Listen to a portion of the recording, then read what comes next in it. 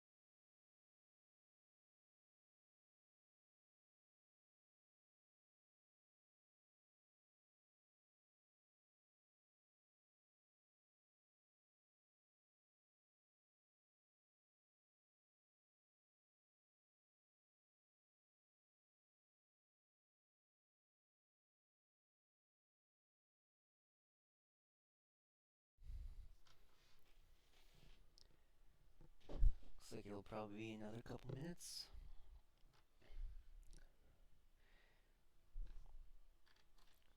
Might as well get that copper while I'm here.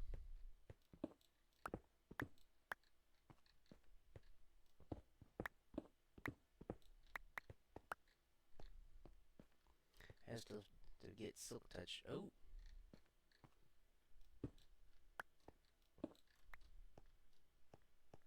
It's a bunch of dark area. I can make some torches.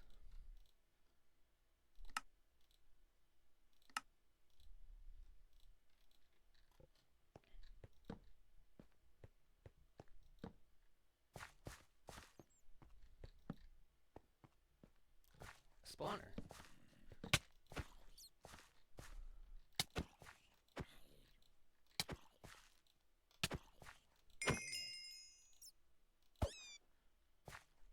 Get that one for the statistics. This whole time, I had a second spawner.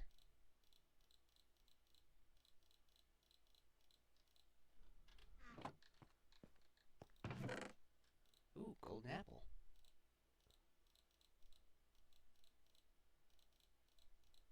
Actually, I don't need that.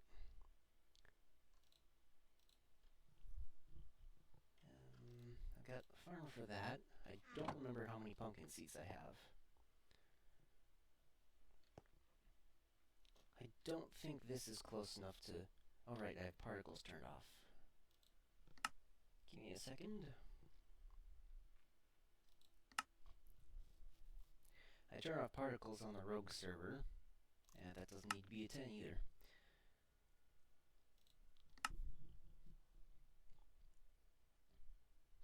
I turn particles off on the rogue server because that helps a little bit with the lag, which won't actually be fixed until I get more RAM. Okay, this is level 48. The zombie to the right, which tells me to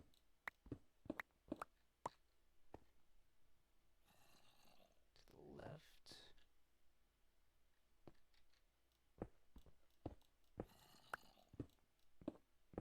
Ah, here we go.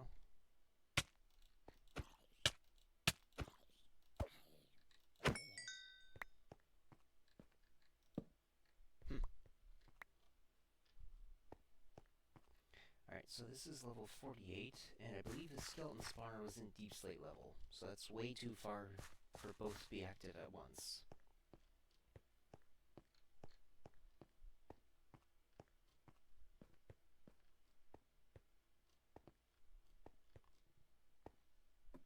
It is daytime, so let's make this quick.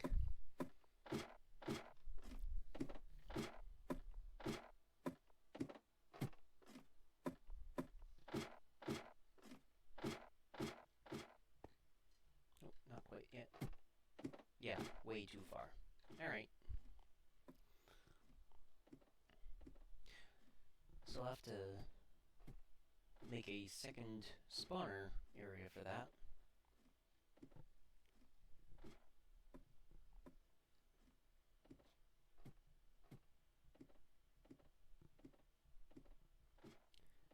I also need to go about 150 blocks. Wandering Trader? What are you doing here? Coral seeds, glowstone. Ooh, dark oak. Moss and podzol. That's good stuff. Okay, I need to go negative Z.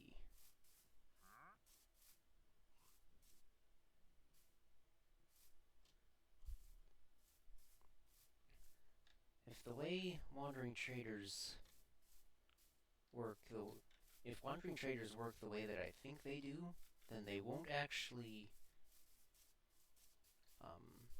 they won't despawn if they're not loaded in.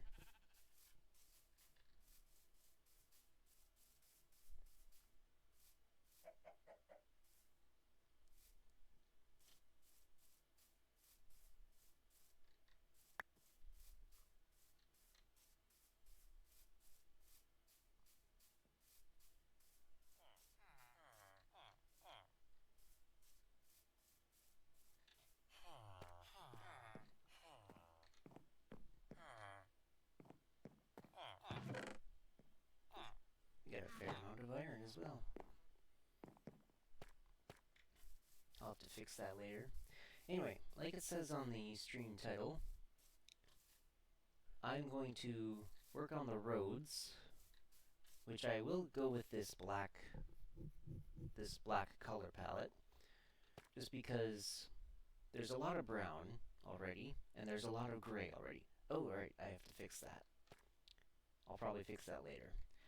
And the brown paths and the gray paths are the ones that are used most often.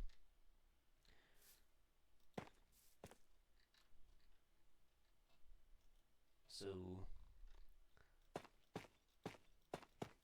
I didn't want the one color to sort of overrule everything.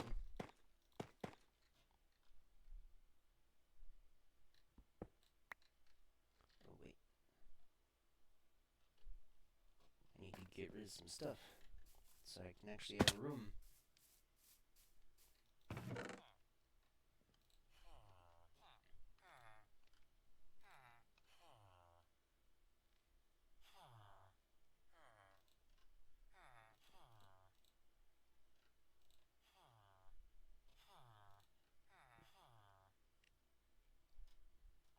Anything else I can put in there? Don't believe so.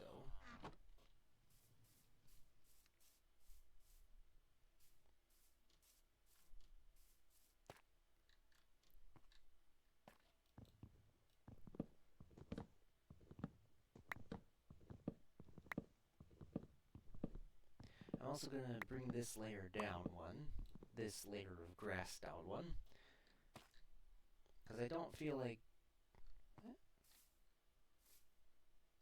Maybe I will leave it at this level. Bottom, top... Yeah, that'll leave me a few blocks of leeway.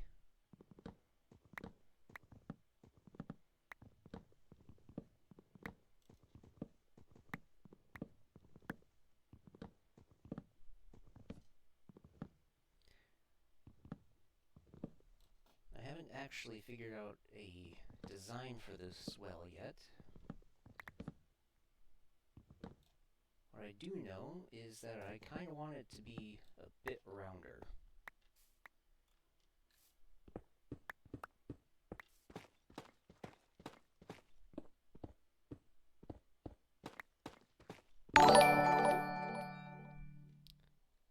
Hey Vienna, thank you for the follow. How are you doing today?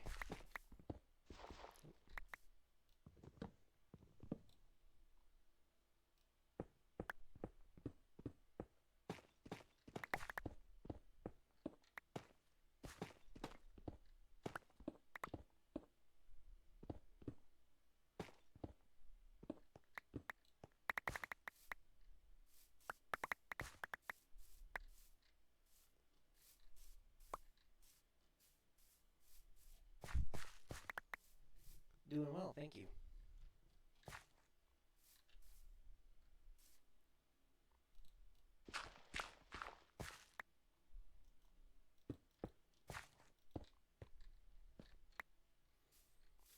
Okay, so that's the center of the existing well. I think I'll make that the center as well.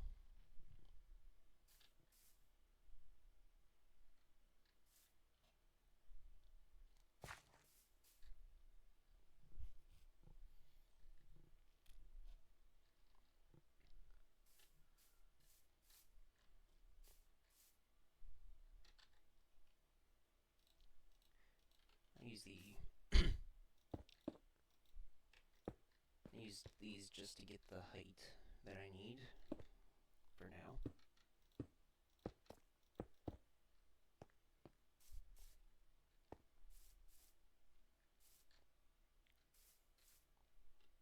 Okay, this is where the outer edge was before.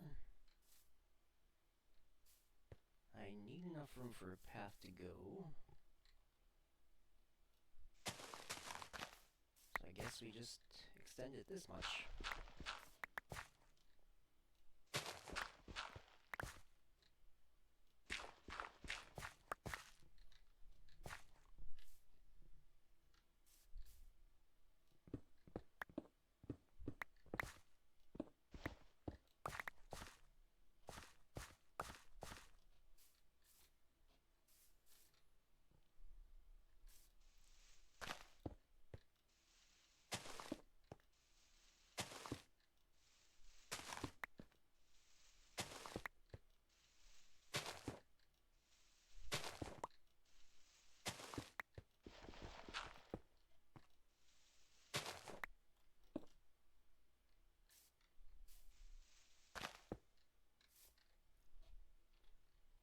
mossy cobble.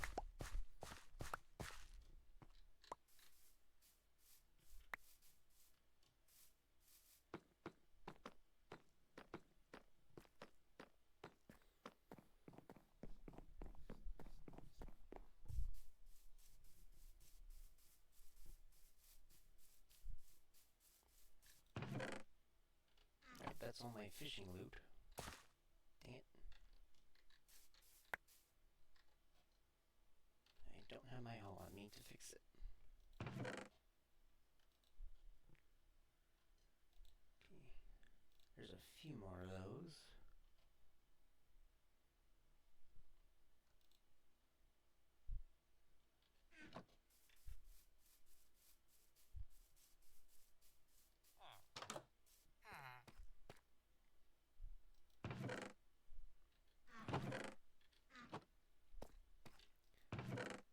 Yes.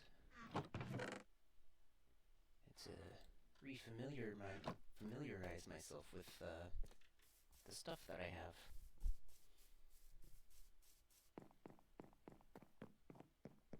I'm wondering if I should turn this bridge into the black color palette as well. I'm thinking no, because it's kind of supposed to be a wooden bridge.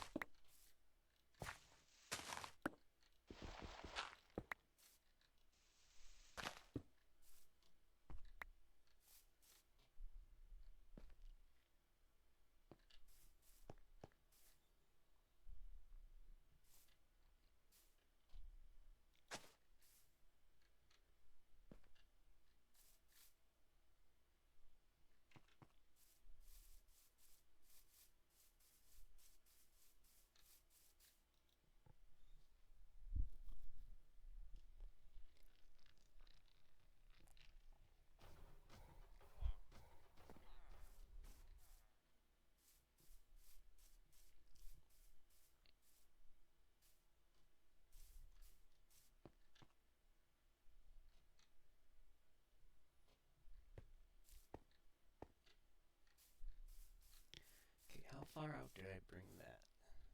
3 blocks away from that to 3.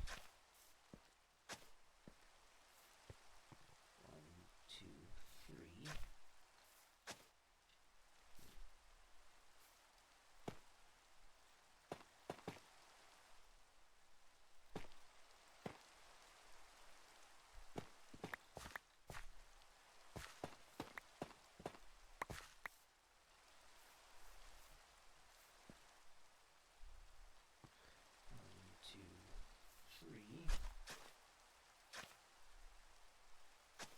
So that house definitely has to go.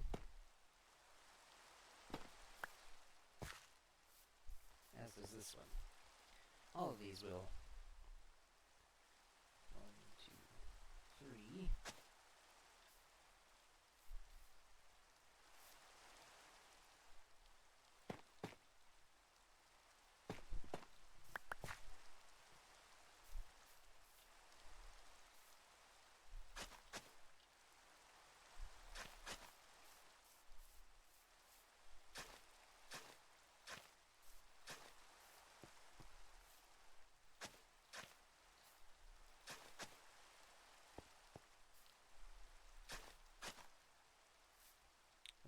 Those ones I can't do quite yet.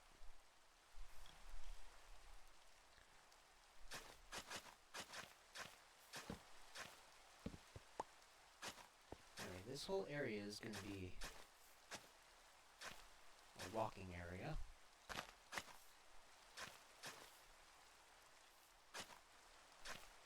Just so that the well is the central meeting point, like it's supposed to be. 7.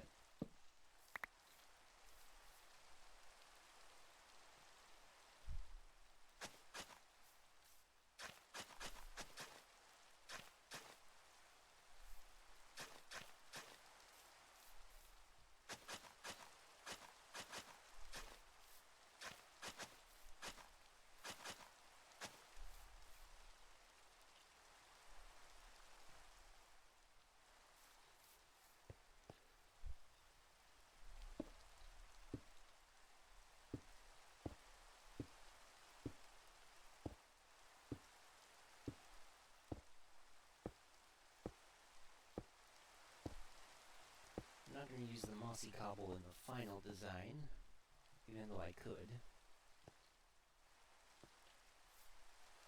Did I use any stone bricks in the... I used the deep slate bricks.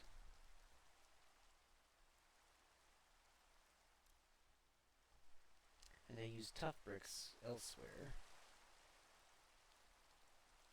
I don't actually have any stone, however. That's andesite. Polished andesite. Well, yeah, the only place I have stone is that, and right now it looks out of place.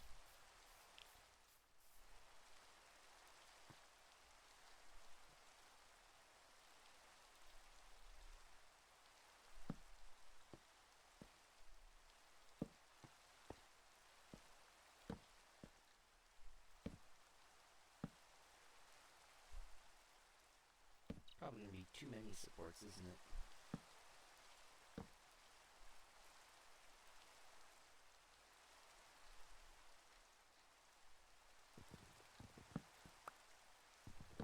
Yeah, probably.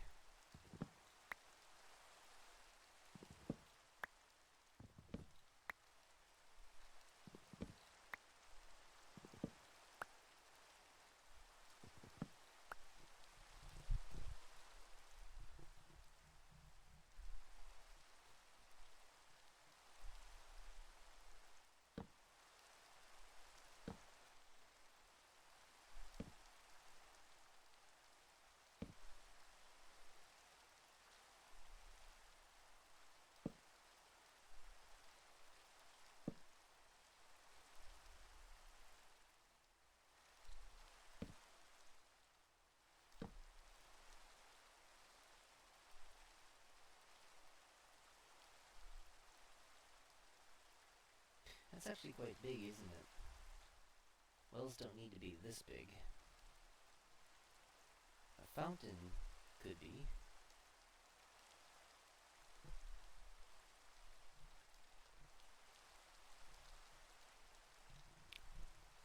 Alright, so here's an idea. This will serve a dual purpose. Like several things so far. For example, my library, which is where I'm going to have all my librarians, doubles as a sugarcane farm. Ooh. Got quite a bit of sugarcane. And the McDonald farmhouse doubles as a villager breeder. Back here, this silo, aesthetically, once I fix it, it's going to house a pumpkin and melon farm. Since, you know, farmers. Currently, the only building that doesn't have a dual purpose, well, I have two buildings right now that don't serve a second purpose. The first one is my starter house, and this one I'm going to turn into something eventually. Haven't quite figured it out yet. And my iron farm, which, again, I haven't quite figured out what I'm going to do with.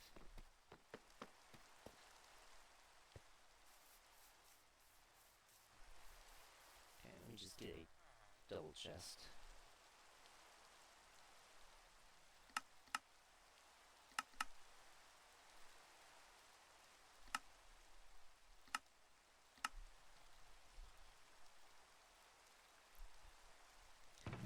Dump off any of this? Yes, I can. Good.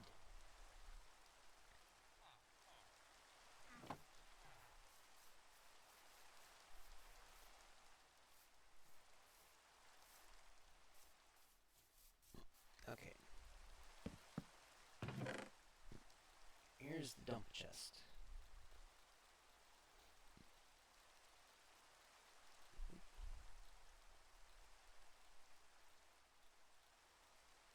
Oh, right, I need to get some more golden carrots.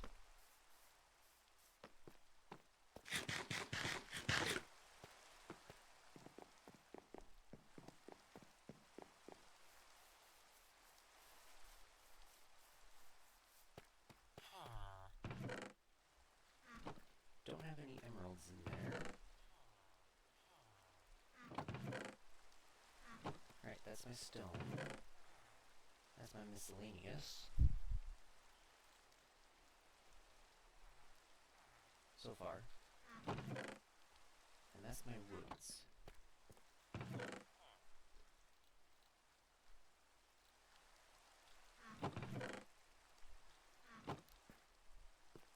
Okay, so I don't actually have... Actually, what time was it? Let me look at that clock again.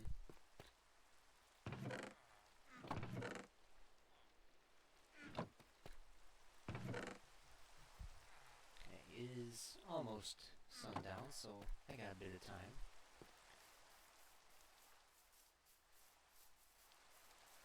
And I have my fortune pick. Good.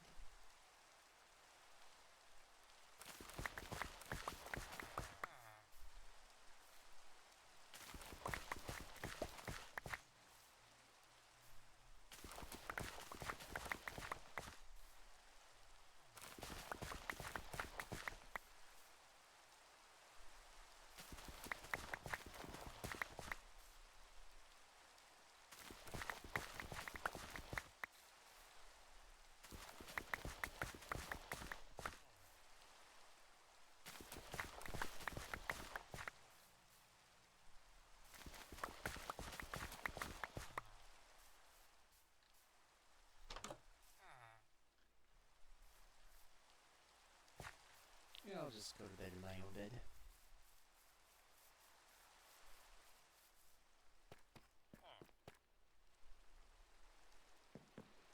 It's possible I put all my emeralds in a dump chest somewhere. I didn't see any at the skeleton spawner, however.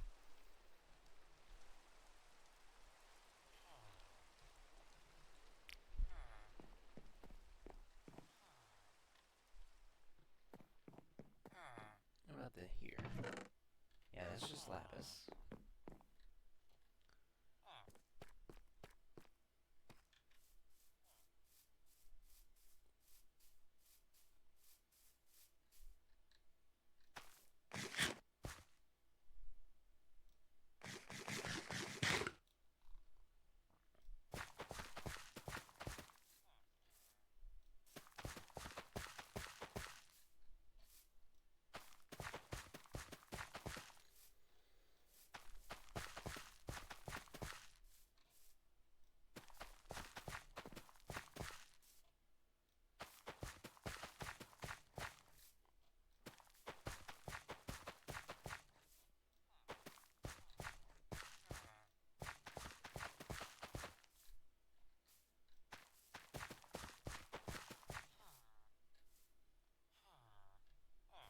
There's all that.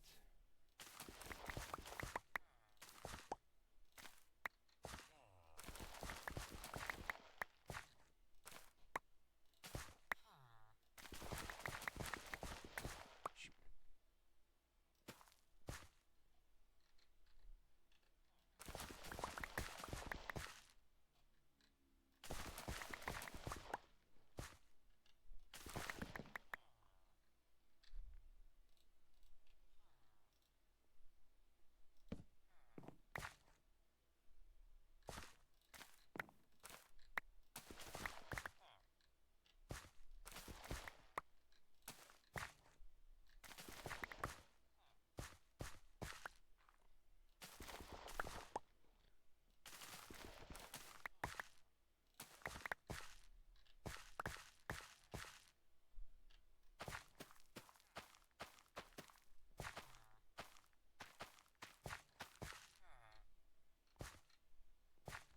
Alright. That somehow got trampled.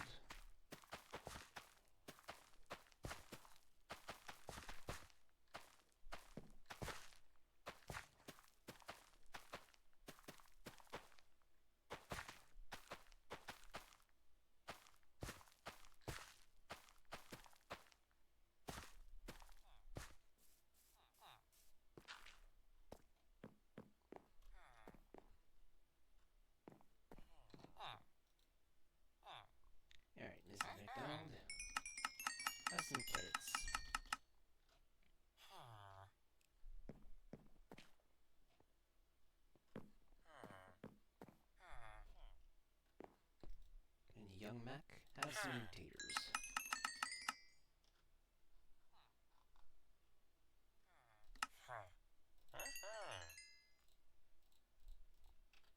Oh, 27, huh? Alright. Gotta plant some more. Ah, yes, beetroot seeds.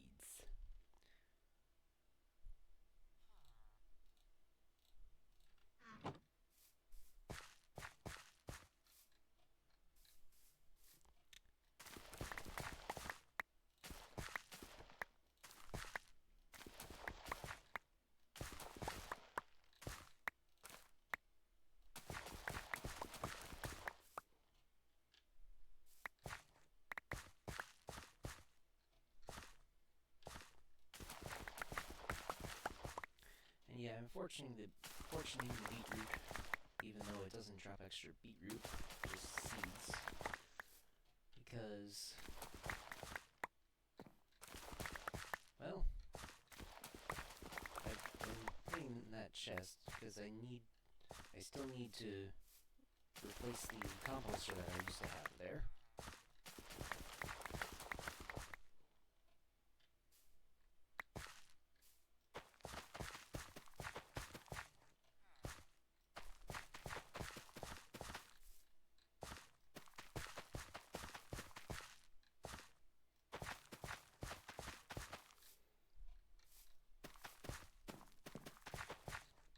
I think I have enough slabs to make one, actually.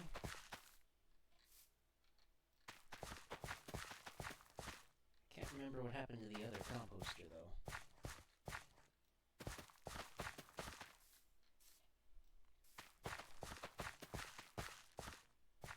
Because the two inside the house, one is up there for her, Mrs. McDonald, and one's down here for young Mac. I think I'm just gonna call him young Mac.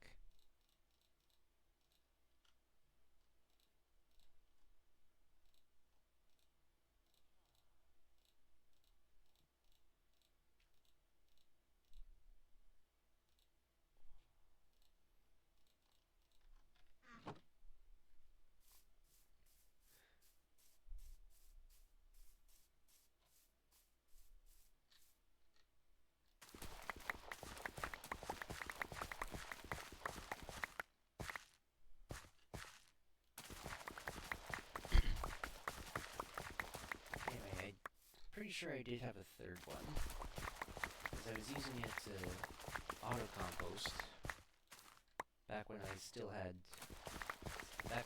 able to trade with old McDonald.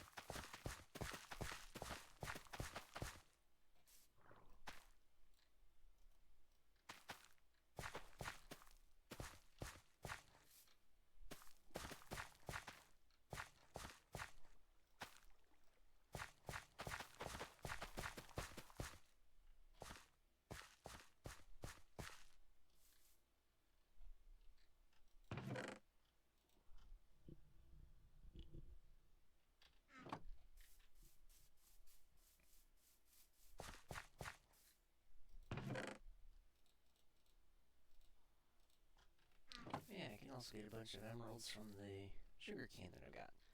I should actually empty my inventory of the crops first.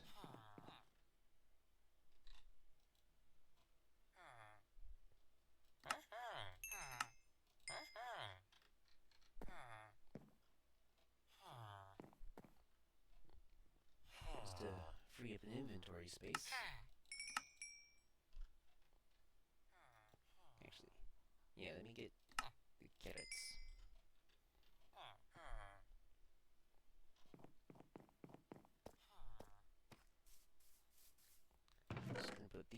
for now.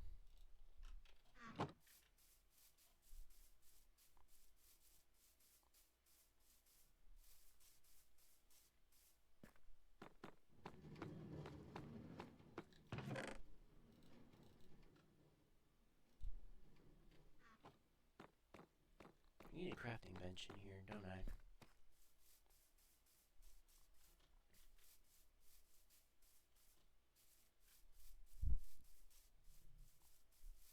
I may call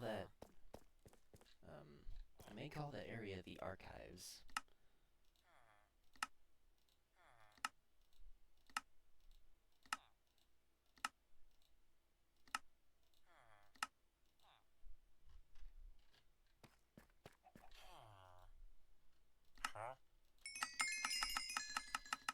Ben, good to see you again. Goalie, you... Oh. Right. I still need to level you up so you can get name tags. 15 for name tags? That's alright.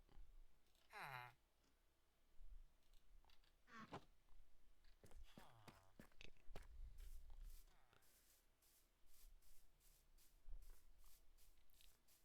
So let me get 15 more golden carrots. Then I'll keep working. Ooh. Never mind. I'll take that. Forgot about the discounts. And just for the heck of it, put that there. And the sun is already going down. I spent the whole day trading.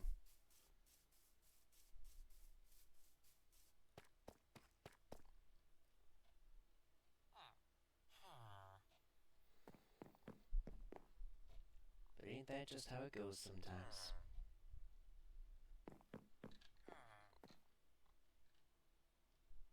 How many days am I at?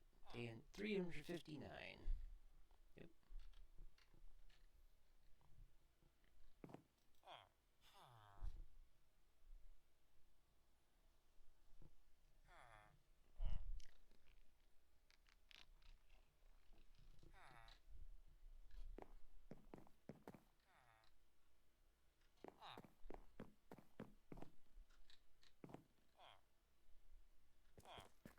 Alright, let's see, where was I? Ah, yes.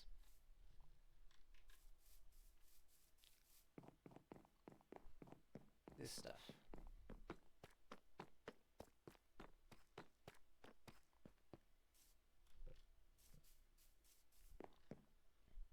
Start by tearing down these buildings.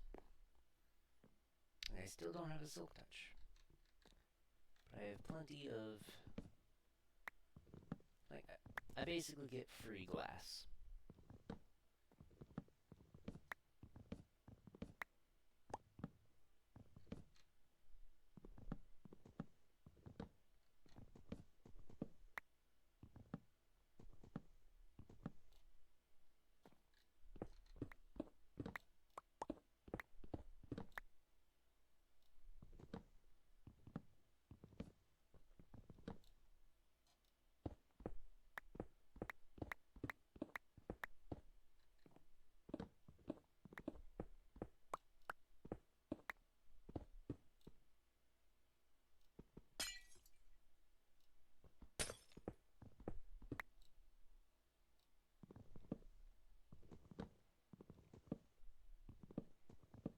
Why does it take longer to top a trapdoor than a log?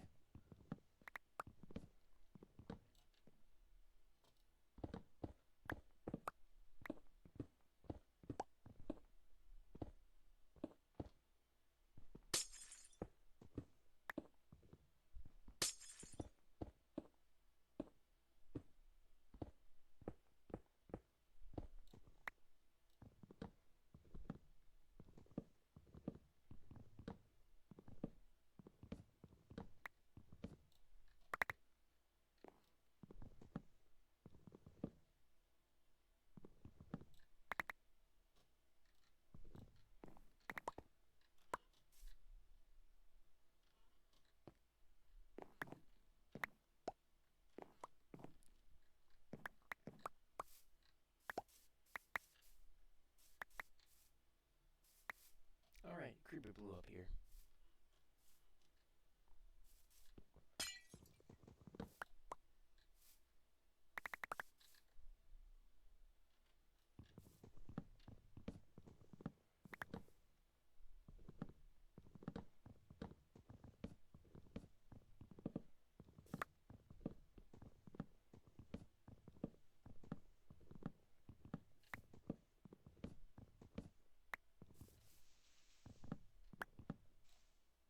Now I can finally do that.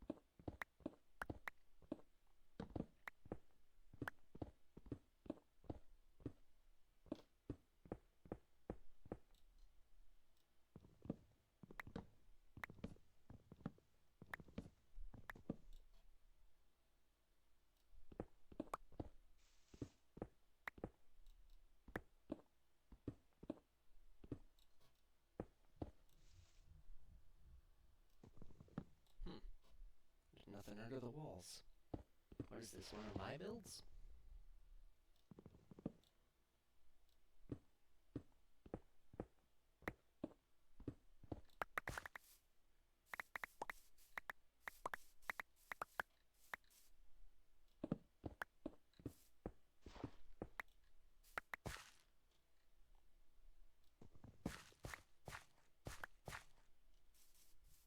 Have any dirt in here? Yep.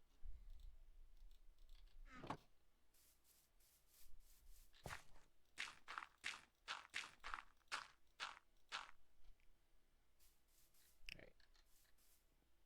Now time for this house to come down. Oh yeah, that cat is still there.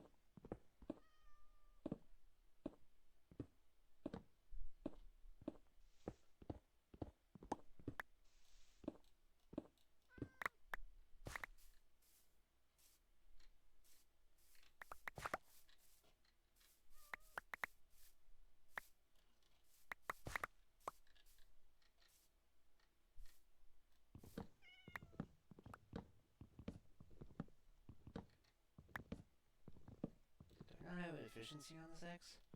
It's a completely unenchanted axe.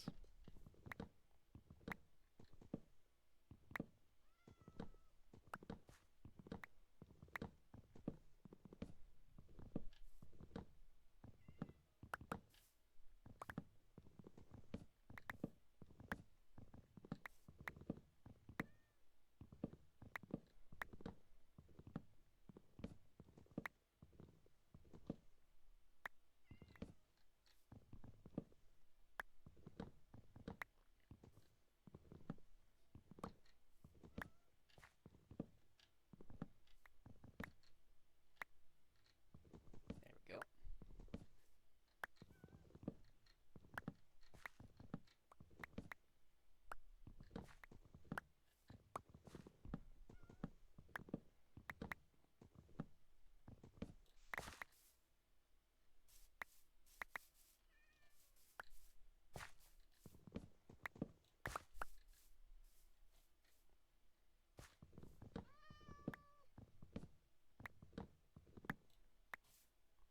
Alright, I've cleared out the two buildings now. You're still in there, right? Yes, you are.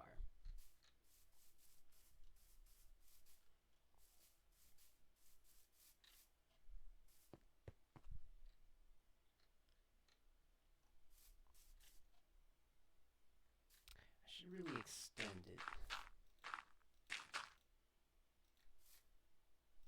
Come on.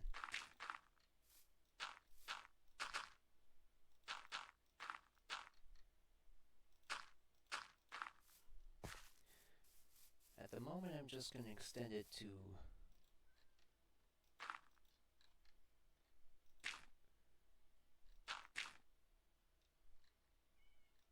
where the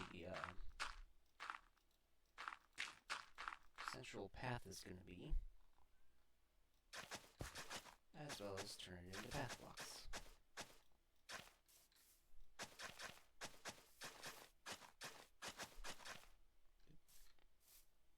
You guys didn't need to turn.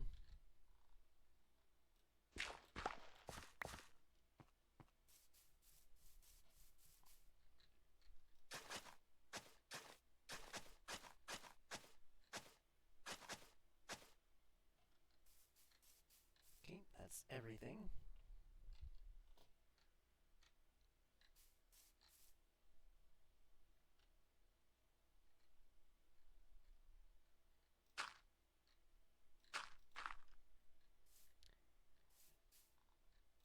I do plan on having the roads continue in each cardinal direction, which means this is in the way.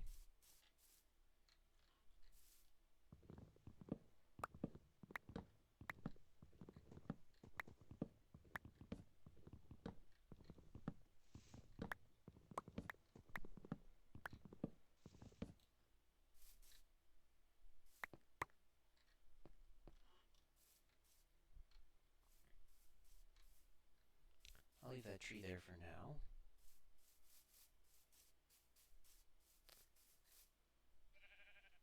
That's right, there's a hole down here. Another portal there. Is that sheep down there? Oh no, I was just looking at the stone. Though I do have to... I should probably check down here. Okay, that's just water. Oh, it's nighttime.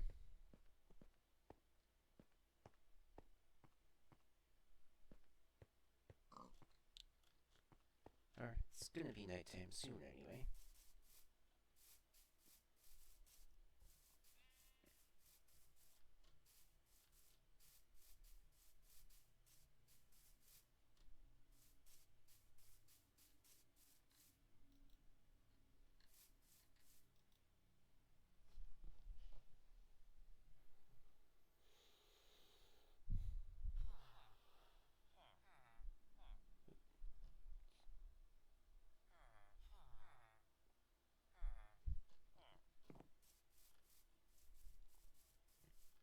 Usually I have a little snack before I start streaming. Today I didn't, for whatever reason.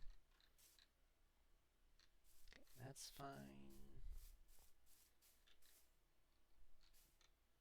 Okay, that whole portion needs to go. And my cartographer, that's right, my cartographer is up in the iron farm.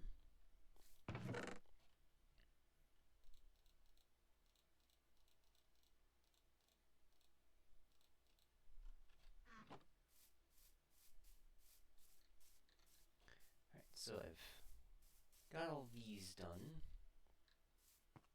I just need deep slate and stonecutter.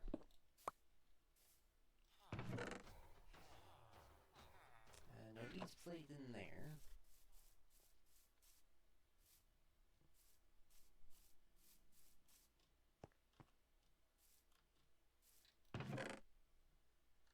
A little bit of deep slate in there. But most of it's still going to be down here.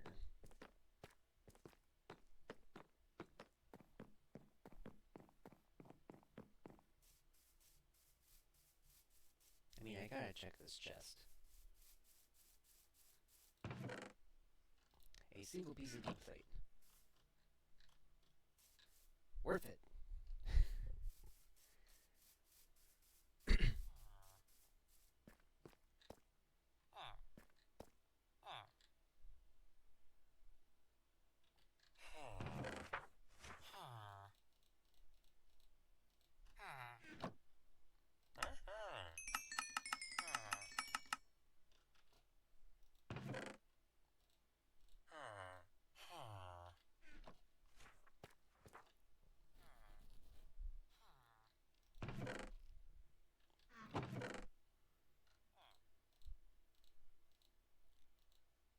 Yes, I've already got some slabs. Do you sleep? What was that doing in the miscellaneous chest? I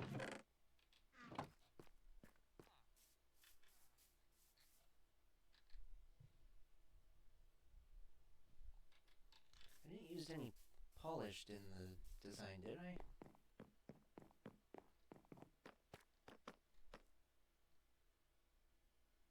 No, it's just tile, brick, and cobbled. Ooh, maybe I should turn this into the polished.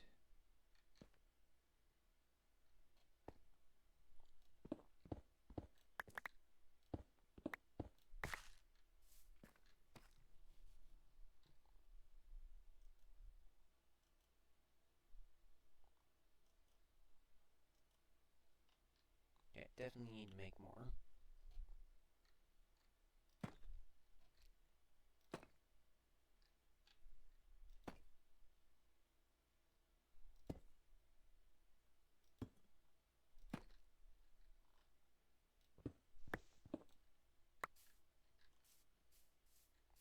Okay, stonecutter in my inventory. Of course it is.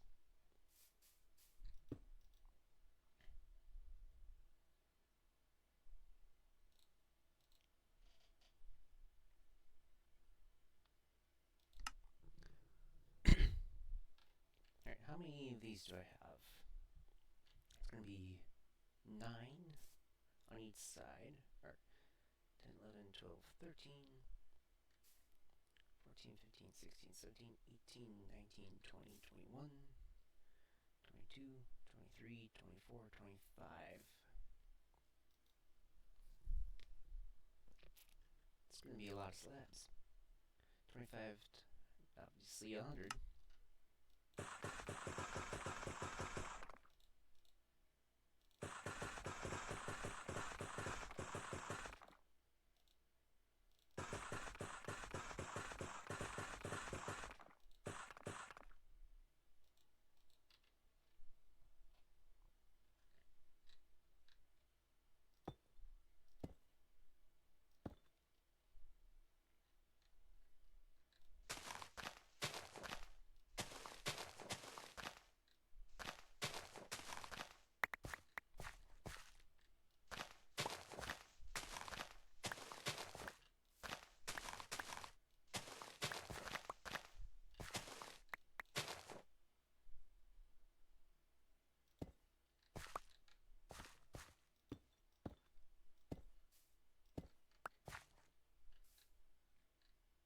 What you looking at?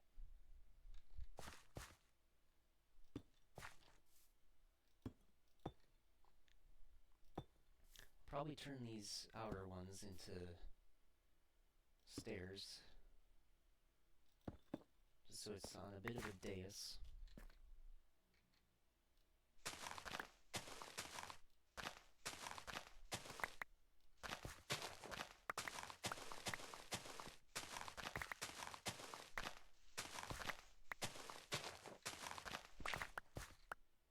Oop. That was weird.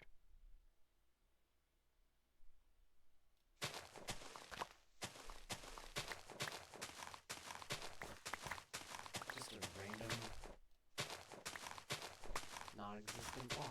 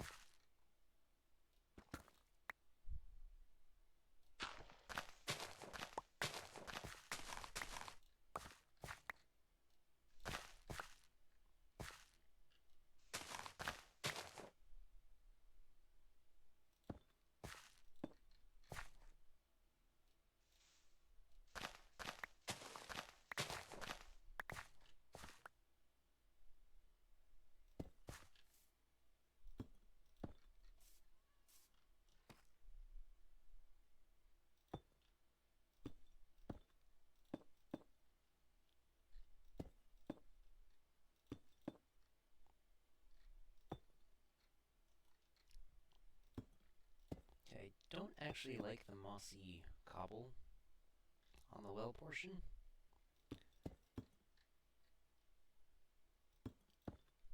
At least by itself.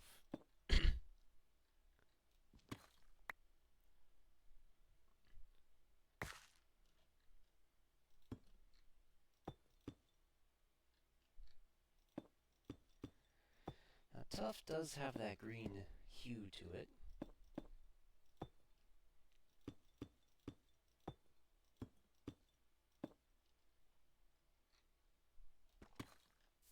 Since it has that green hue, I can definitely add that to the palette.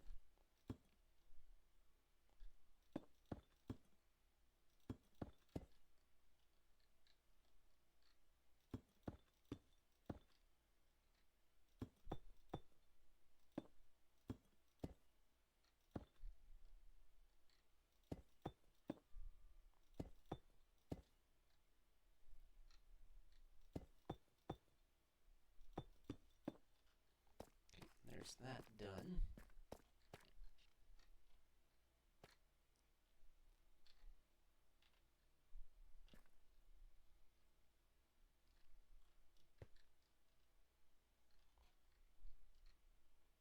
If I turn these into stairs,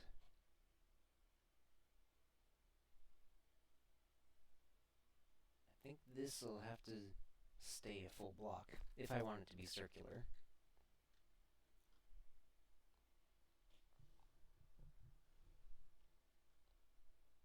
Now that's a really big well.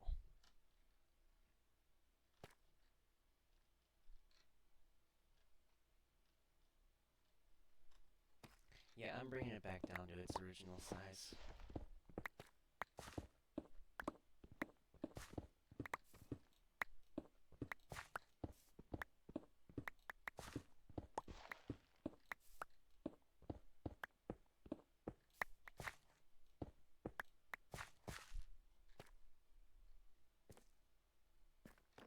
Which means I can bring this in.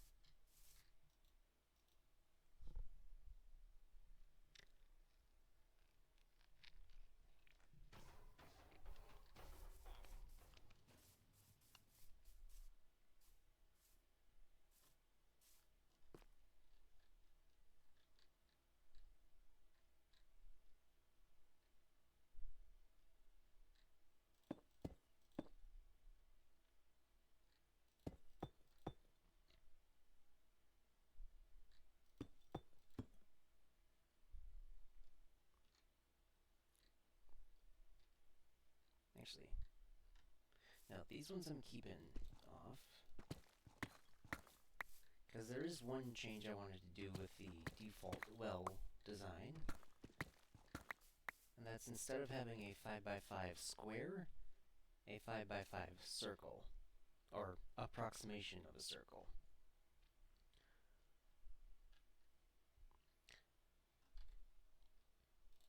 Let me get these back out.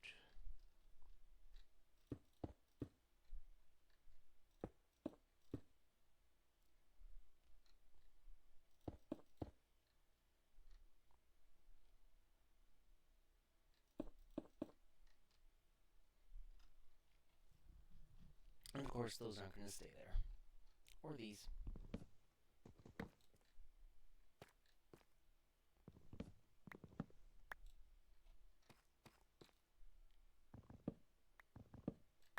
One thing I don't want to do is replicate the vanilla well design too much.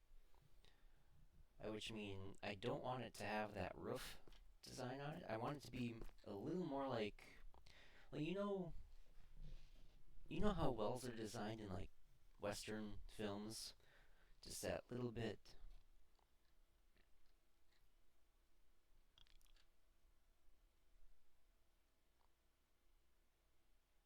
Actually,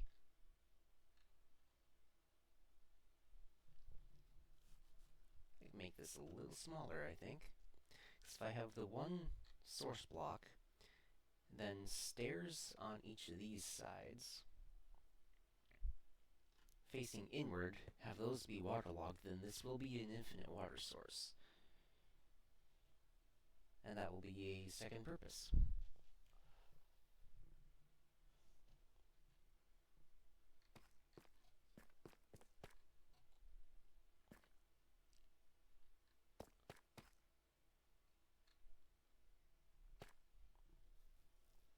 It'll also shrink the well down a little bit.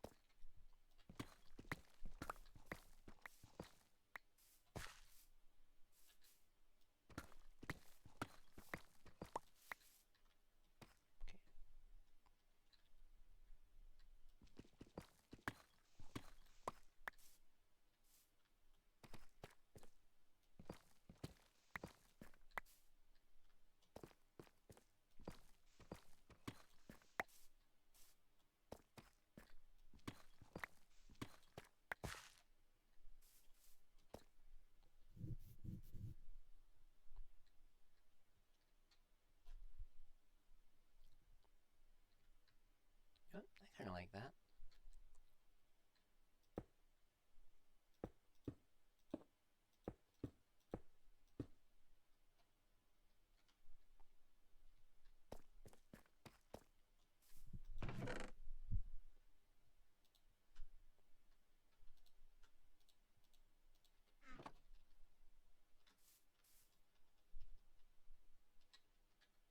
I suppose, yeah, the above ground portions would still be wood. The below ground portions would be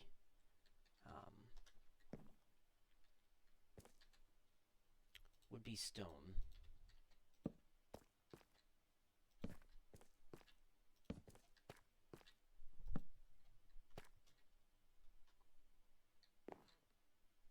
yeah, I'm kind of liking that. Let me just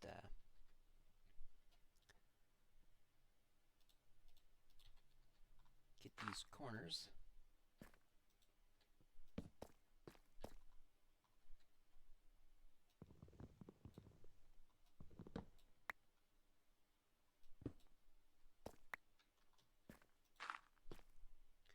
Because while I could leave those as the mossy cobble, I really don't need to.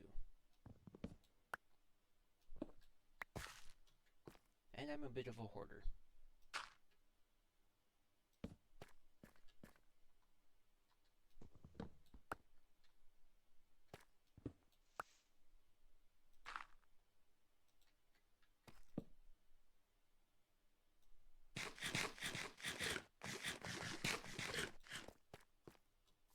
Do I have a bucket up here?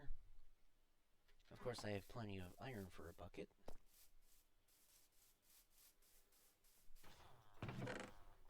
I have 2 buckets. Perfect.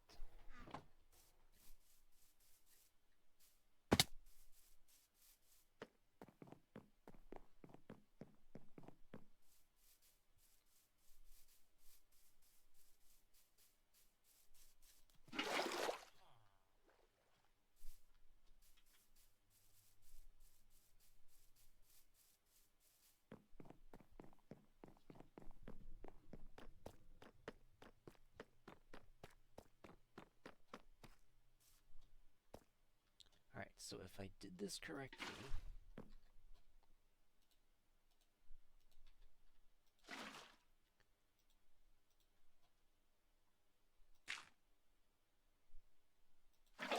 yes, that is a water source.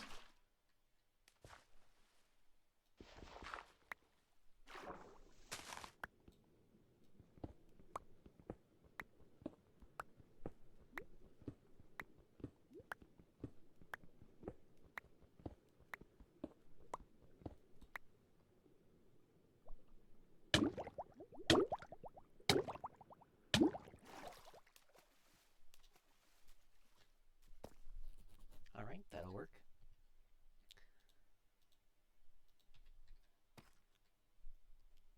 Let's get these fences up now.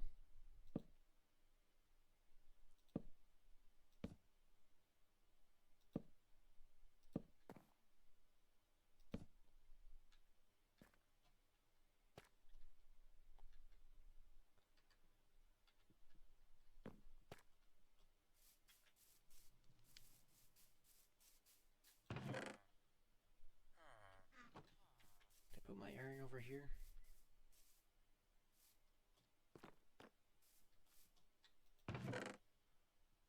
Yep. And a crafting bench.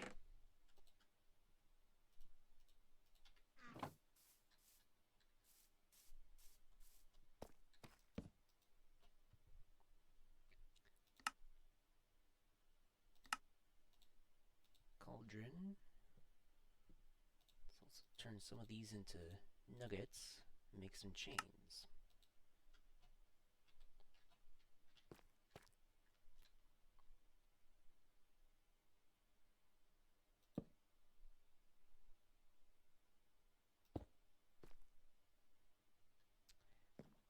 I'm not able to get down there, am I?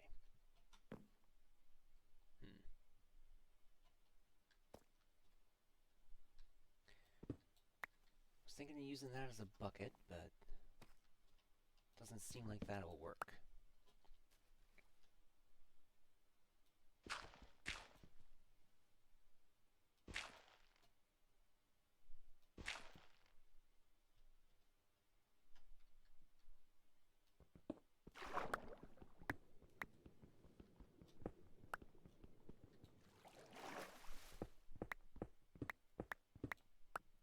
Who knows, maybe this'll turn into a bubble elevator.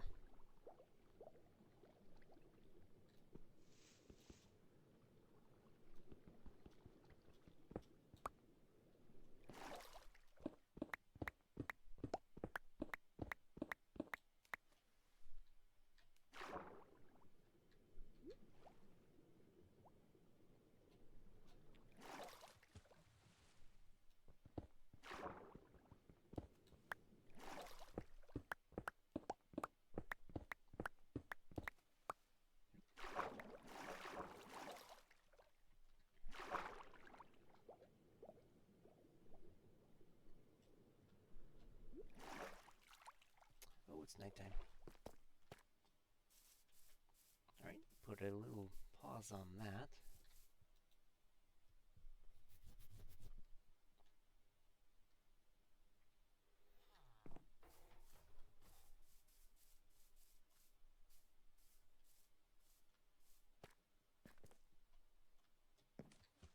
Now, which one? This one.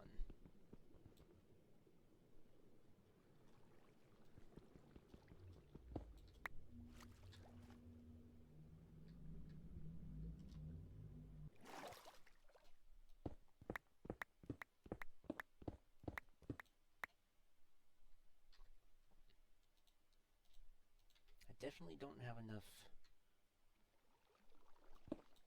mossy cobble to finish this. Just put that there. Why did you...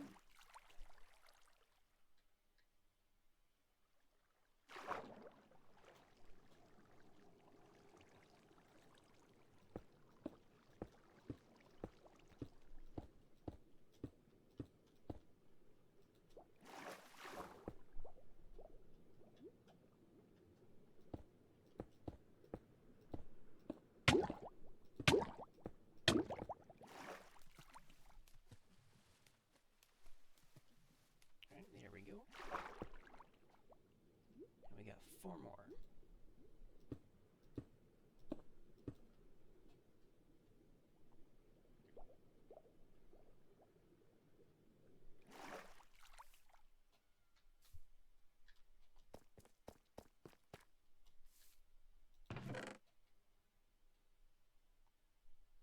Okay, I do have some spruce stairs ready to go.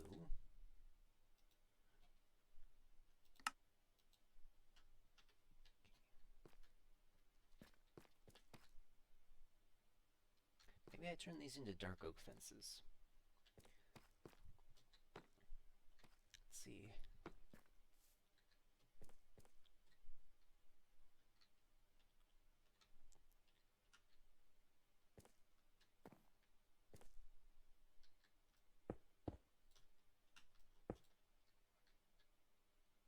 Well, I think these roofs would have been tiled.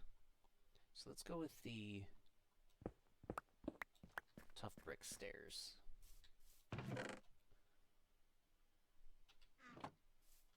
Which I have somewhere. Here we go. Tough brick stairs, perfect.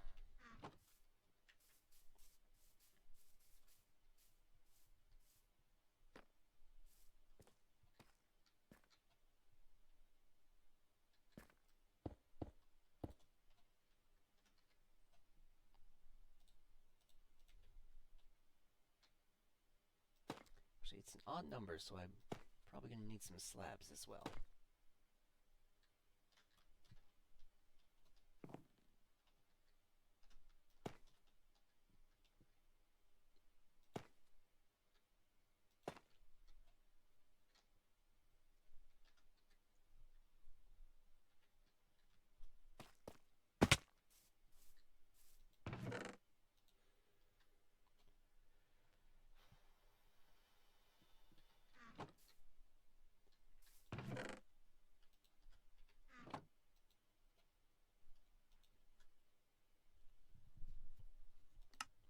That one.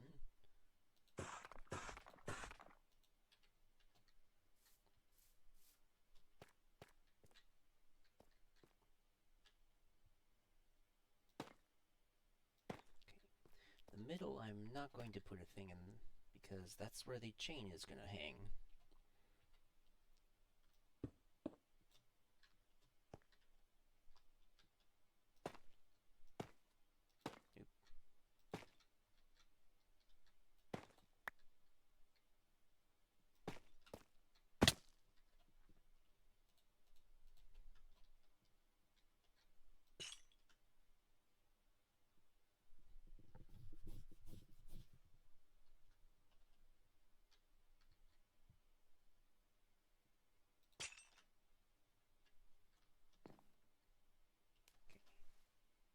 Okay, I can get past the chain.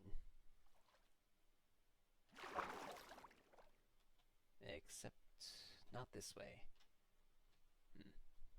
Alright. Just one.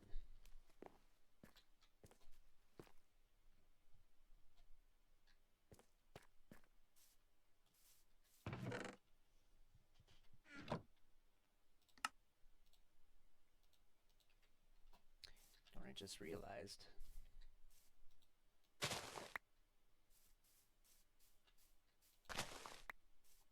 Can grab these for decorating later.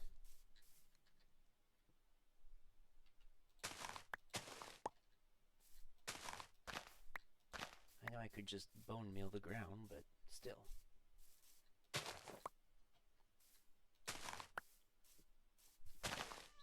Grass as well.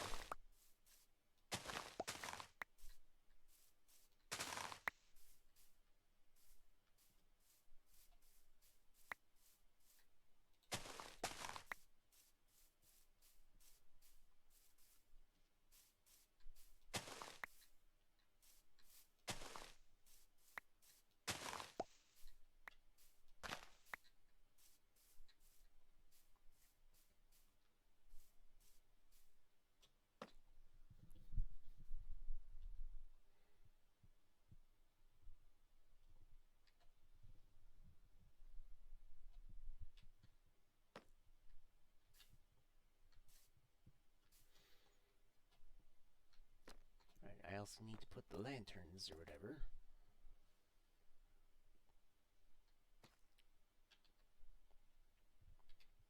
Can probably hang a lantern from there. I'll take care of some of that light.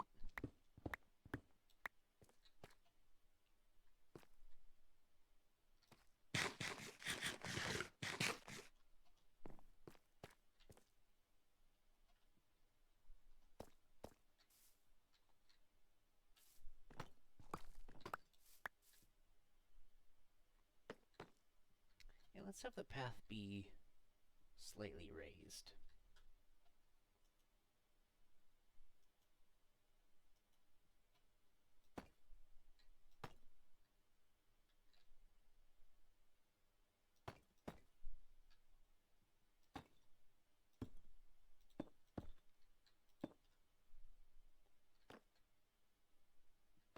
That's too similar.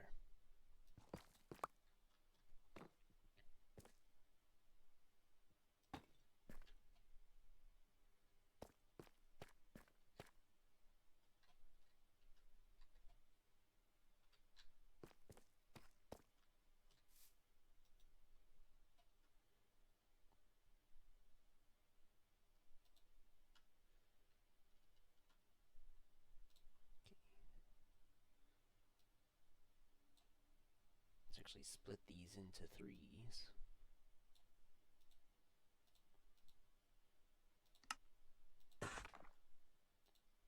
Okay, now the brick slabs. And now the tile slabs.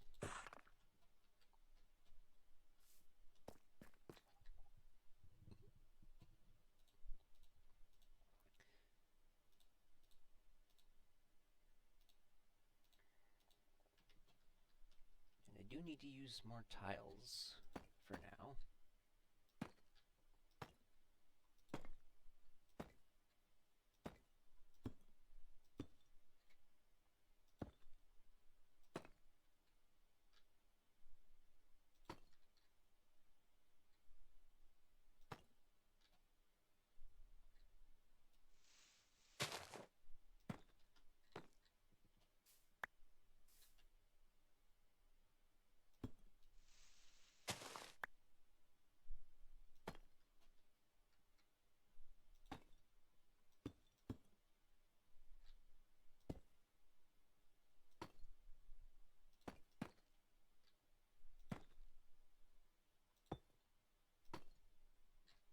That's too much.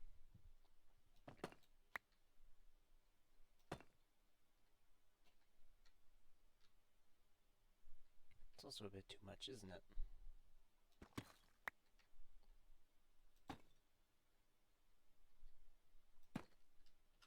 Alright, now we get that bit laid out.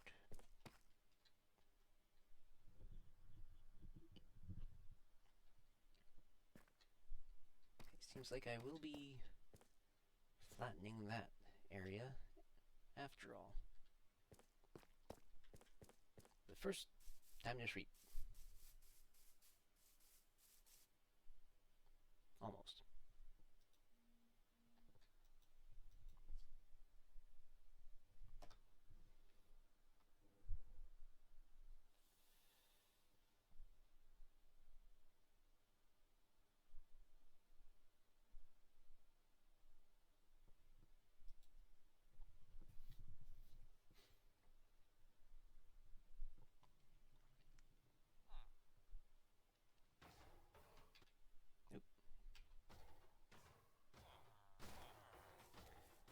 I'm actually going to go AFK for a bit, just so my stomach isn't gonna bother me in the next half hour or so. Just grab a little bite to eat. Time me over.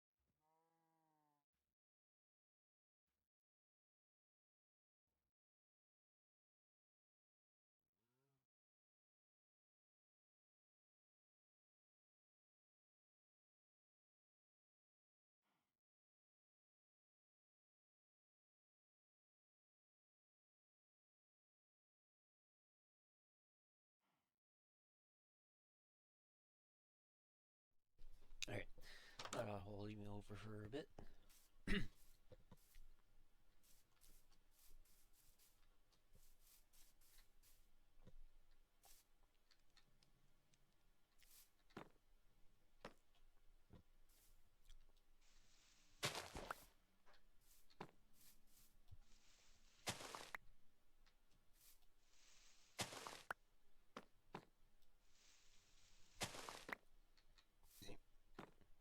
Just like the path up there, I want this path to be proud of the ground, which means removing these.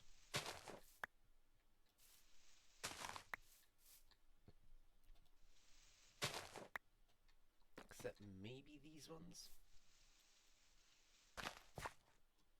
I'll work it out later.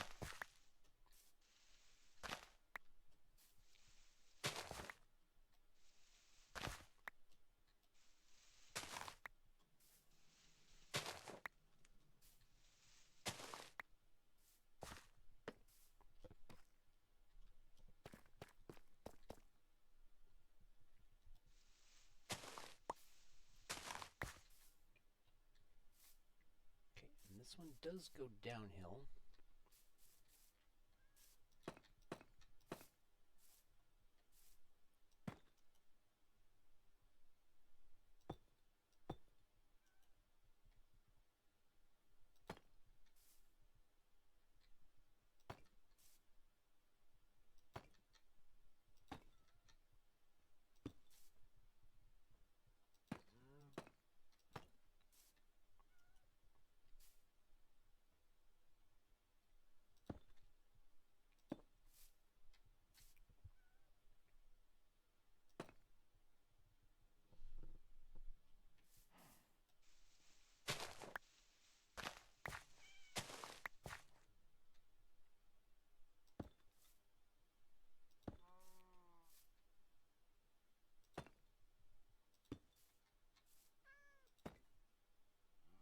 Nope, not there.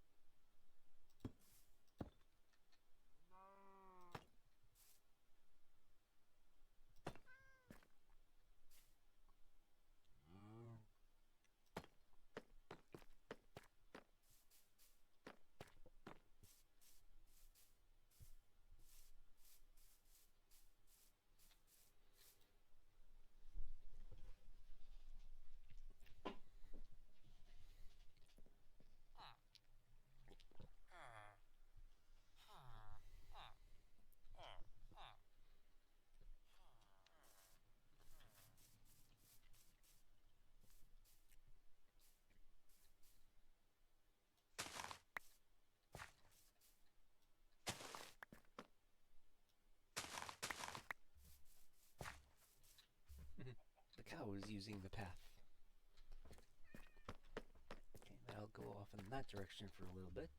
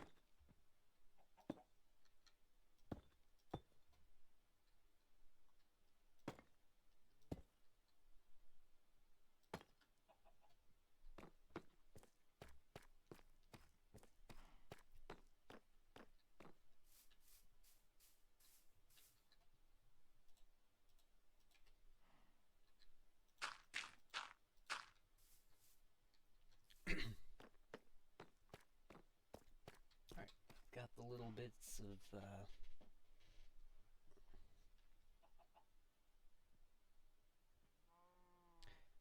mud brick walls. I wonder if those would fit, or if those would connect the way I want them to.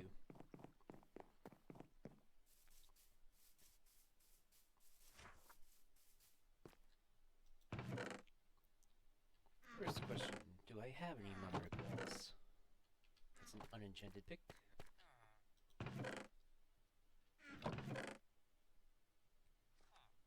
I've got mud. I don't think I have any packed mud. Oh, I do.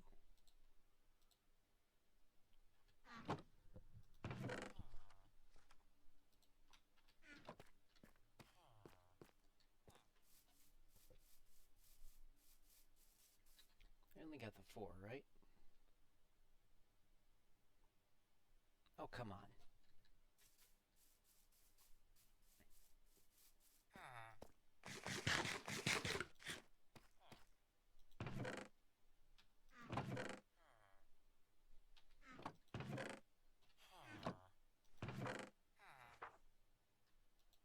There we go.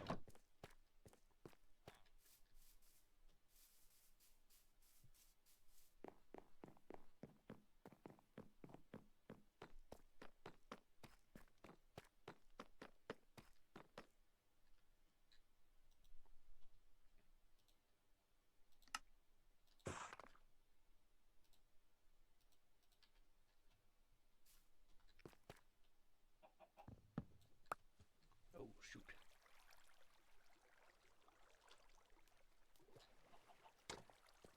Nope, that doesn't work the way I want it to.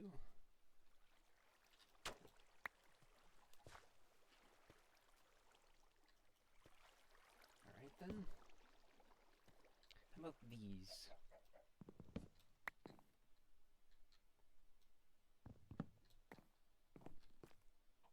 Do I prefer the thicker...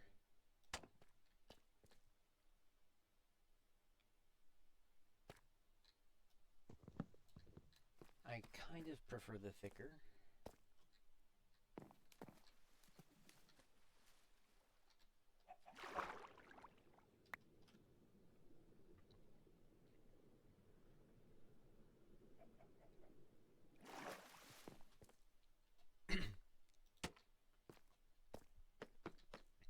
Now, which one of those do I prefer?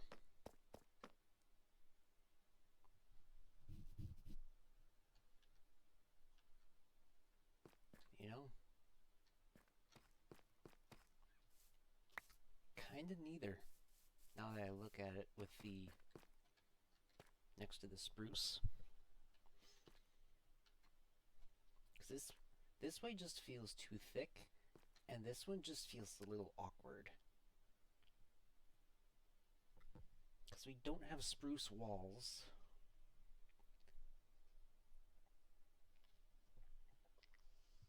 And I can't really think of a wall that is closer to the spruce right now.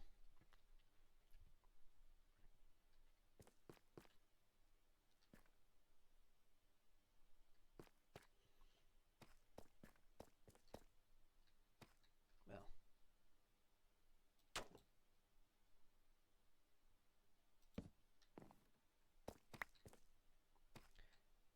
I'm going to swap out the bottoms for now.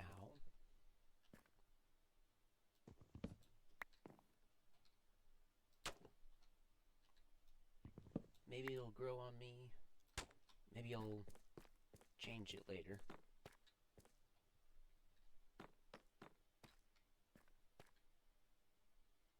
Or what if I put it the other way?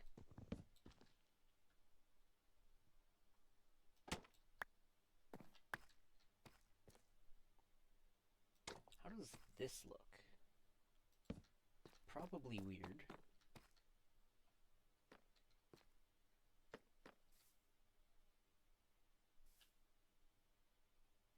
Yep, I actually like that. It doesn't separate the spruce, and it's a bit of a...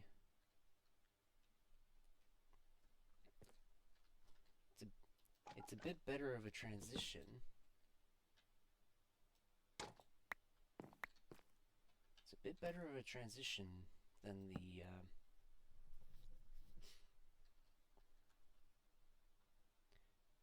do you know what I'm saying? Because I'm not sure I do.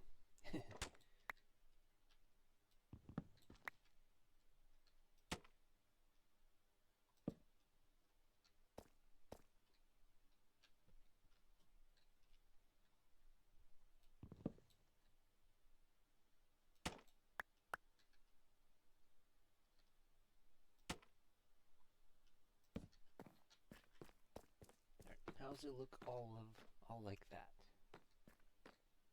Better.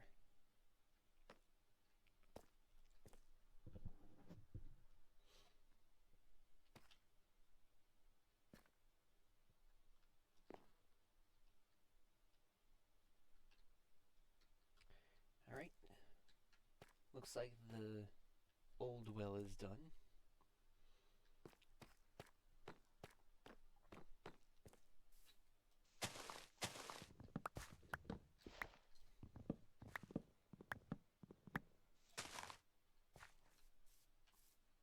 It's time to start clearing away pieces that'll just get in the way.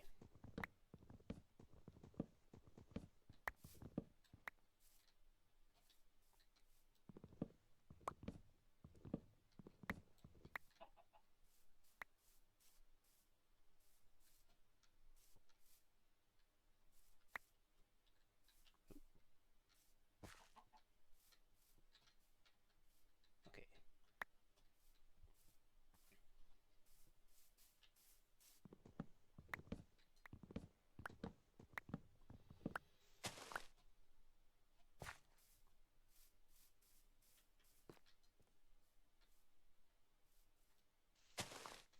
Definitely don't want these.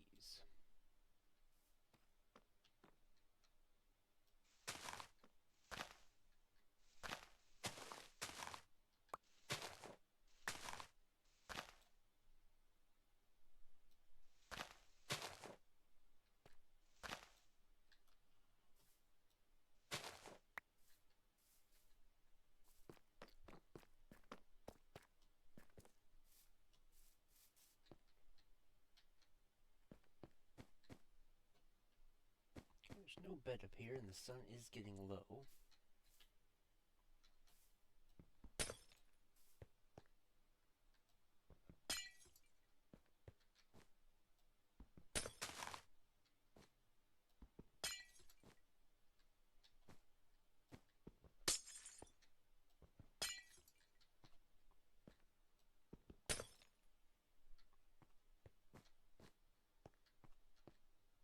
Is there any glass up here? Yep. Might as well break these as long as I'm up here. As long as the night is almost here.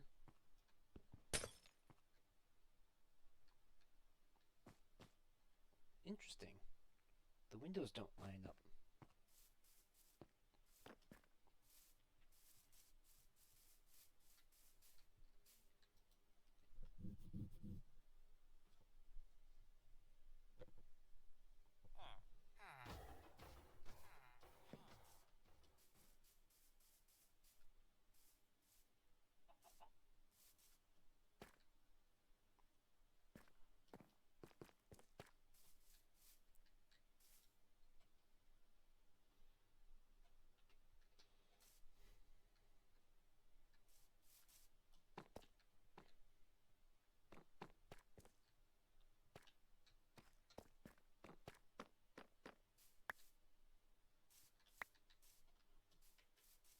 Alright, let's take this building down.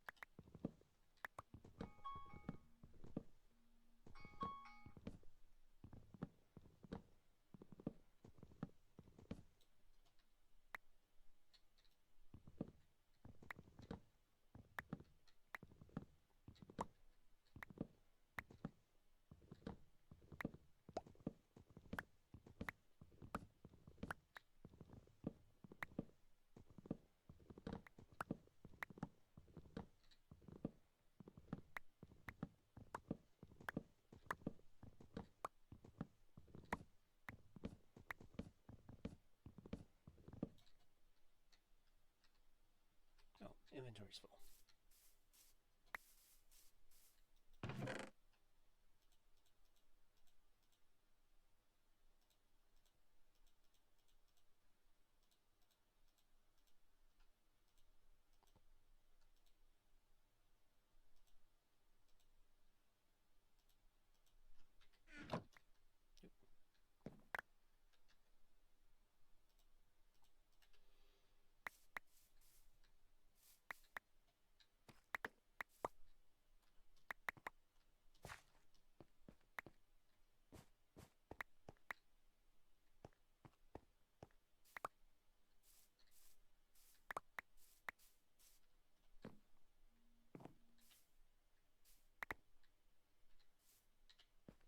There's still a little there.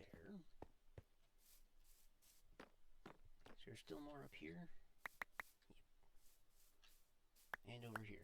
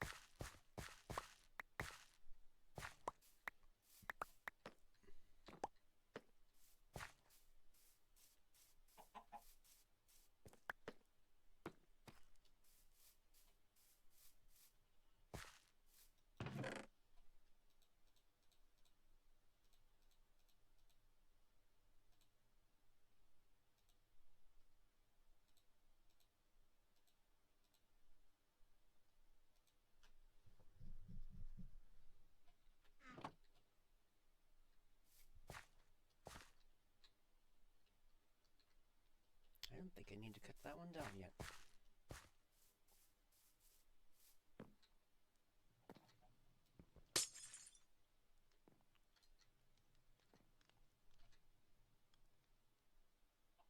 This is pretty tall, though.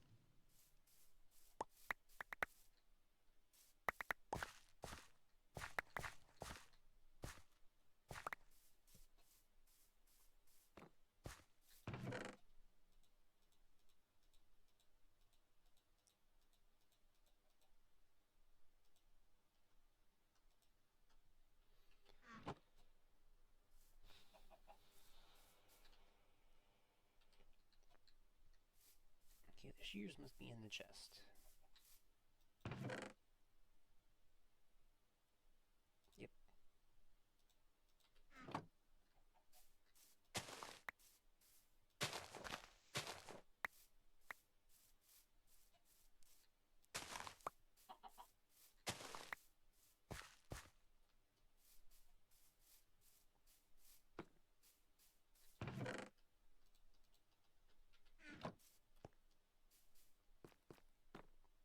Enderman, what are you doing over here?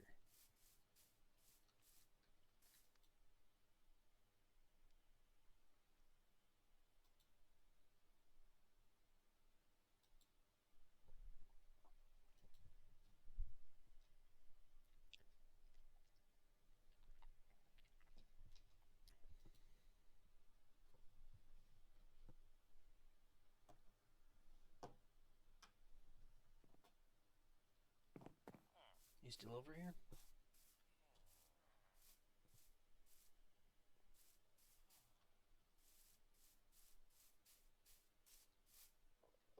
There you are.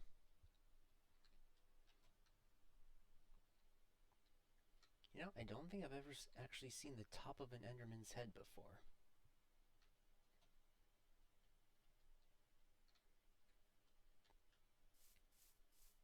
Well, wherever it went.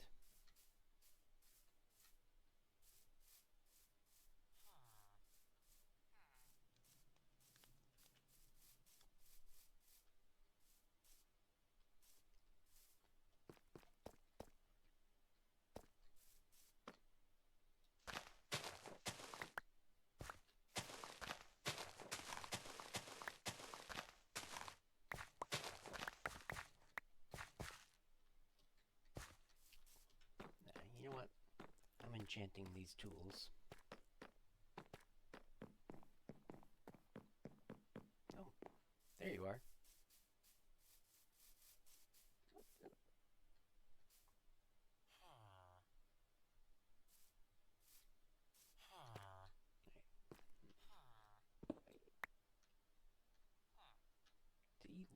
There we go.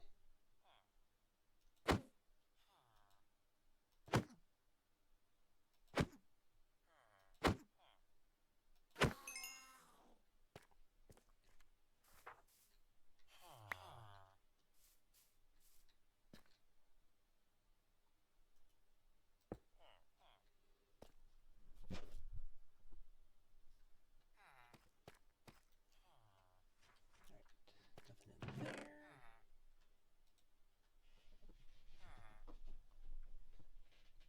Oh yeah, I still have to go to spawn and get the rest of my stuff.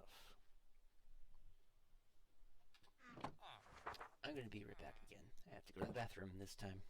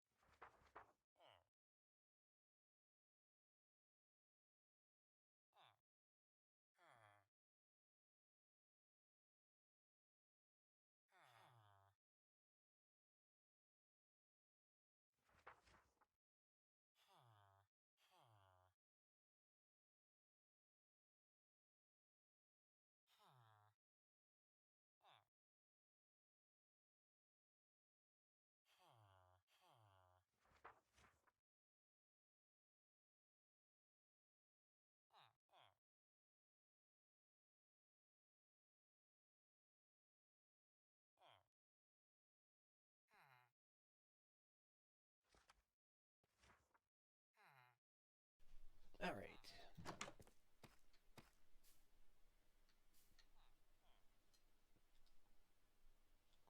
It's almost midday.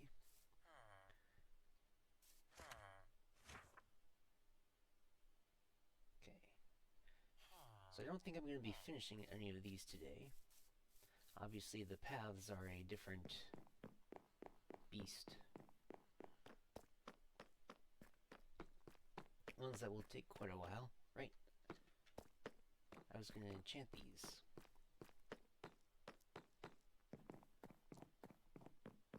By which I mean add efficiency and unbreaking to them.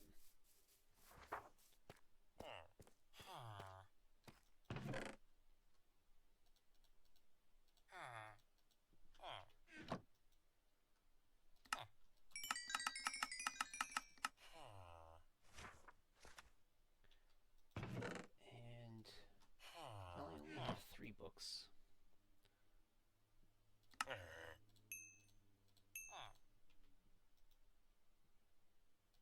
Never mind.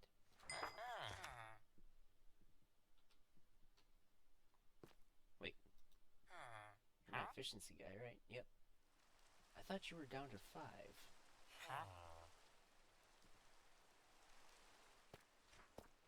I was banking on them being 5.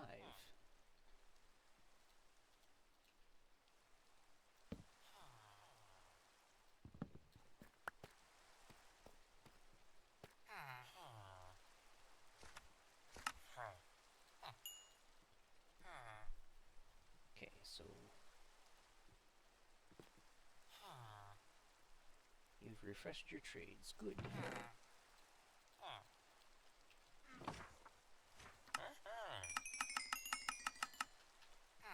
I'll take that book now, please. Thank you.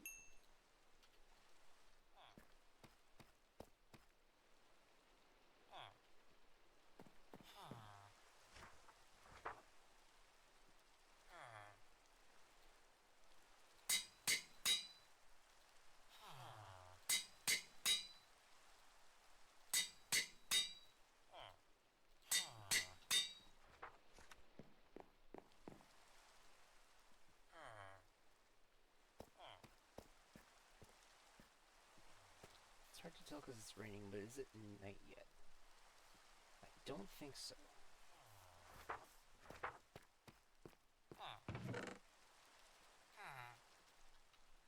Okay, you are still tapped out.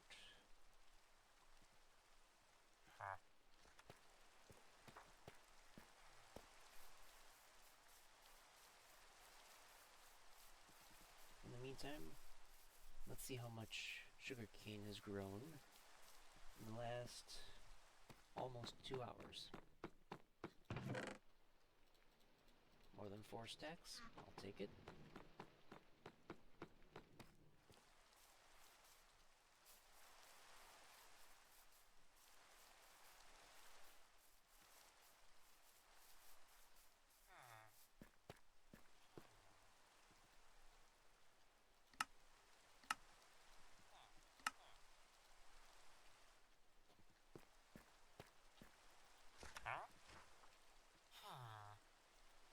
There we go.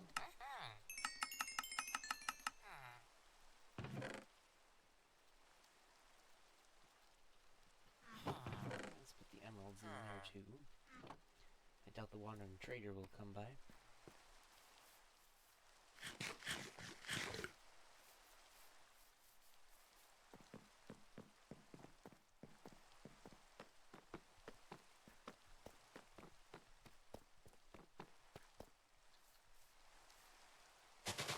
There we go.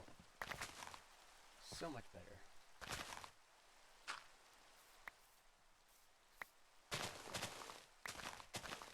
Yeah, I'll leave things floating for a while.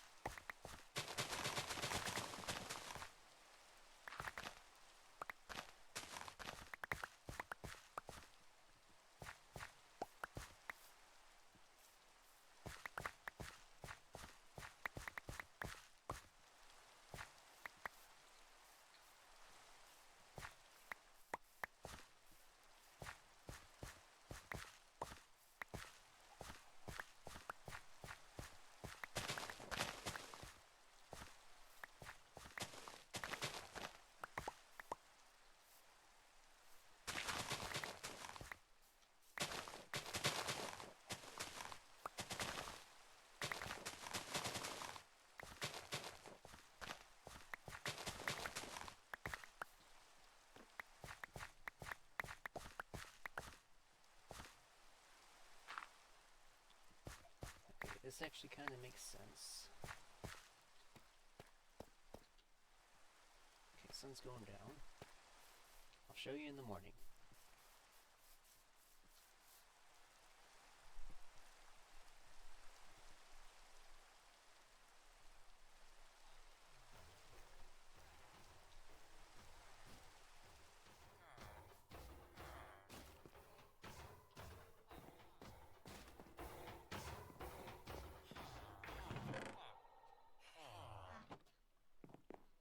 We're getting a fair amount of iron.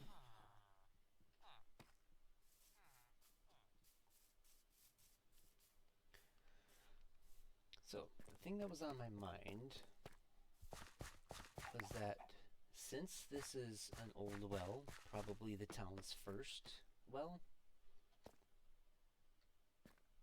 it kind of makes sense that this whole area would have been flattened and a little busy.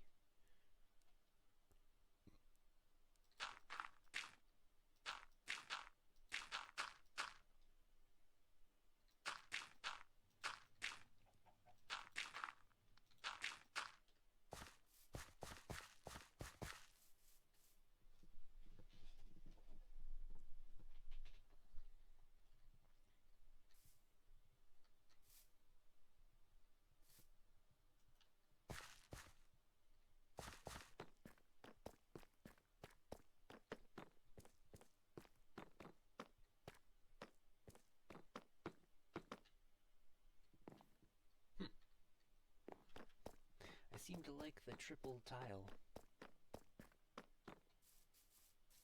I've done it multiple places.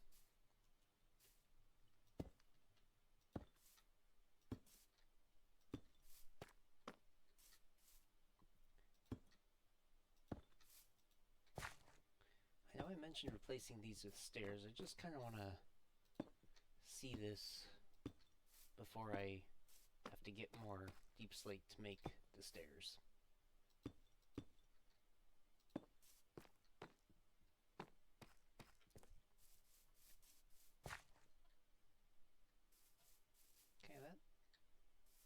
Okay, that kind of gives it a little more importance.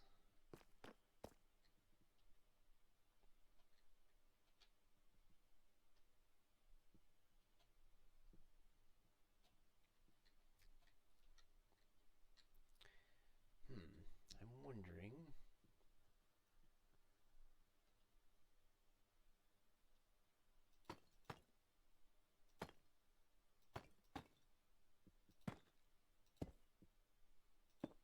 I wonder if I can just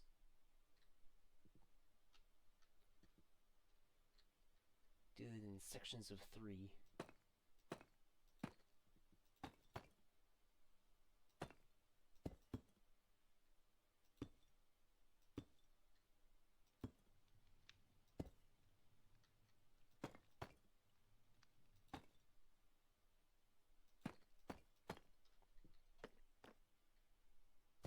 You know what? I think I like that better than the random. So I'll be continuing that pattern. Okay.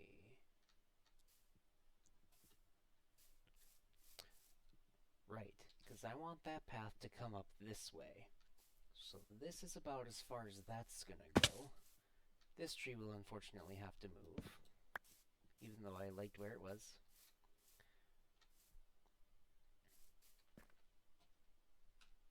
Ooh, but it's... I think this one as well, but for a slightly different reason. I kind of wanted it to go straight, but I changed my mind.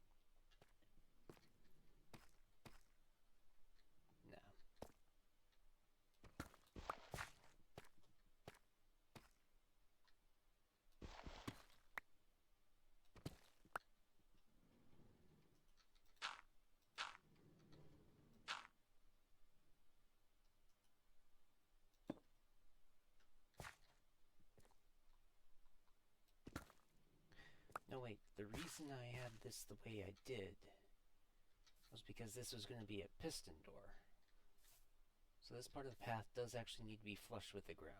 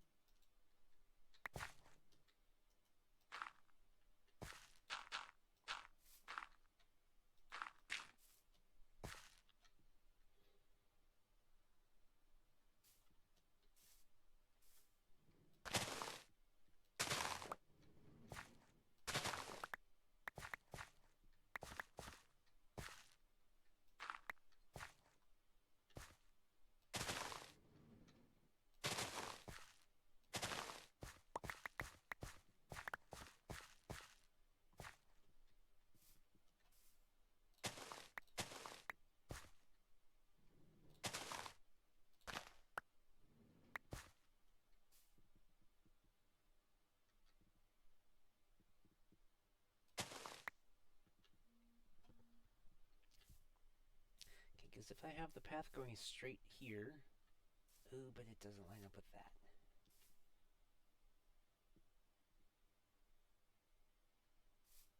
Okay, new plan.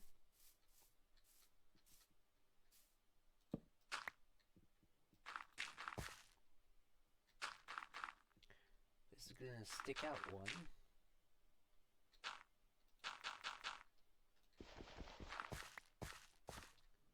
So there will be grass here.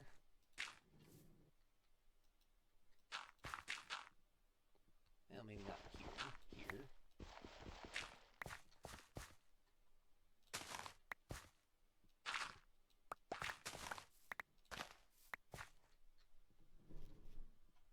Okay, and because of this, it also needs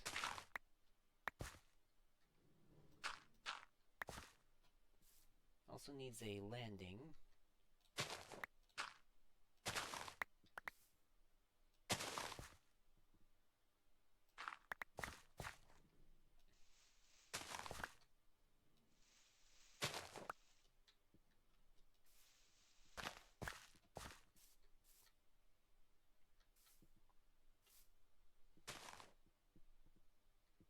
Okay, so with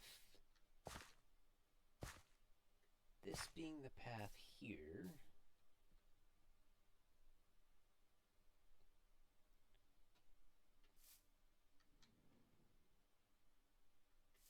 these also need to be flush.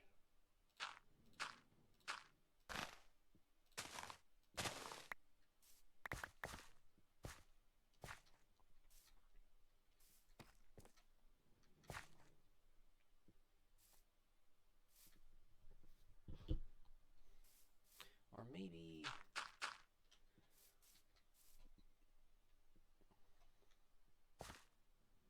yeah, I'm probably just going to have this be too wide, which means that this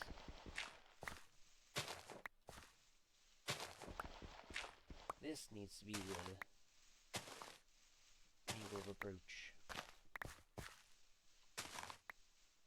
which I think works better with the slope of the hill.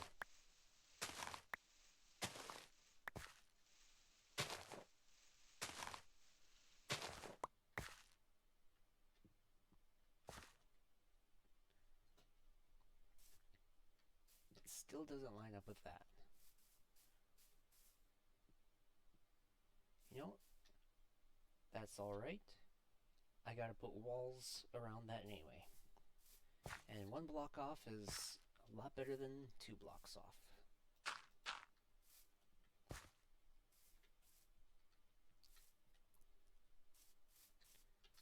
Okay, so now the road that comes up here will split off down here, and I'm gonna cut this away and turn that into the wall, and this line into a wall, and this path is also gonna come up this way.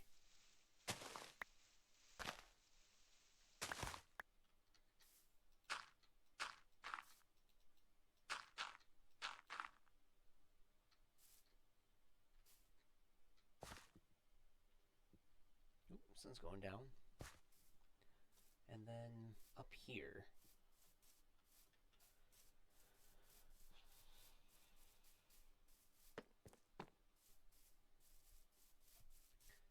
I'm going to start with the straight lines and then turn them into curves later.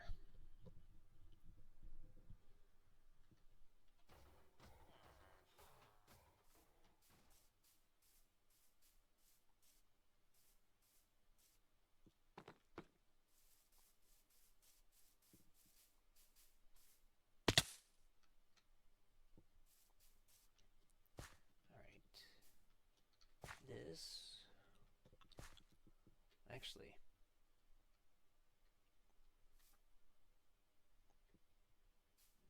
yeah, we'll have this be the landing.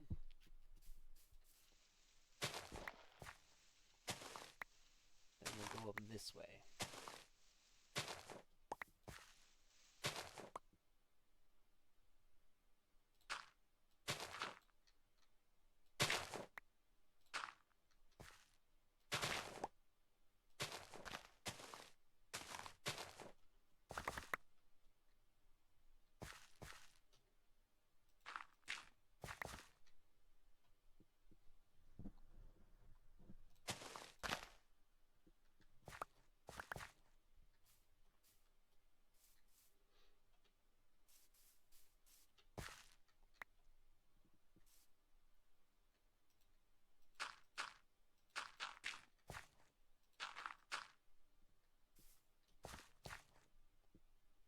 And that landing lines up perfectly.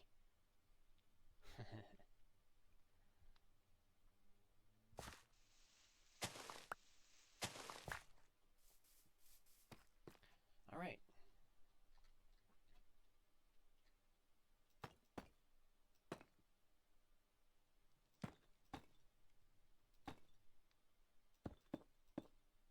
Nope, not there.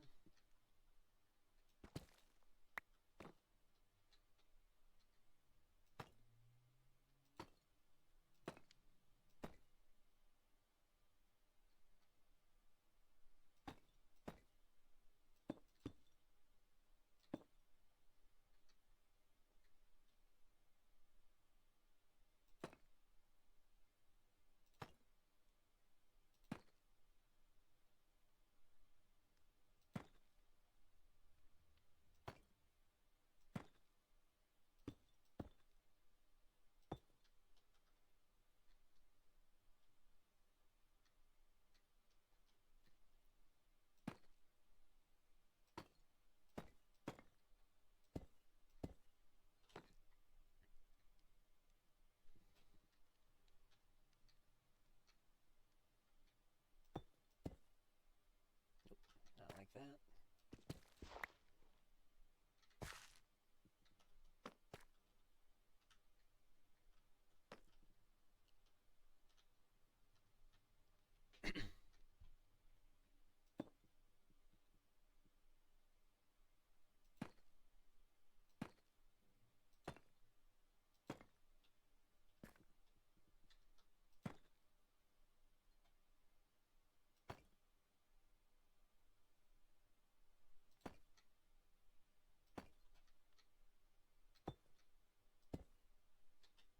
Okay, that tree's gotta go.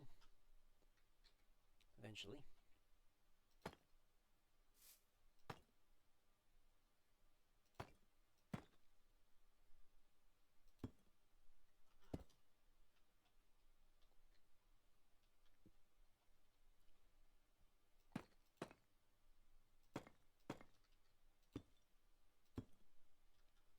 Oop. Forgot to account for the thing. Dang it. Did it again.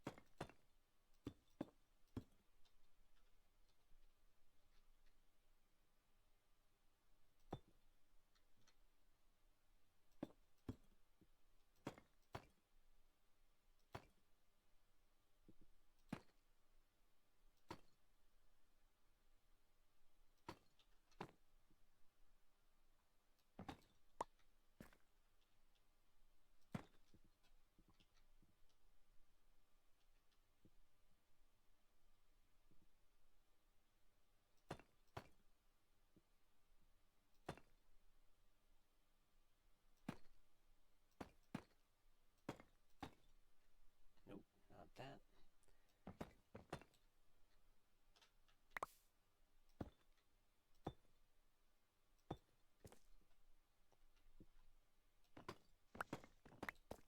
Okay, tile, brick, tile.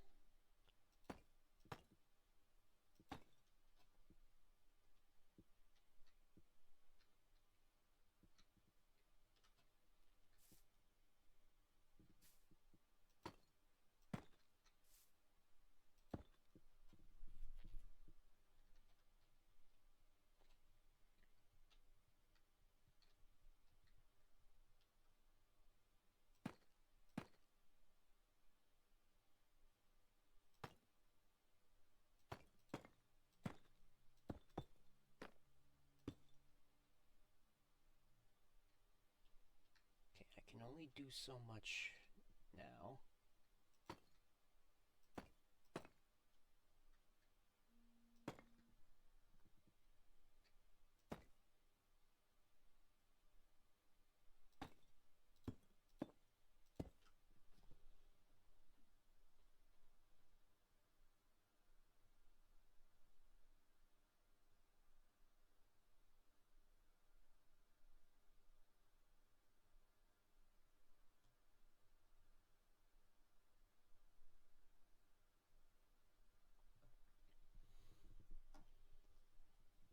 I've been getting a lot of political texts lately.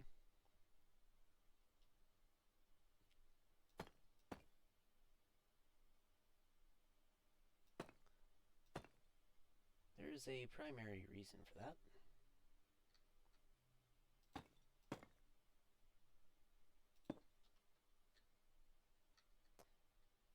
And it actually relates to primaries, I suppose.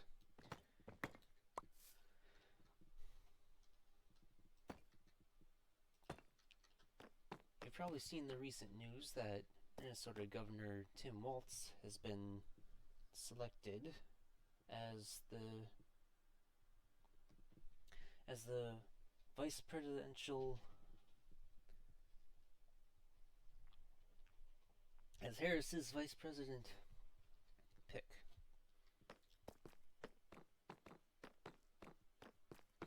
I'm all for it. Walz has been doing a great job. But he let Minneapolis burn. Do you have any idea how big Minneapolis is and how little actually burned that summer? Probably not.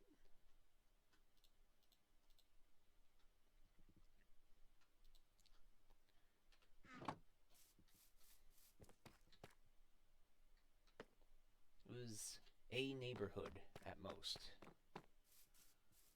Keeping you, getting rid of you.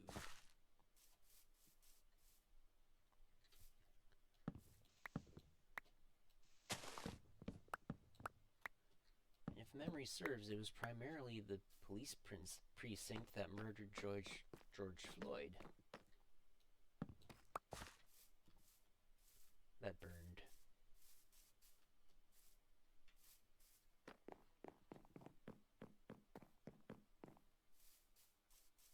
So let it burn.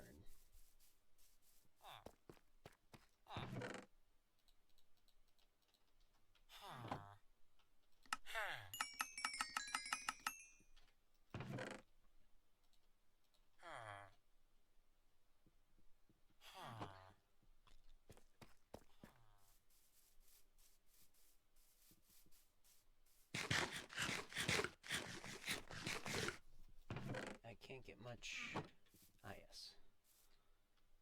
Fishing loot. I can't get much more of the roads done without more deep slate. So, gotta get more deep slate.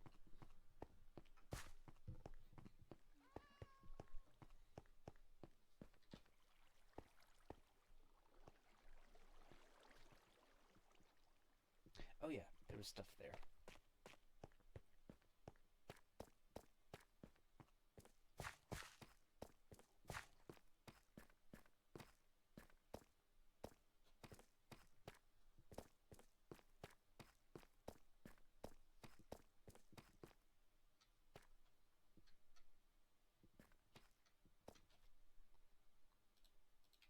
I do have torches in my hand.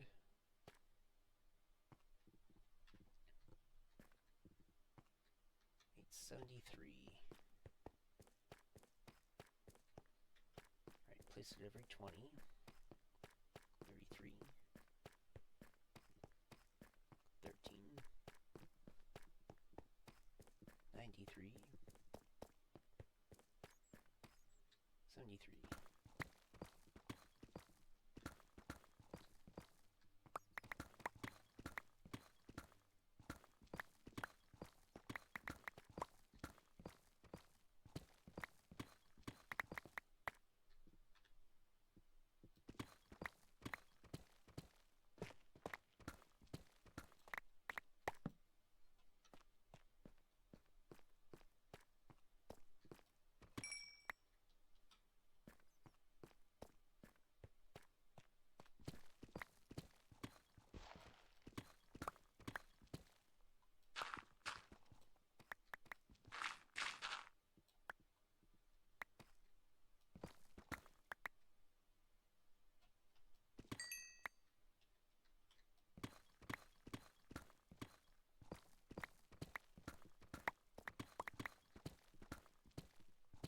Diamonds. They're just gold. That's nice.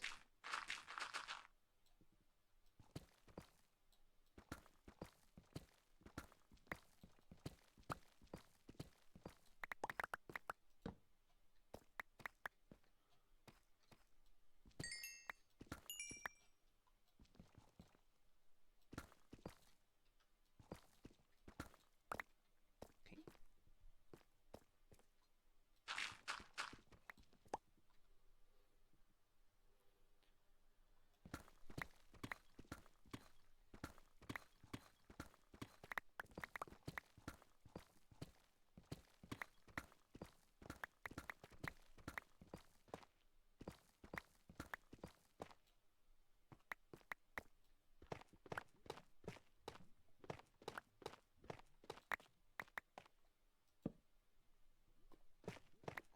I do hear lava.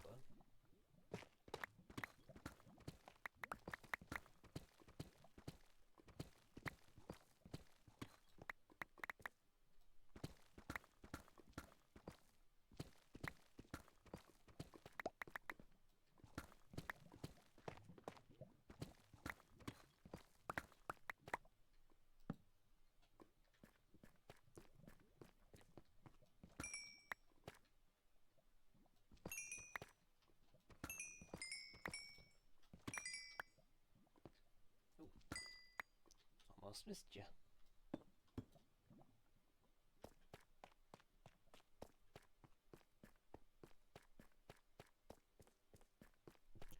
Is it 73 or 93? 73.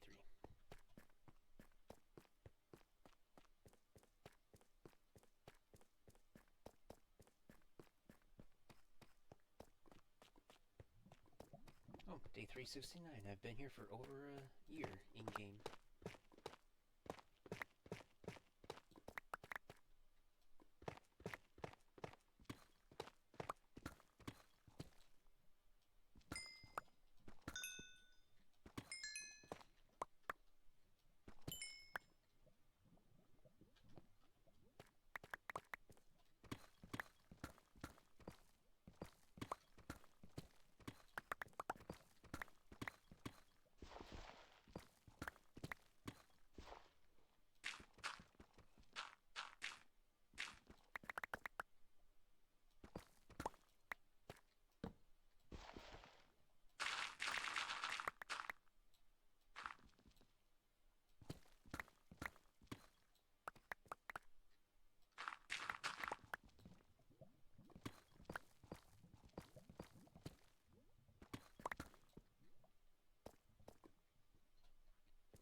Oh.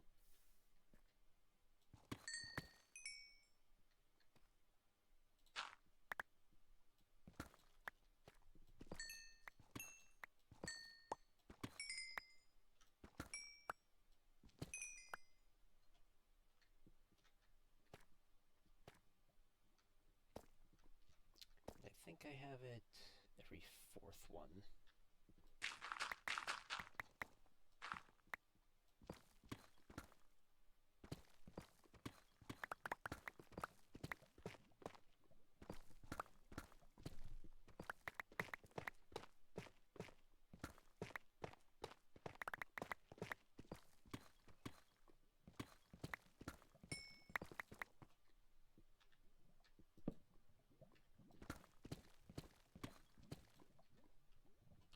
inventory's full.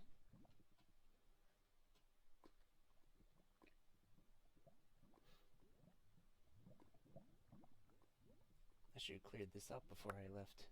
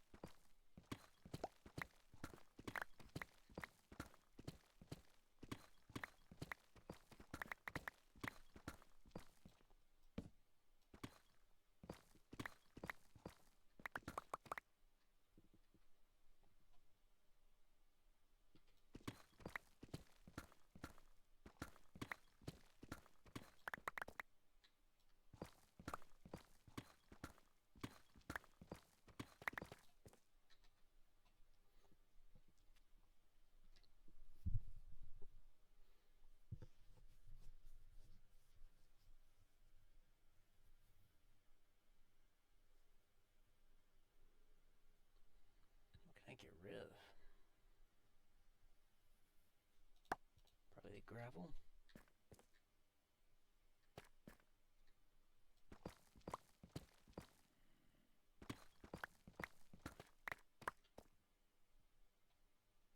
Alright, that works.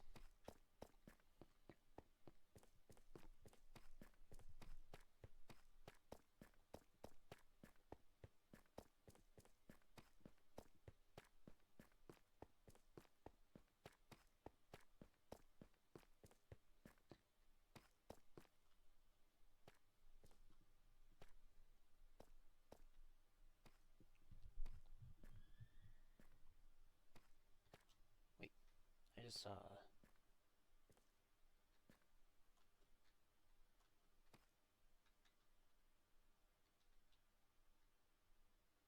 Did I just... Oh. Interesting.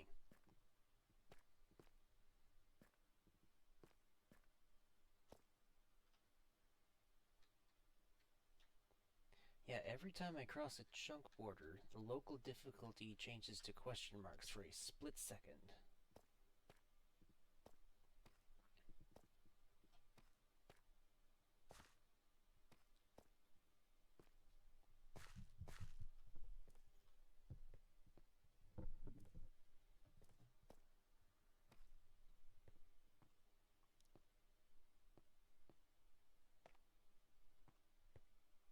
Oh good, it's still light out.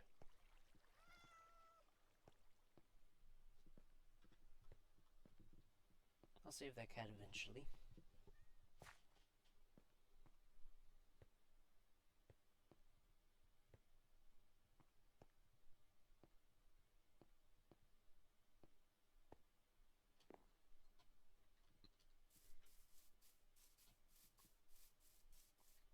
Wait, sun's coming up. I mined all through the night.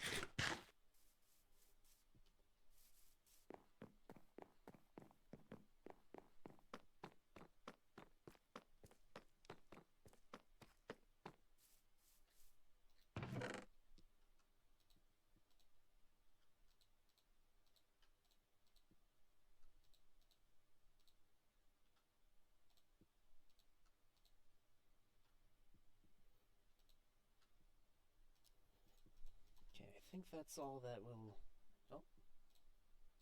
I did have extra deep slate up here. Alright, well in that case...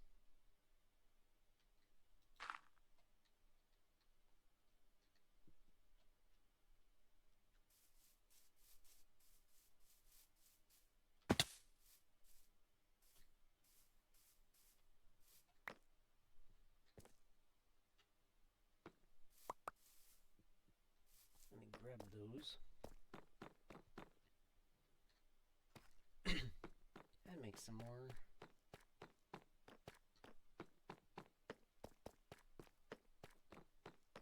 Make some more slabs. I will only be doing half stacks for now, though.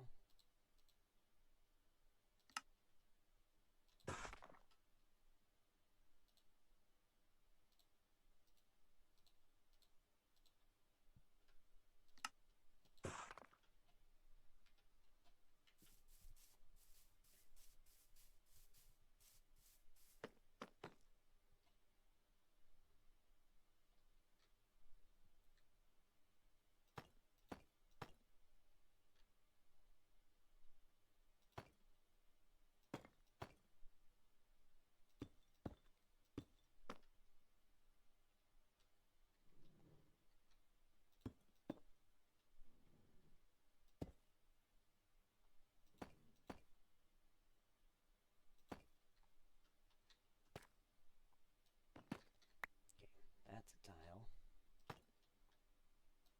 That's a cobble. And the rest should be bricks.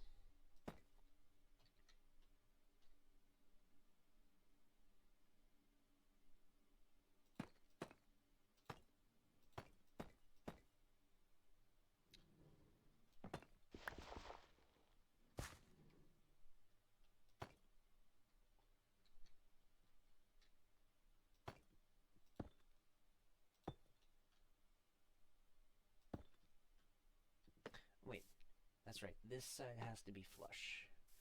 So that's brick, brick, cobble, cobble, brick, brick, and then triple tile.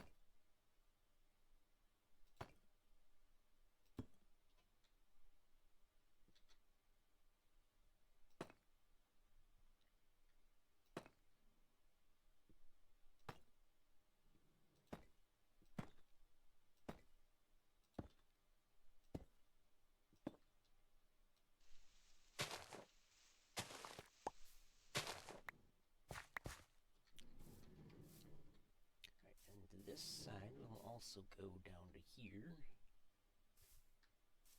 How did I have it over here?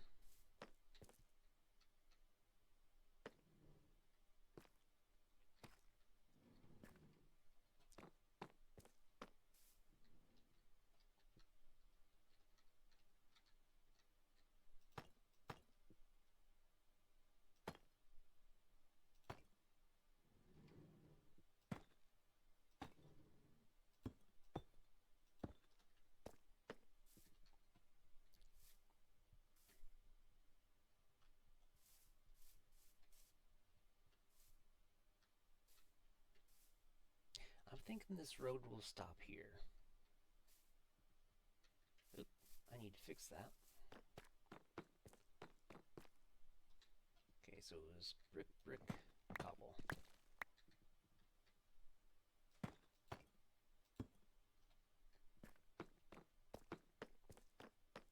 So yeah, the road will stop over here.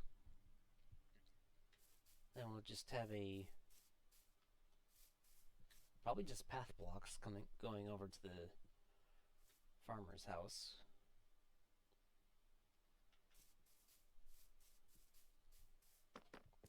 Alright, so that path I'm good with right now. Oh, right.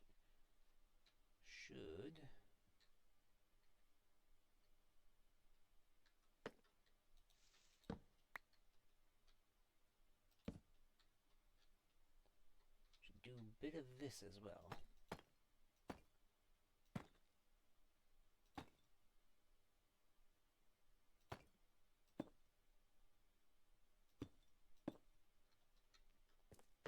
Okay.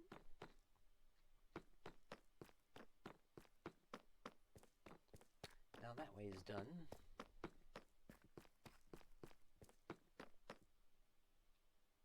Now for this way. Oop, get back up there. Thank you.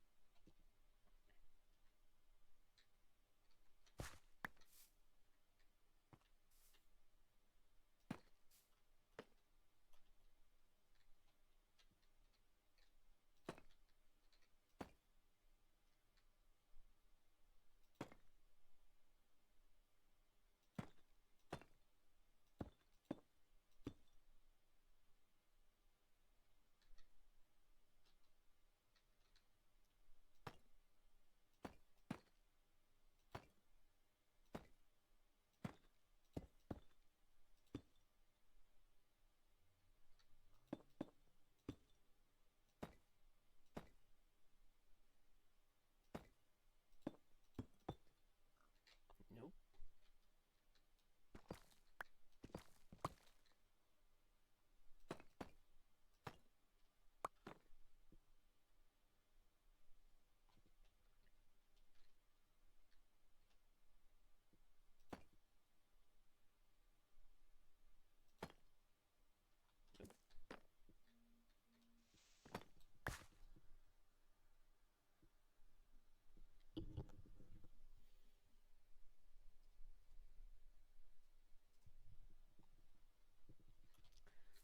Let's see. Ah, yes, I wanted that to be the top slab.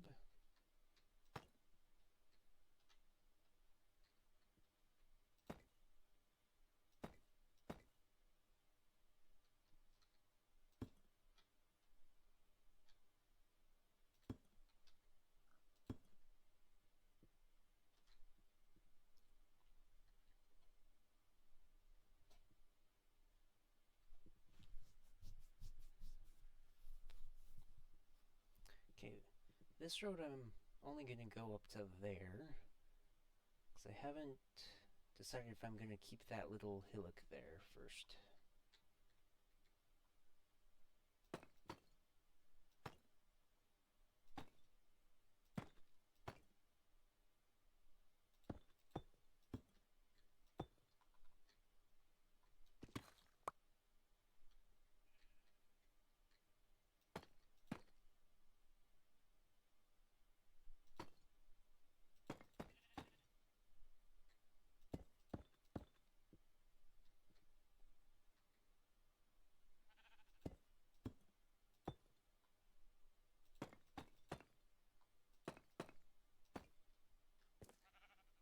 Alright, that's enough of that, especially since it's dark now.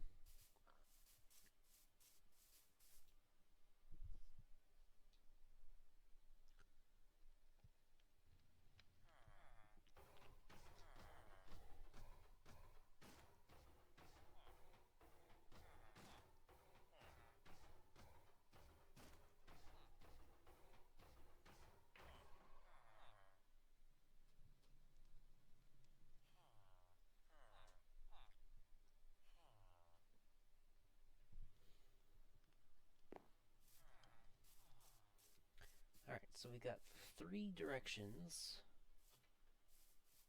with a good start. Need to get rid of this.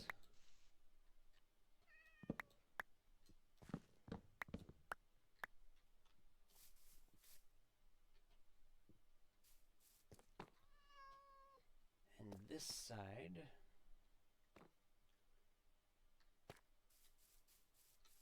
can we bring this down the hill?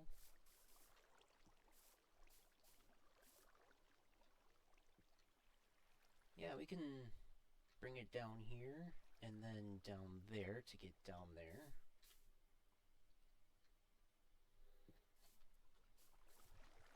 And also down here.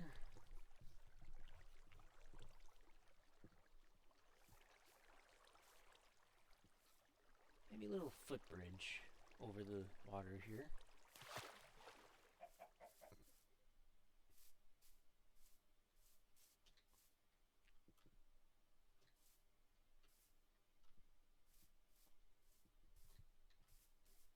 Because I do want to bring the path up the hill here.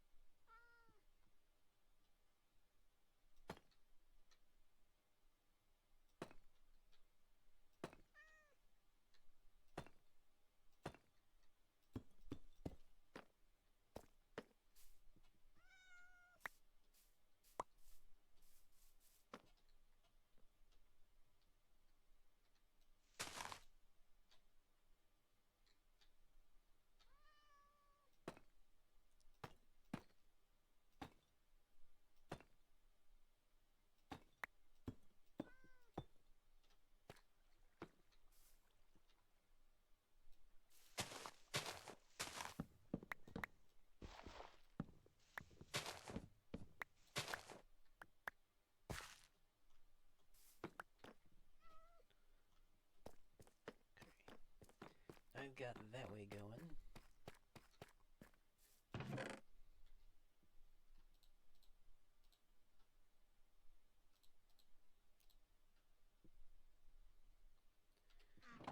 Do I already have signs down there?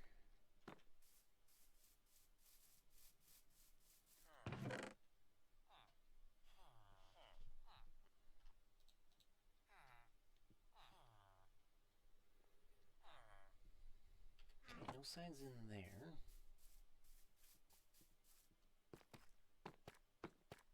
But I may have signs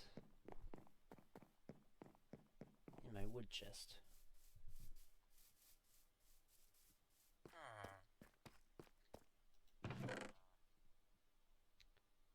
That's miscellaneous. I have a sign.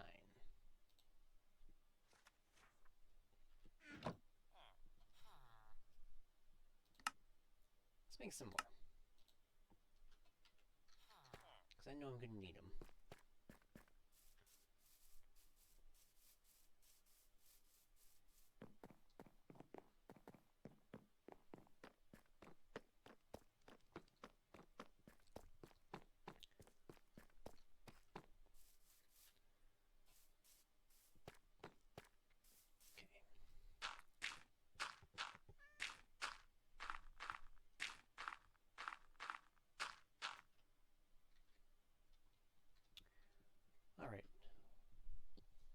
what businesses or buildings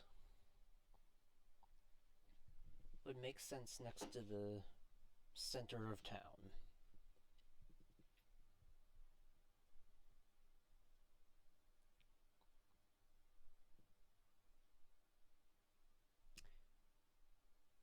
Maybe not buildings,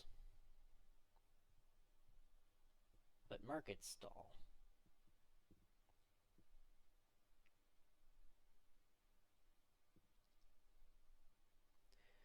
We could have...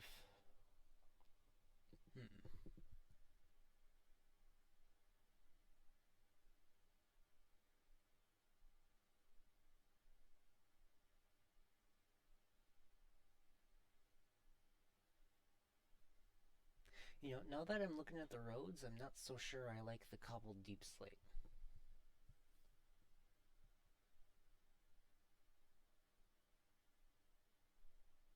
Doesn't really have a good texture to go with the bricks and the tiles.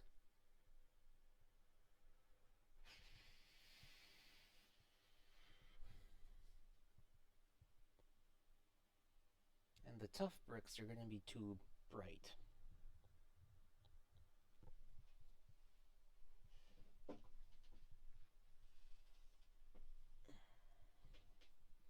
Anyway,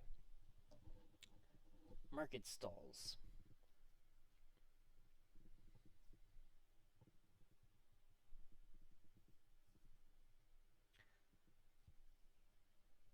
The flat area would make sense like that, with the well being the central gathering area.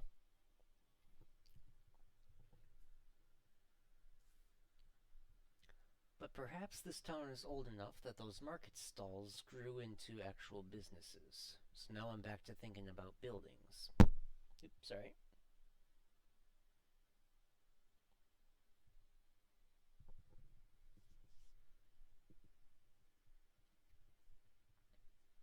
I mean, one of these will be a butcher. One of them a baker.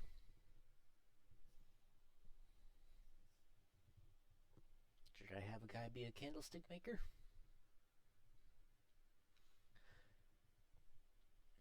I do like the butcher and baker idea. This town will need a blacksmith. Maybe that's what that building can be. I think I'm seeing licks of fire from the iron golem burning up.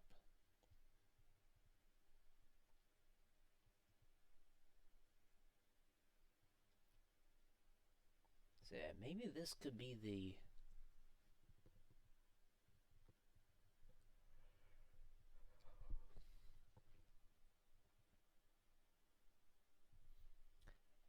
That could be the blacksmith's house, and then nearby somewhere I can make the actual forge area.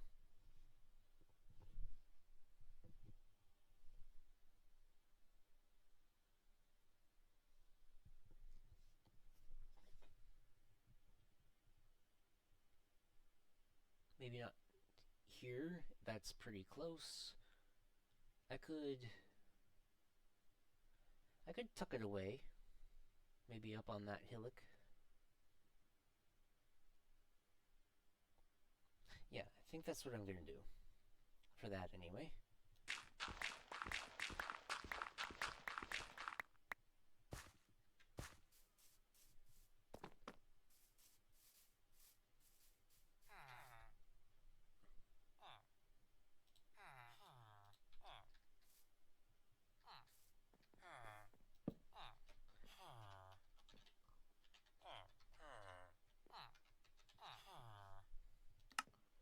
Blacksmith's house. Then over here, far enough away, will be the actual forge.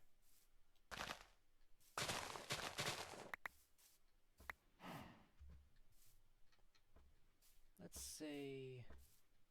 Well, it needs to be far enough away that golems won't spawn.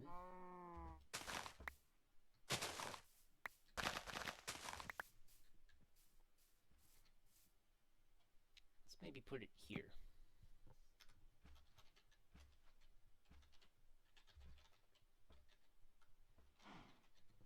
Blacksmith's Forge.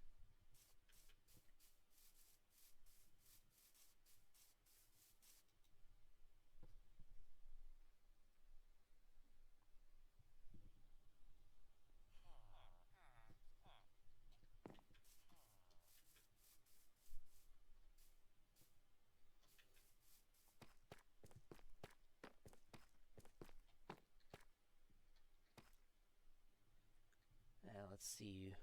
Where do I want the butcher?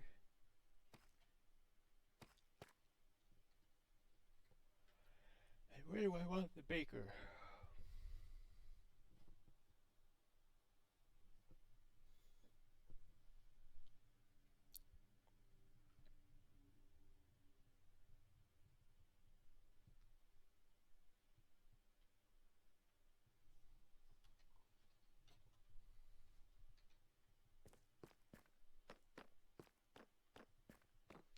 I feel like the baker would want a field close by.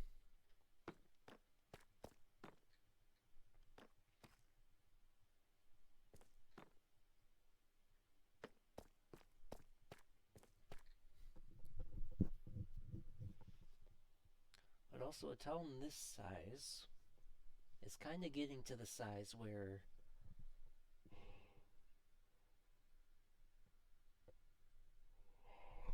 sorry. A town this size is kind of getting to the size where it will need large farms on the outskirts of town in order to fill the food need.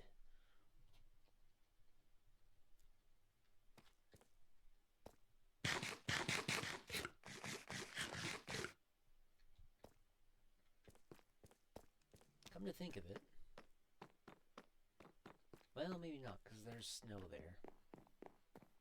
I was going to say maybe we can put the fields across the river, but we probably shouldn't put it with the ice. Over here, however,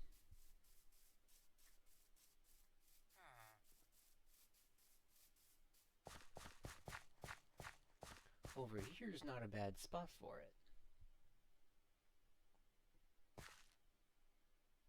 Because we can put the fields basically from there all the way across there.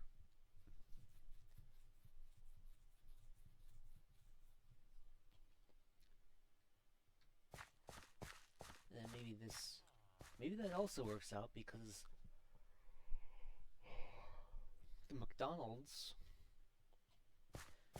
can just boat across to their fields. Which of course means I'll be taking all of that down and flattening it. But in terms of the bakery,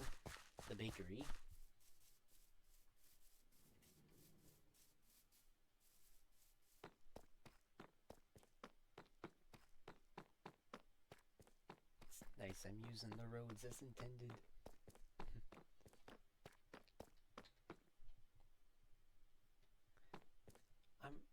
I'm thinking the bakery will go here.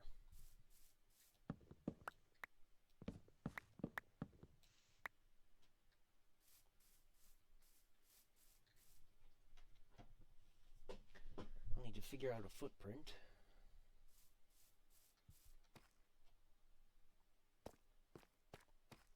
It's going to be big enough for a villager to fit through.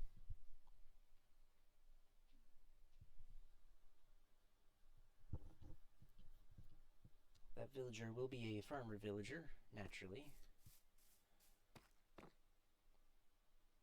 And that villager will need to sell bread and cake.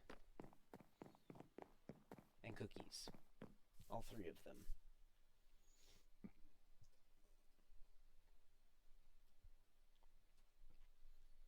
Is that even possible?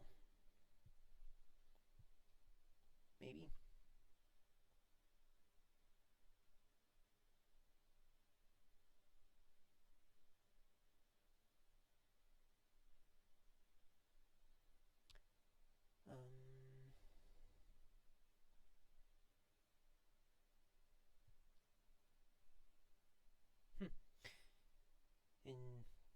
Bedrock Edition 1.21.3, or 30, probably 30, otherwise it wouldn't have the 0 there.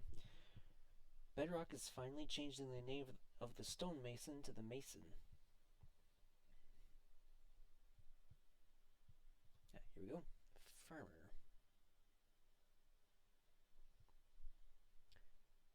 Bread, oh, pumpkin pie as well. Bread, pumpkin pie, cookie, cake. Yep, those are all different levels. The novice level for the bread, apprentice for the pumpkin pie, journeyman for the cookie, and expert for the cake.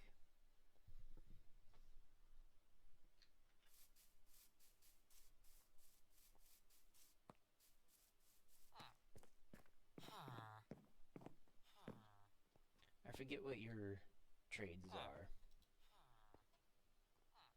Okay, right, not bread. It does have the cookie. It doesn't have the pumpkin pie. It does have cake. I've been saying it. I'm sorry, you're not an it. You're a man, presumably. I haven't named you yet, so haven't decided.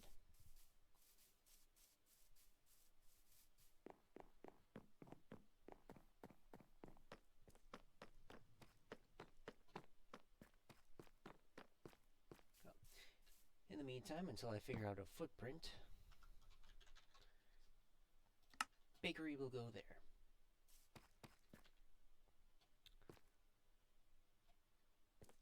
Yeah, it's going to be the blacksmiths.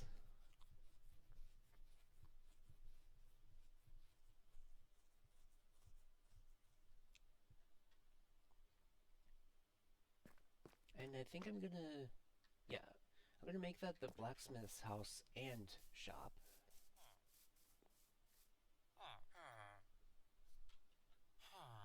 So that the forge is separate, and the blacksmith doesn't need to go to 3 buildings in a single day, if they don't need to. Okay, so the blacksmith is nearby.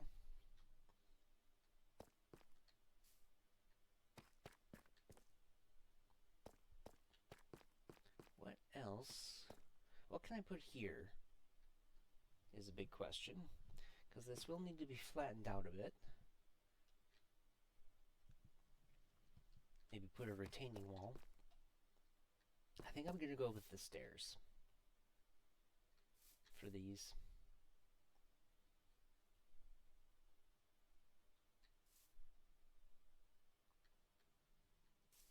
Yeah, I'm going to switch to the polished deep slate stairs.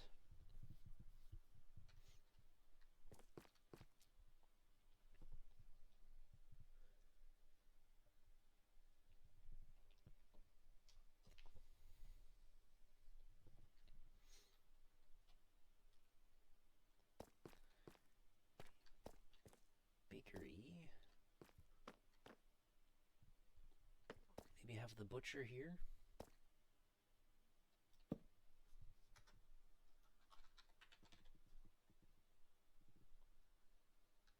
Butchery.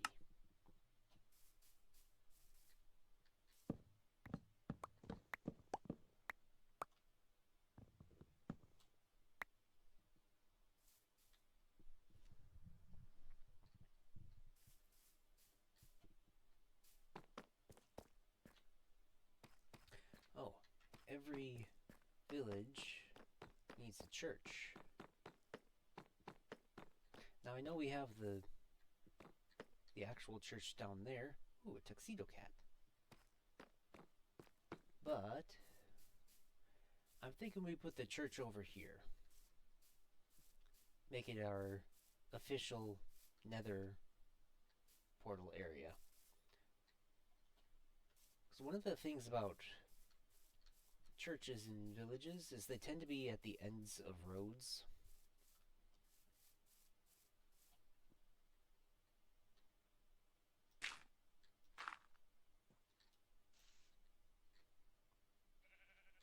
Okay, and yeah, I'll take this house down and curve the road around here. So these are coming down.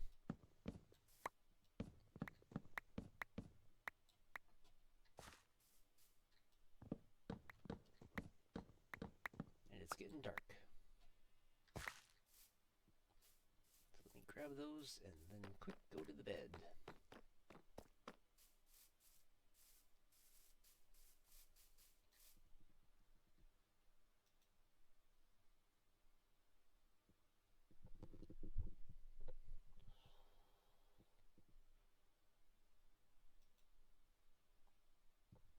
I should put a clock tower somewhere.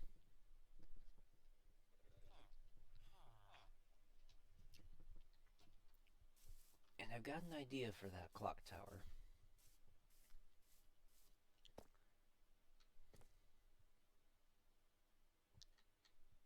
You know,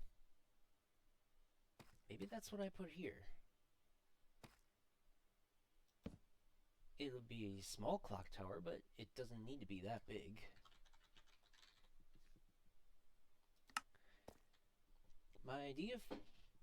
Here's my idea for the clock tower.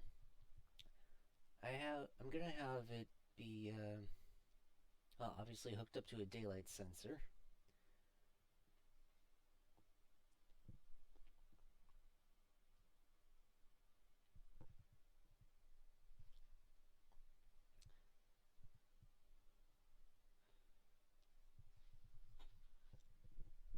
But this clock tower will serve the purpose of letting me know when I can actually sleep. Because, as we saw before,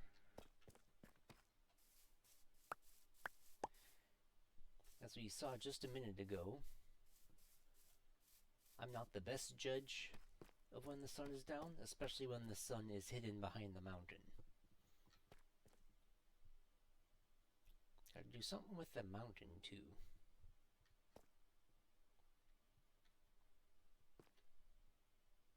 Maybe could the church be up there?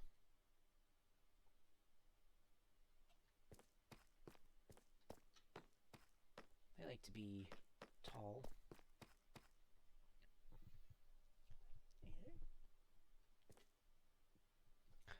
Oh, I wanna show you something that I learned from watching SB737's latest video. Just gotta check the wiki for the debug screen.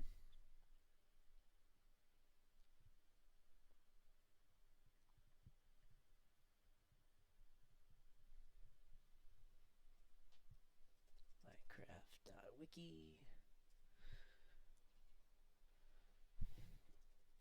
debug screen.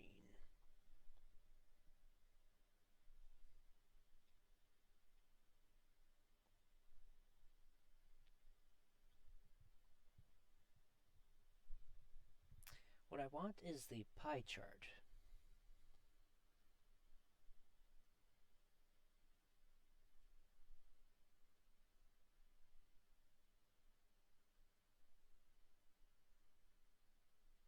The right side.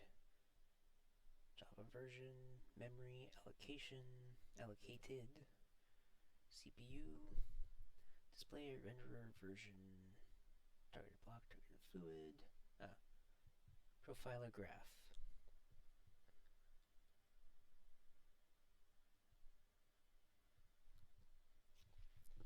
F31.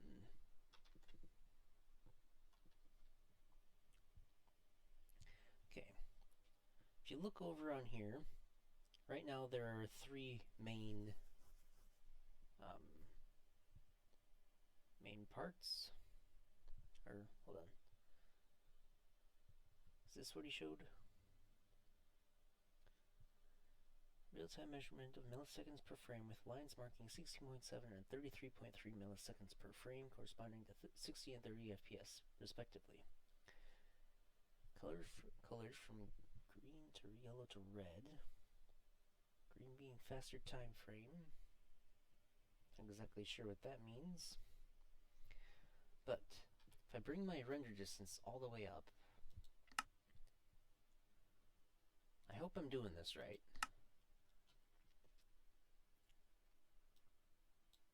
Because he kind of went through it quickly.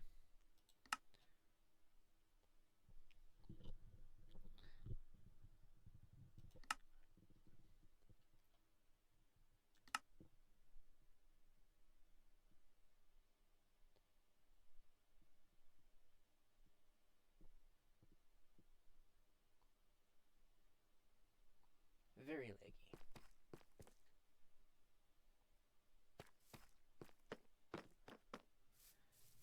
So we know a trial ruin is over here.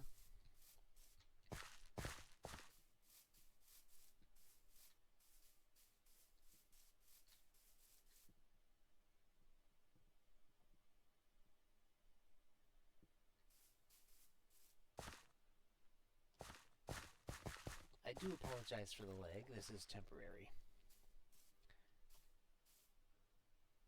But yeah, there's a trial ruin down there somewhere.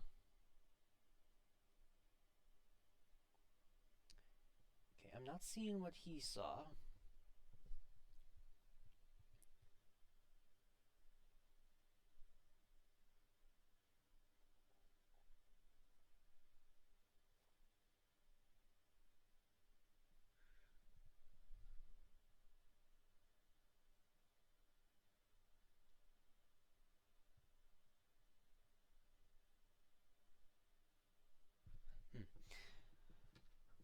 I'll have to watch his video again, because I'm not exactly sure what I'm doing wrong. Anyway, he used the debug pie chart to know when he was coming up to a trial chamber, because one of these slices, well, maybe not this chart, actually, one second.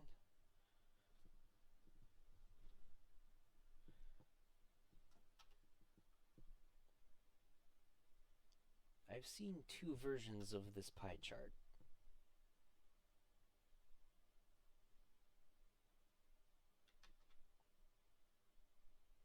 Okay, that turns it off. F32. Nope.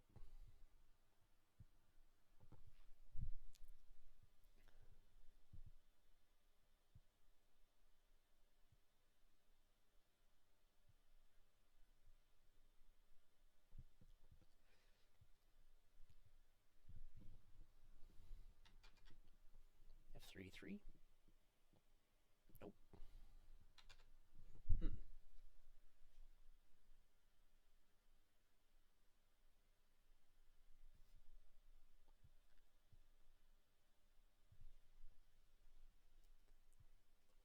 Craft F3 spawner.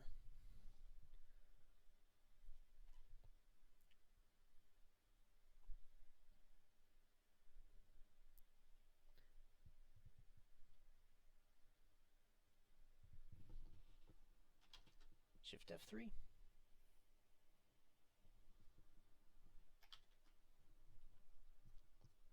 Now this Reddit post is from 3 years ago, so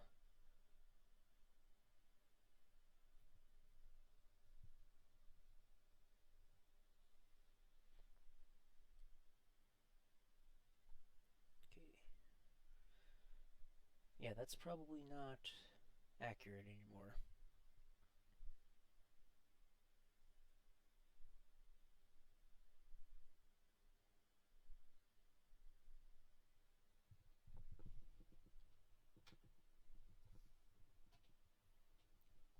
Okay, let me bring render distance back down.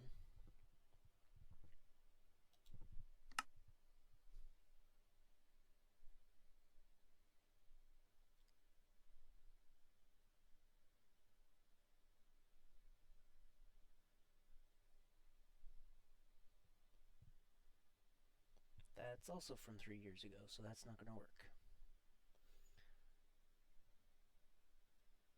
2021, October 2023. Alright, let's check this forum post.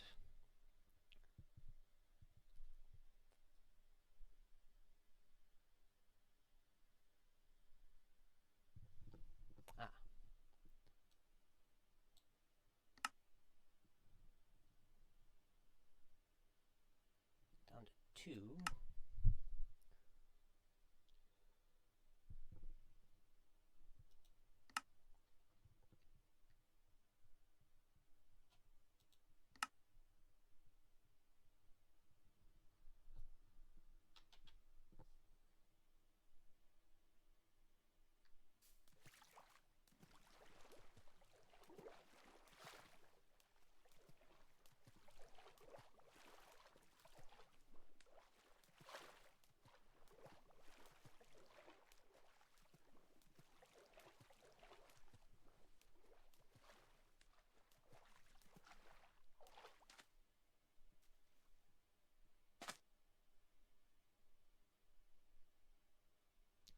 Don't think this works anymore. If your render distance is 2, it is, and there's mob spawner text, then you have to refresh the pie chart by pressing F3 and shift again.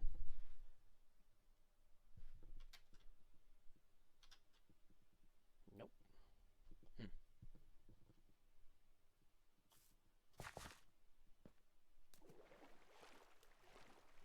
Well.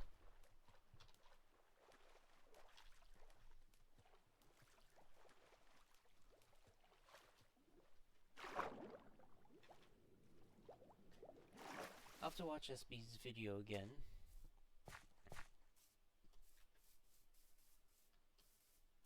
And pay a bit more attention this time. Here we go. There's a path.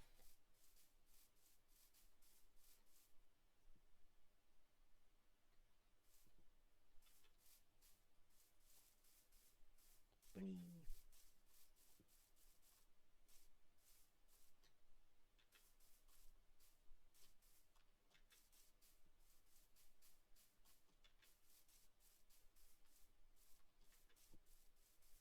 Alright, back up to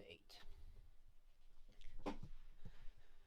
Anyway, there is some way to determine, because that pie chart will show if there's a spawner within render distance, and it also works for vaults.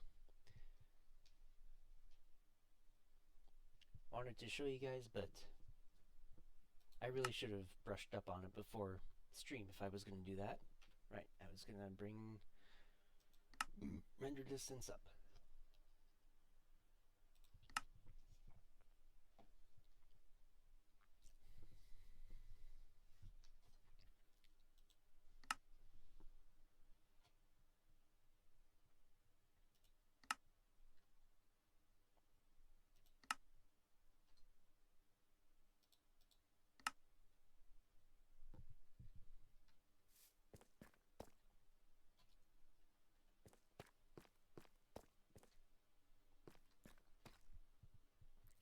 Clock tower here.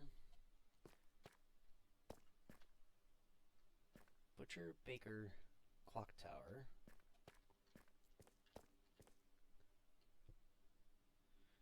Something needs to be here.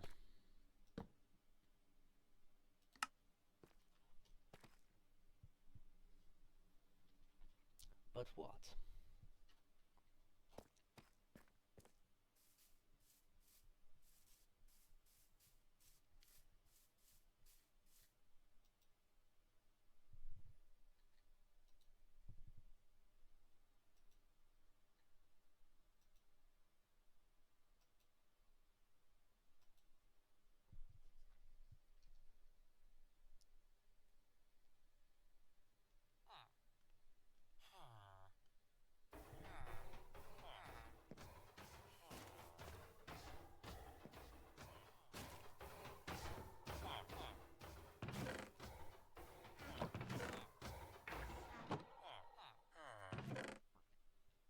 We got almost a full line of that right now.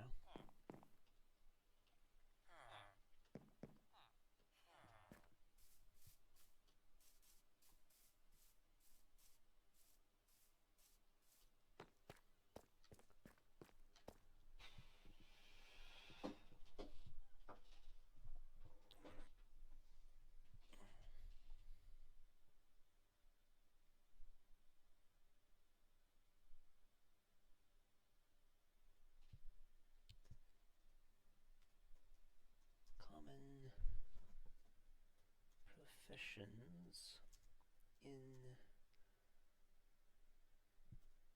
small villages.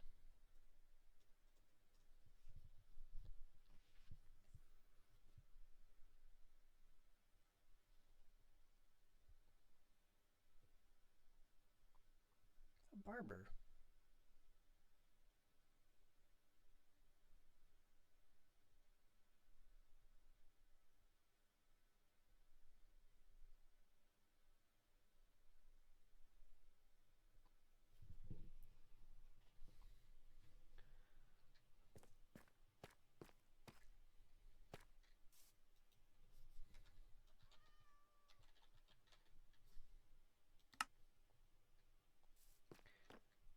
Doesn't really serve any purpose in Minecraft where nobody has any hair. Okay, polished stairs.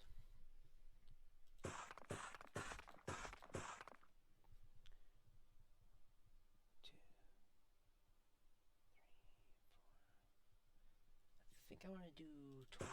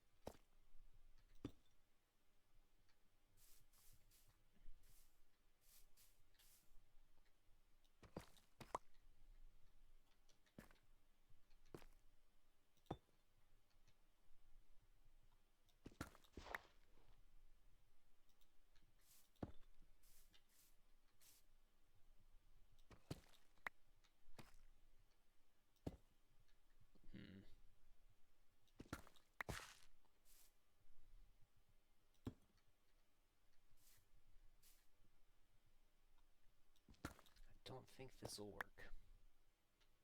I think I have to do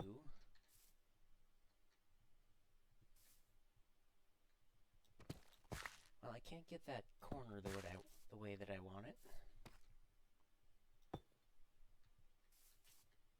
Which is to say like this on both sides. Just Minecraft physics or Minecraft mechanics won't let me.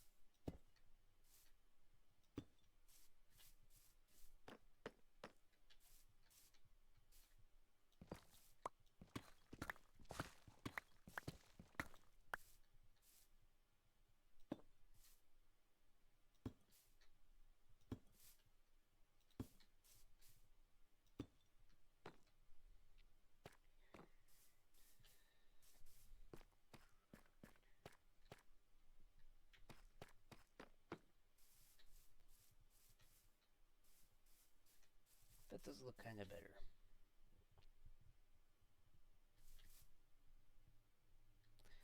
Unless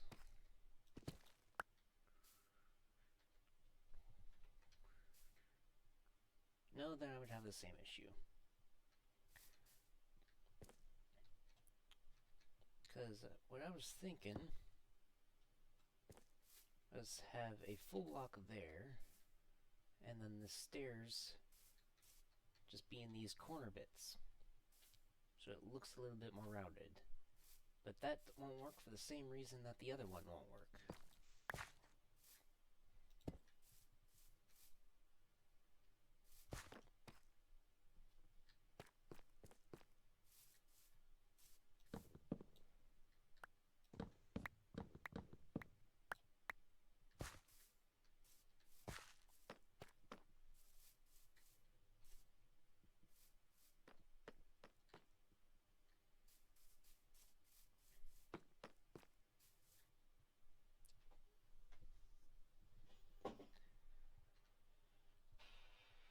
probably gonna have several butchers over here.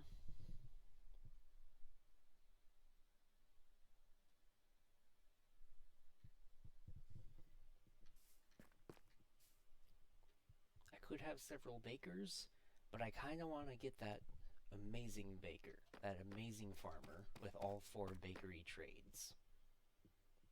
That would be awesome. Clock tower.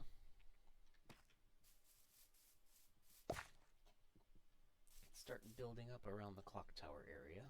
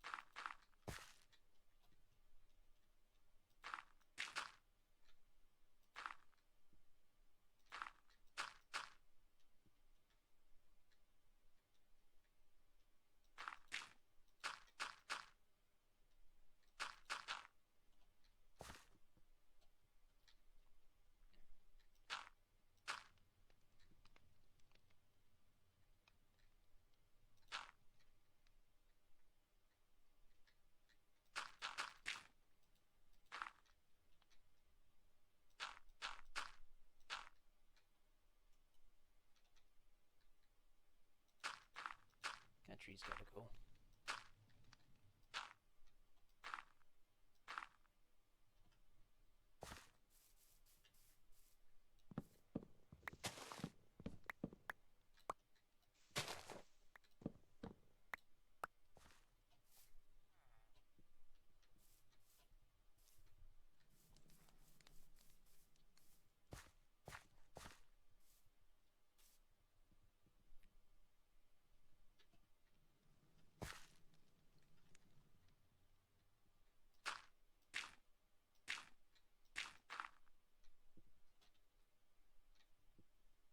Okay, it's a bit unnatural now,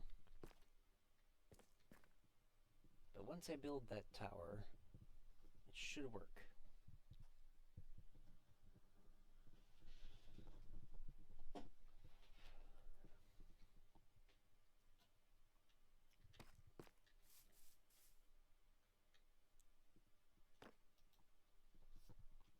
Let's actually change this with all 4 bakery trades.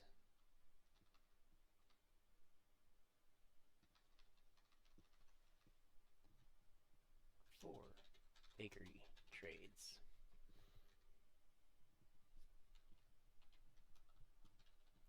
Let me just add a line, because I don't like how crowded that looks.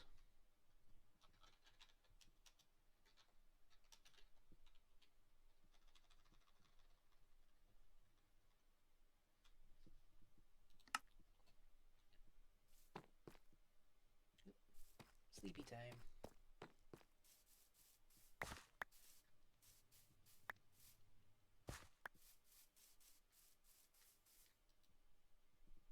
Oh, come on. Surely it's night. Now see, this is why I need the clock tower.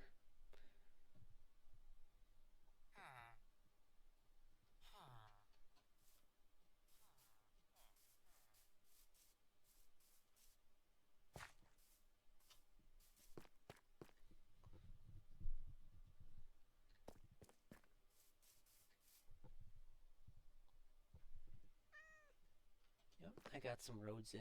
I've got the well done. Maybe it's time.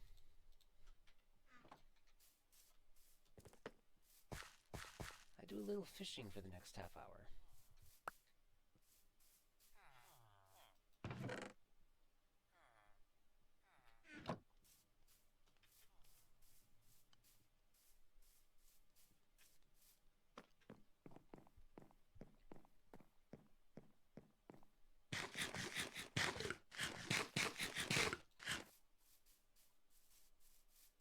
Or maybe what I should do is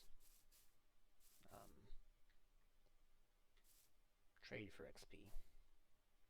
I could, but fishing is calmer. That's some miscellaneous. Here's wood.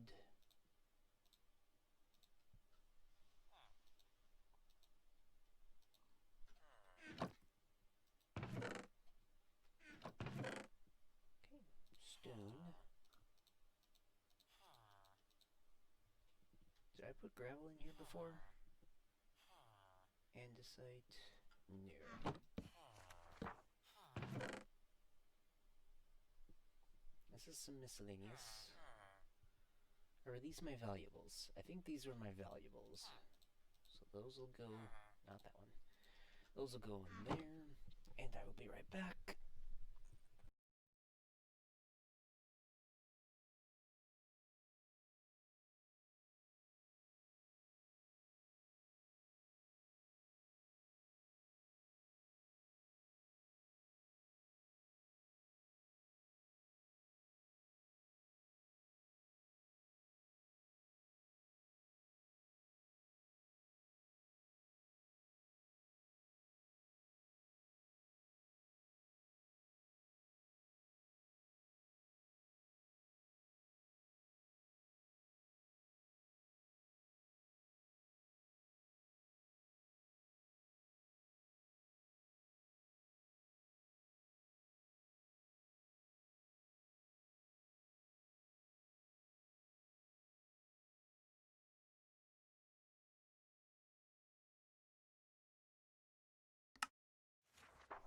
Alright.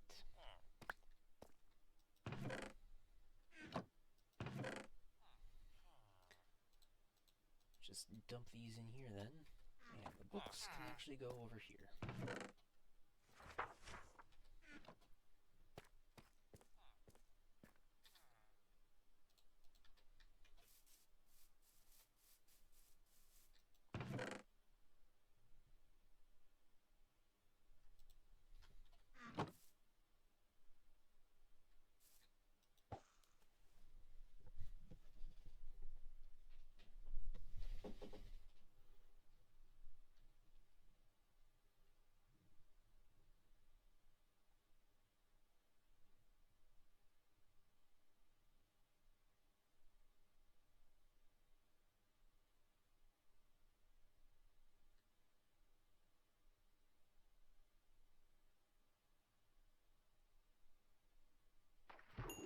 There's a light. Some string.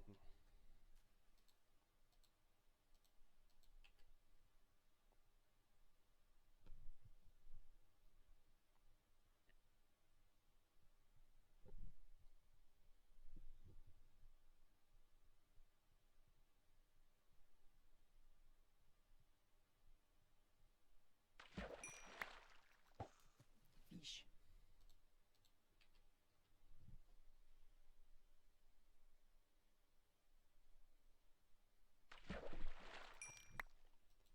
Fish.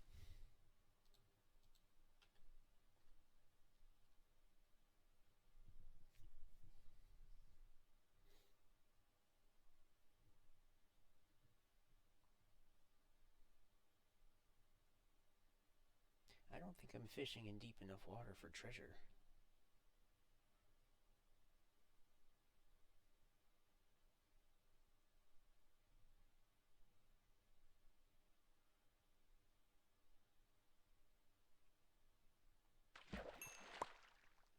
It needs to be a 5 by 5 by 5, like over here.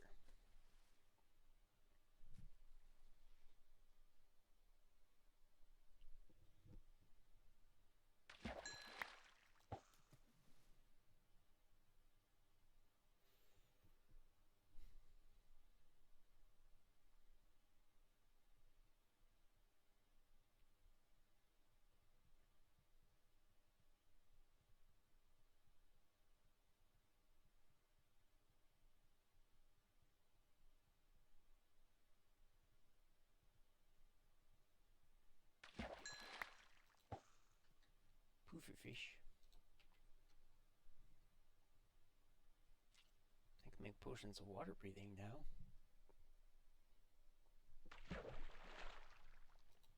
Dang it. Missed whatever that was.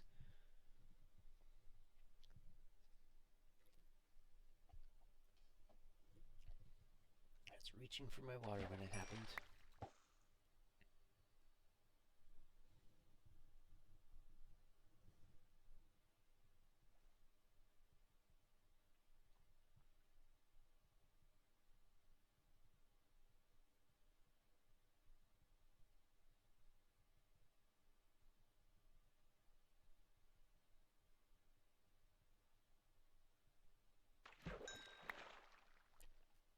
Water bottle? Is that considered treasure?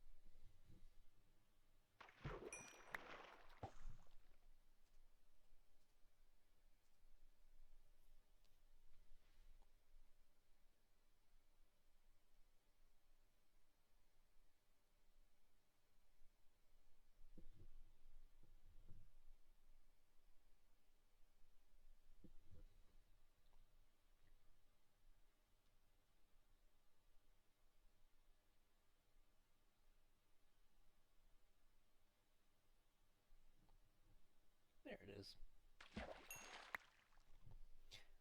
Alright, looking at the...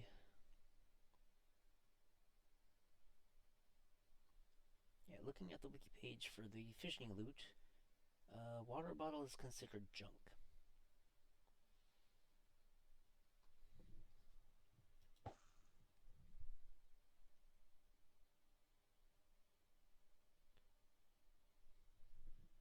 Interestingly, a fishing rod is considered both treasure and junk. I would assume the junk one would be one that's unenchanted, and the treasure is one that is enchanted.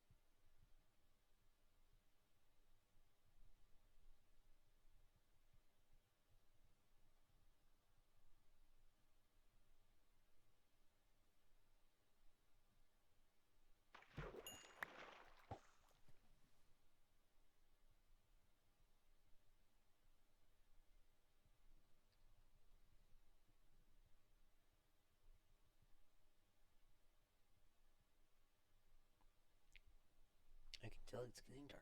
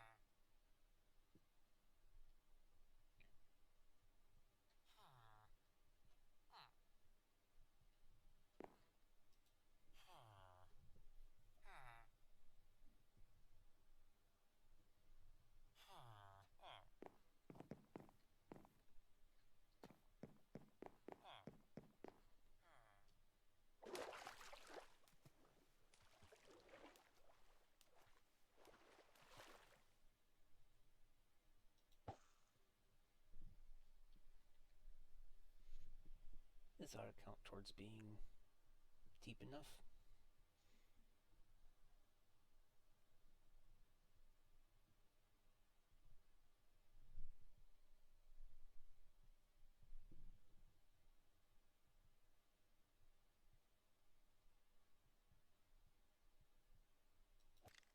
Dang it. It was just a moment too soon.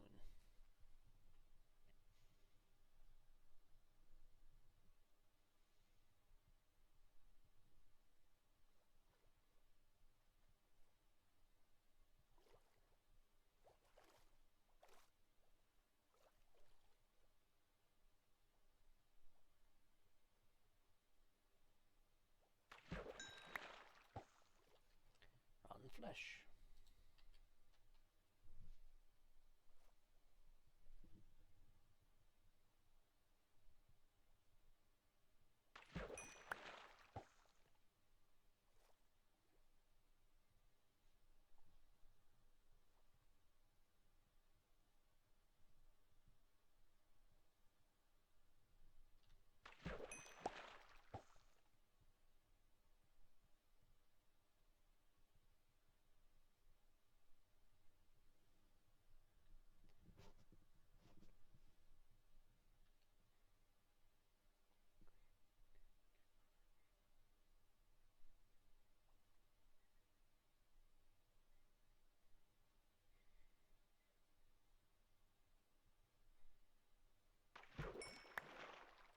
Tripwire hook.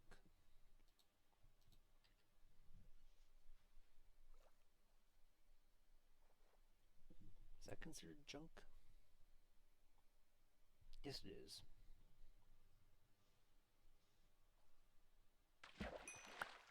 Ooh, enchanted fishing rod. Luck of the Sea and Unbreaking 3.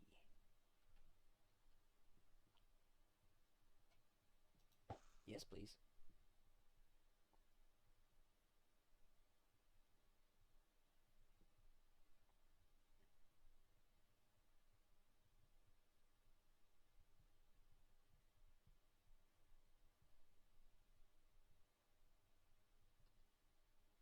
So I should have a higher chance at treasure now.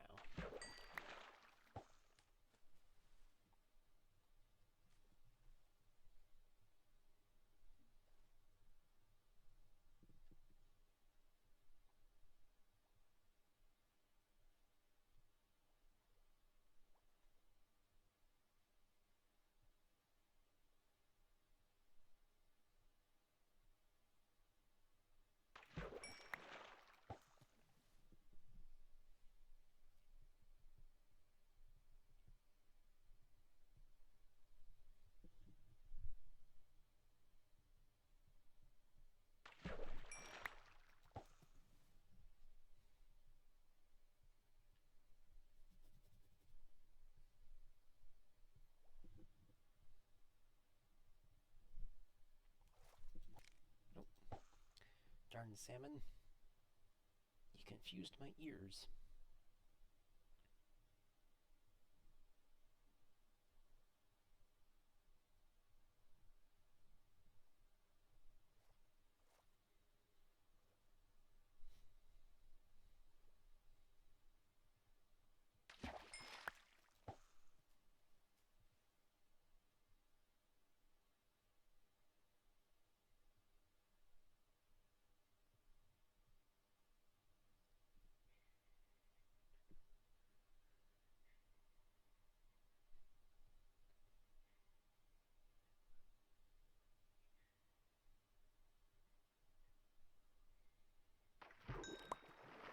Name tag.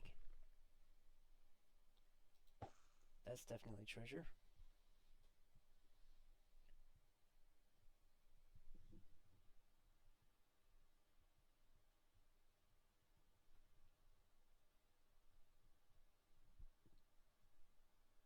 Normally it would cost me 15 emeralds.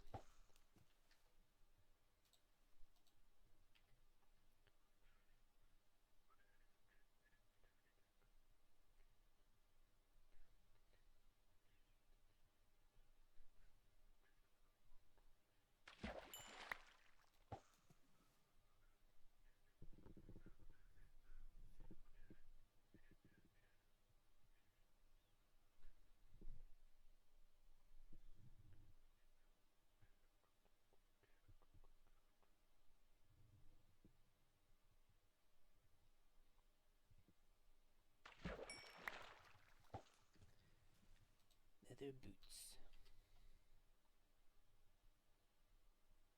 Those would be good if I ever... That was fast. And a saddle.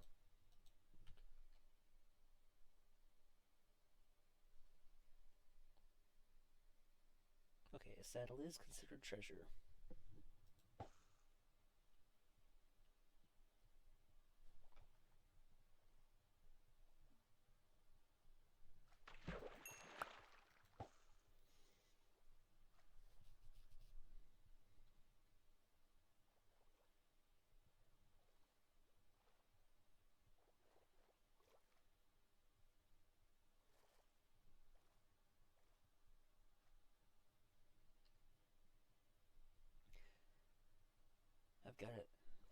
I've got a song stuck in my head. It's Steel with Destiny from Empires the Musical.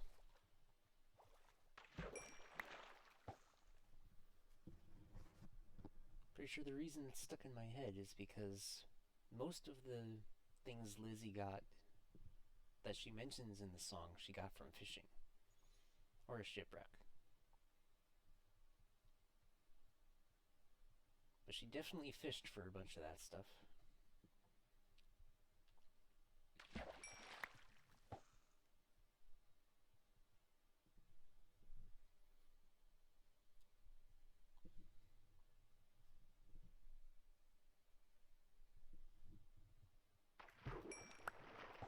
Another saddle.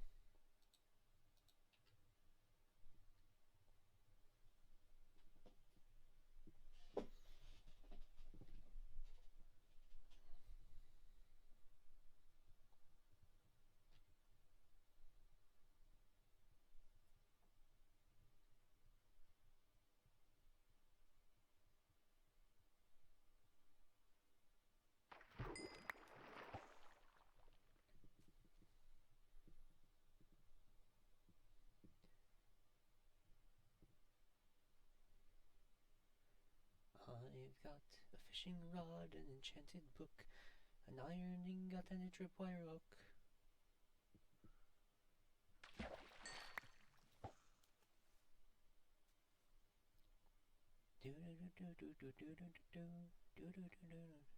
A tasty potato. Make up your mind, what fabulous find will it be? That's all very nice, that's all very swell. I've got all that in Rivendell.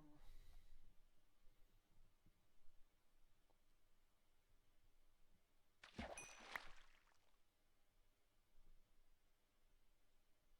I hear something burning? Is that... Do torches make a burning sound?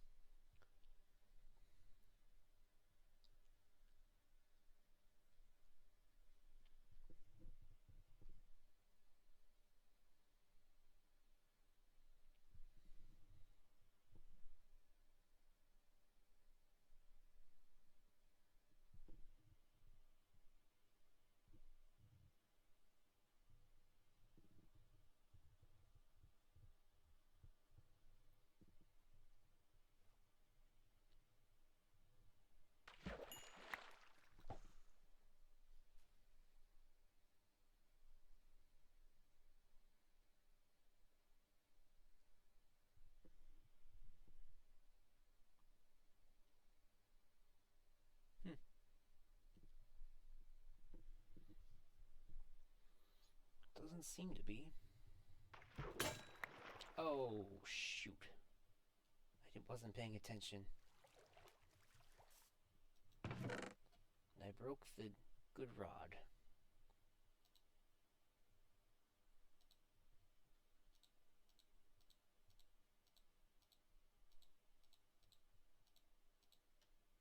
Wait, when did I get bow?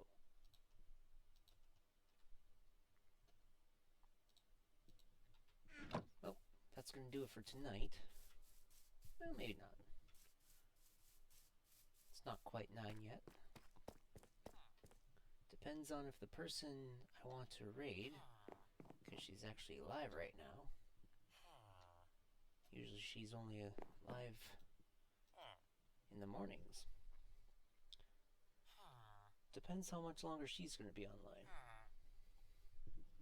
She's only streamed for 2.5 hours though, so...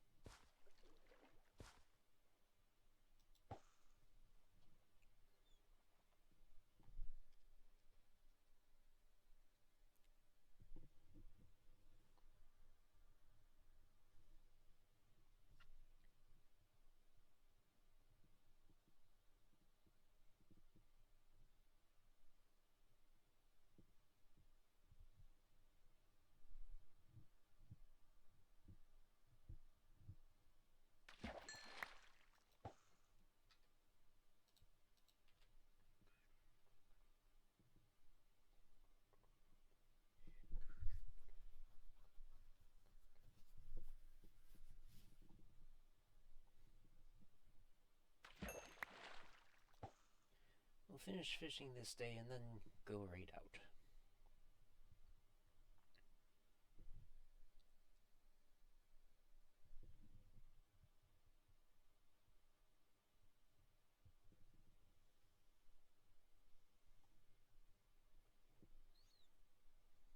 Look at all the salmon congregating near the hook.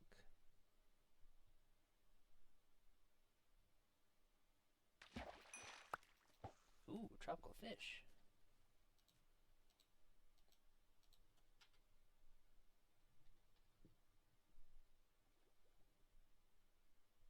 I think I'm too far away from the chest to see what's in it.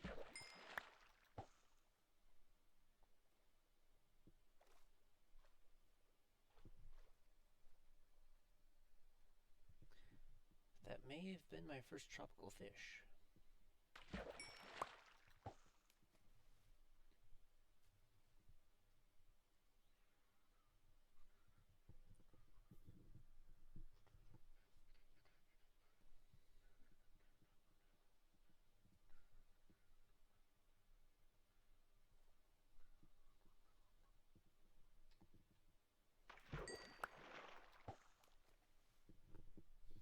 I've got a deal with destiny, a bargain with fate. This business was meant to profit me. This business is bound to profit me, as long as that fool takes the bait.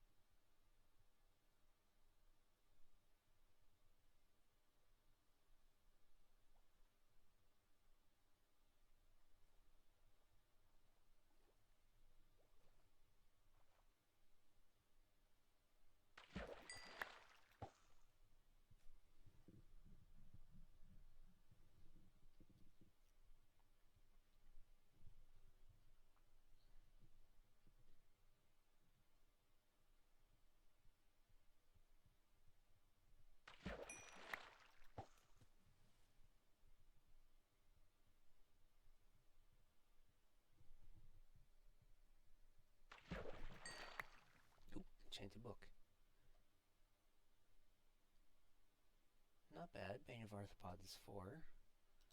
That'll come in handy in the trial chamber. Wait, will it? Nope. Darn salmon.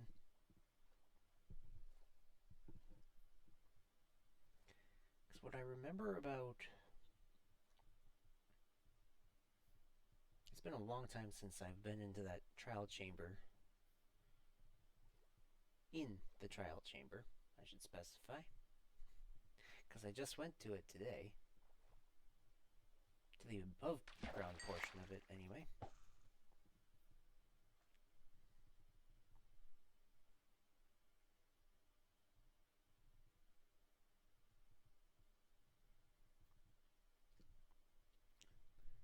But, okay,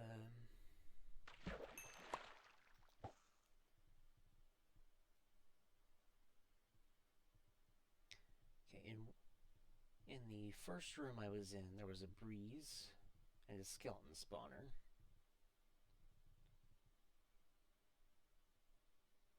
I remember there weren't any bogged.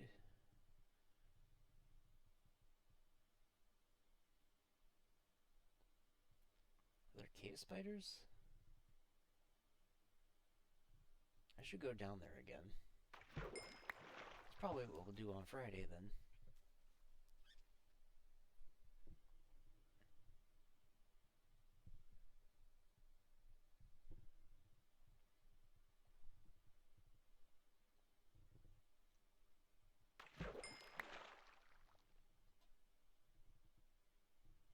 Sun's still high enough.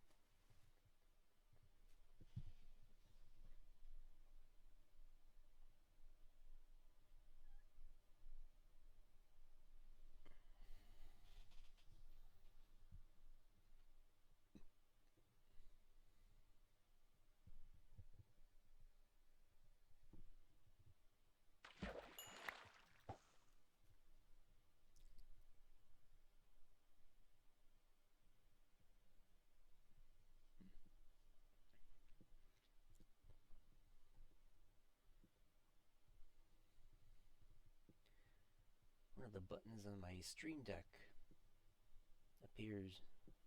It looked like it was smudged. So I wiped it off, and it may just be how it's lit.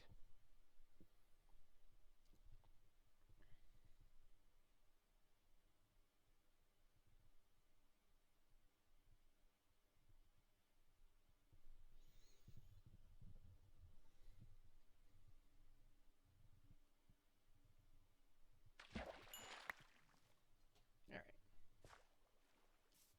That's it for tonight. Oh, no, I did have a tropical fish before.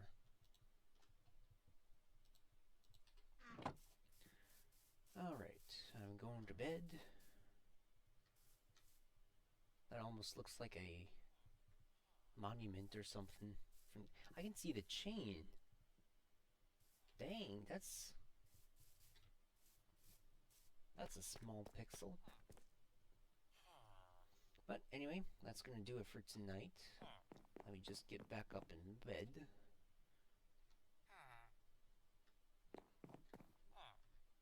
And it is day 377. Yeah, let's just do that. So we can sleep when we're done with that. Alright.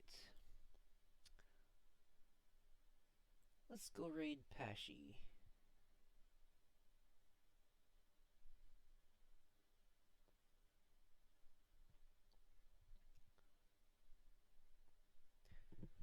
Pashy is a My Little Pony VTuber.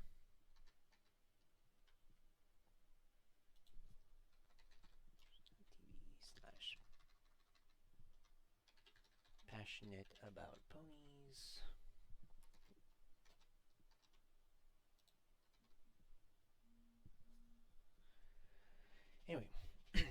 She's a pony VTuber. She often plays games like Wizard 101 and nostalgia games like she recently did all the Blue's Clues games, and she's currently working through the Dora the Explorer games. But tonight she's playing on the Brony Tales Minecraft server.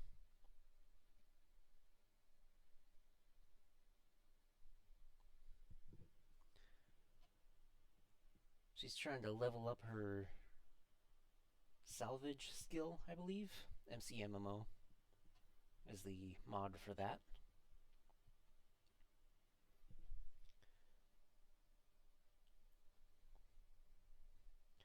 So she's basically just been grinding away at the gold farm, repairing and then salvaging the gold tools and armor that she gets there.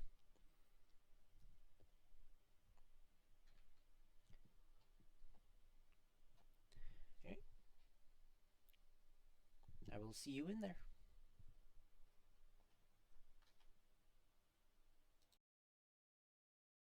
Rise.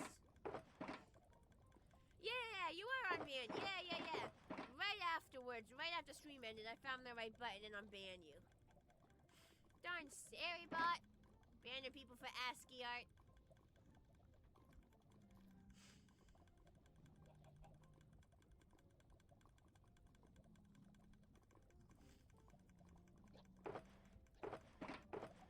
Oh, good burp. I like that burp.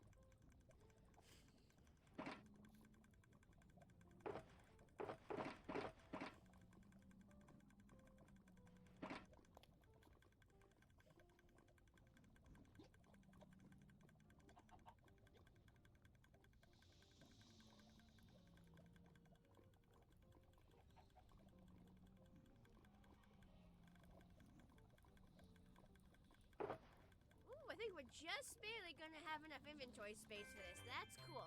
Oh, a raid! Riley, thank you for raiding in. How you doing? How goes the grinding? Fairly well. What were you up to on stream? I wouldn't recommend sending it again, Chipmaster. Sarybot might ban you again. I can probably look up the welcome bear. I'm assuming it's a copy-paste. I could probably find the welcome bear on Google if I actually, Chipmaster. In my Discord server, I have a channel where all the chat gets broadcast to. So somewhere in that channel, the welcome bear is actually saved. So I can find it there if I need to. You're well built to well in some roads in your village and your 1.21. Well, that sounds like fun. Oh, you made it yourself. That's cool. But no, it is saved somewhere in my Discord. So the Restream bot that sends messages from the Twitch chat to YouTube chat, all the chat actually gets sent to Discord. So you can actually talk in the Discord chat in that specific channel, and I can see it on stream. So if for some reason you can't chat on Twitch or YouTube, if it's more convenient for you to chat on Discord, if you chat in that specific channel, I will see it. It gets shown up in my Restream chat, which is really freaking cool. But I basically have a log of like every single thing sitting in all my chats going back like several years. So I can pull up receipts. So y'all better be careful what you say in my chat. You all gotta be careful what y'all say in my chat, because I got the receipts going back a couple years. I can just pull that shit up. Okay, let's go home. Why is my caps lock always on? The permanent record, yes! Yes! I can just do a little searchy and I can find anything y'all ever said in chat. It even keeps running when stream is off. So you say anything in offline chat, that gets recorded too. Got it, so set the chat on fire. No! That is not what I said! Gosh dang it.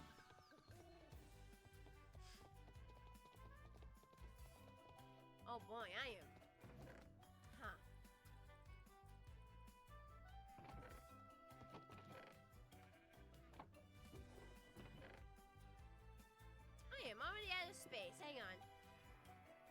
Yeah, back to Canterlot. We gotta buy more boxes from the black market.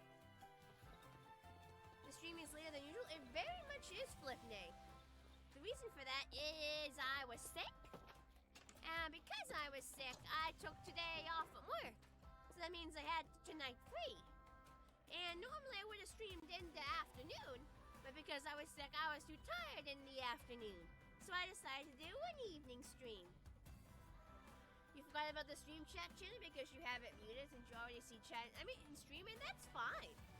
Like, not everybody needs the stream chat channel. I stream on your birthday, no less. Hey, happy birth, RDC. Happy birth. A merry birth to you.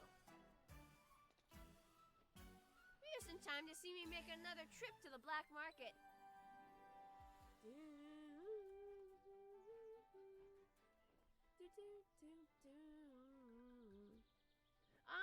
If you look down in my panels, Shipmaster. Oh, this is Canterlot. This is like a cannon town. This is Canterlot. There's a black market. Yeah, it's run by Flim and Flam. It's over there. Yeah, so this is actually the server staff. They've built multiple towns like that are canon to the My Little Pony world, and Canterlot is one of them. So this is like an official town built by server staff with like block protections and stuff. And it's got like official like server stores in it, including the black market, which I'm gonna go to buy more Shulker boxes. But yeah, this be Canterlot. That's Lower Canterlot. This is Upper Canterlot. And this is the Royal Castle. We also have the guard barracks on the outskirts.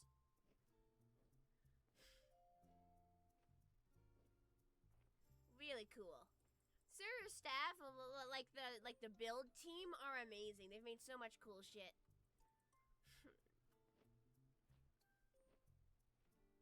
Aw, that stinks, Flipney. You got locked out of your Minecraft account. That sucks. But yeah, Shipmaster, if you want a link to the Discord, if you look down at my panels, one of them should be labeled Discord. You should be able to get in that way. If you can't find it, I will copy and paste a link for you. So let me know if you can't find it. See, so you want to head to the Smoked Oat. Make sure to close the door behind you. You wanna come in through the door. You wanna come in down the back. And look who's here, Flim and Flam. You wanna go to Canterlot Premium? Buy some Shulker boxes. For 500 bucks a pop. That's 500 bits a pop. Like, that's pretty good.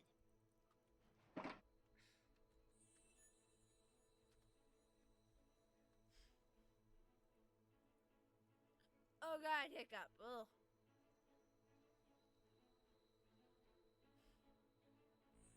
Alright, where are we shopping next? We just finished the gold farm.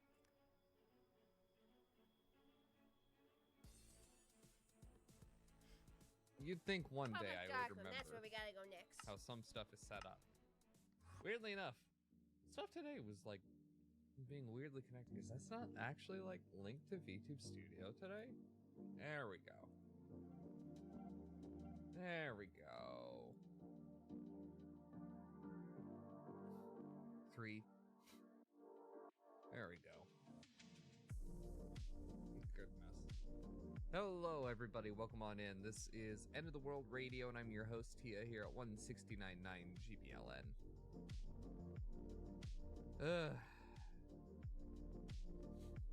Happy Wednesday, y'all. There is unfortunately not going to be any Monster Hunter tonight.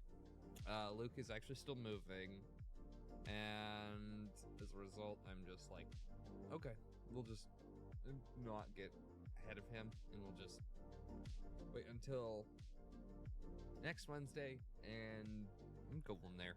So it's going to be a very mellow night tonight instead. Apparently I have an and the hiccups for tonight. That'll be great. And yeah.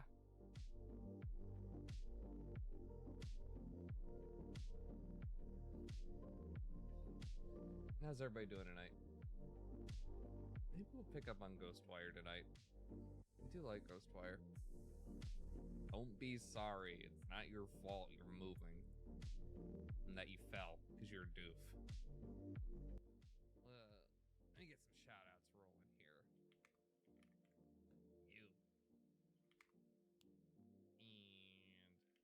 You. And you. And you. There we go. Nailed it.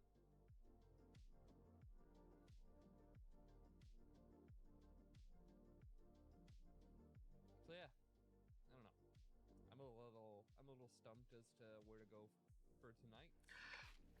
Hey everybody, Adam Savage in my cave with a show and tell that is an absolute blast from my past.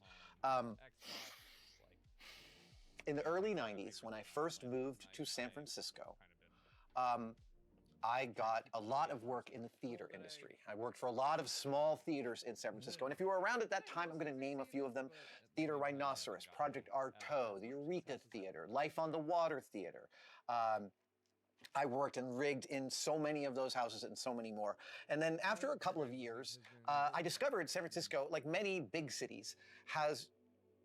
You know, it's funny, I don't know if cities have this anymore, but there used to be basically a book you could buy that was everyone who worked in the film industry. And it was called the Reel Directory, R-E-E-L, for obvious reasons. And the Reel Directory was where you went and looked for a gaffer or a grip or a production designer. And everybody in film had a Reel Directory. And more importantly, everyone in film had their name in the Reel Directory. And it was like, it was not expensive, $30 a year or something to put yourself in there as like, hey, I'm a freelance designer of props and stuff like that. And I only ever got 3 jobs out of putting my name in the Reel Directory. One of them was designing props for a party that was a total disaster. And by disaster, I mean I underbid on that job. It was one of the very first professional jobs I ever built. And when I say I underbid, I mean I bid like a tenth of what the thing should have charged. I really, really didn't know. And I got in a lot of trouble and I got in over my head. And by trouble, I mean I agreed to build things that I could not deliver, and it all worked out fine. The other job that I got from Reel Directory, the second job that I got, was one of the best theater prop jobs I have ever been given. It was a show happening at one of the Broadway theaters, the SHN or the Golden Gate, and they had a rock and they wanted a fire to be coming out of the rock. I think it was for a production of Anyone Can Whistle, because that sounds like an Anyone Can Whistle prop. And they were like, could you make a fake fire? And I was like, absolutely, I can make a fake fire. And look, I just love the idea of the fake fire, which is a fan and a light, and the fan goes on some silk, and it looks like a fire. And these people, they were like, can you do this for us by Friday? And it was like Wednesday. And I'm like, absolutely. And they said, we can bring it to you. And I was like, really? And they brought the rock to me and the type of fire they wanted. I built it all from scratch. And then they picked it up for me, and they paid me like $600, which for me back then, that was like half of my rent. Stunning job. So from the high to the low, and then the last job I got from the Reel Directory was working at a San Francisco institution called Beach Blanket Babylon. Beach Blanket Babylon ran for, I believe, almost 40 years in San Francisco. When I worked for them in the 90s, they were celebrating their 25th anniversary. And this was a Beach Blanket Babylon, for the uninitiated, was a musical comedy review. Lots of drag queens, lots of singers, lots of funny jokes, topical jokes, not funny jokes. I just mean like, you know, old Borscht Belt type of comedy jokes. But it was a fantastically formative job for me. The show lasted 70 minutes long. There were 5 backstage positions. There's a point to me telling you all this. I'll get to it. There were 5 backstage positions: assistant stage manager, props, costumes, and spotlight. And I had to learn all of those positions. Each one had 200 plus cues in a 70-minute show. So just to train to be an understudy technician took 3 months. And it was a fabulous job because I was an understudy technician. I got paid half salary with full benefits. And I didn't have to work for that. If I worked more, I would actually get paid for working. So it was like I was being paid half salary to be on standby, and I got more if I actually worked. It was great. Now, it was great as a job because I learned a tremendous amount. It was high-paced, high-pitched, fast-paced. it was a great group of singers and performers. There's a camaraderie in a show like that is really hard to equal, and the bonding that happens in a crucible like that is really spectacular. And Beach Blanket Babylon's Grand Dame was a San Francisco institution named Val Diamond, who's has a voice to literally beat the band. I will tell you my favorite Val Diamond story is one night the band came in on Val's big number and they were off key. They were like a note off key, and Val came in on the right note. Yeah, think about that, right? That's real. Val and her husband Steve, John Kamagiani, Rhonda Robichaud. I made so many friends. There's such a important part of my young Adam life was at Beach Blanket Babylon. And the reason it was a huge show in San Francisco and an institution was because it was fun and it was funny. It was a great thing to bring your parents to. Also, they had really greased the palms of every concierge in San Francisco, which is how you make something successful. If you were staying at a hotel for a period of time in San Francisco and said, what should I do? That concierge would tell you to go to Beach Blanket Babylon, where out of that 400-seat house, they grossed millions of dollars a year. It was a fantastic business model. Anyway, the big thing about Beach Blanket Babylon were these over-the-top wigs and over-the-top hats. And when I say over-the-top, I mean take what you think of as over-the-top and go over the top of that and then go over the top once more.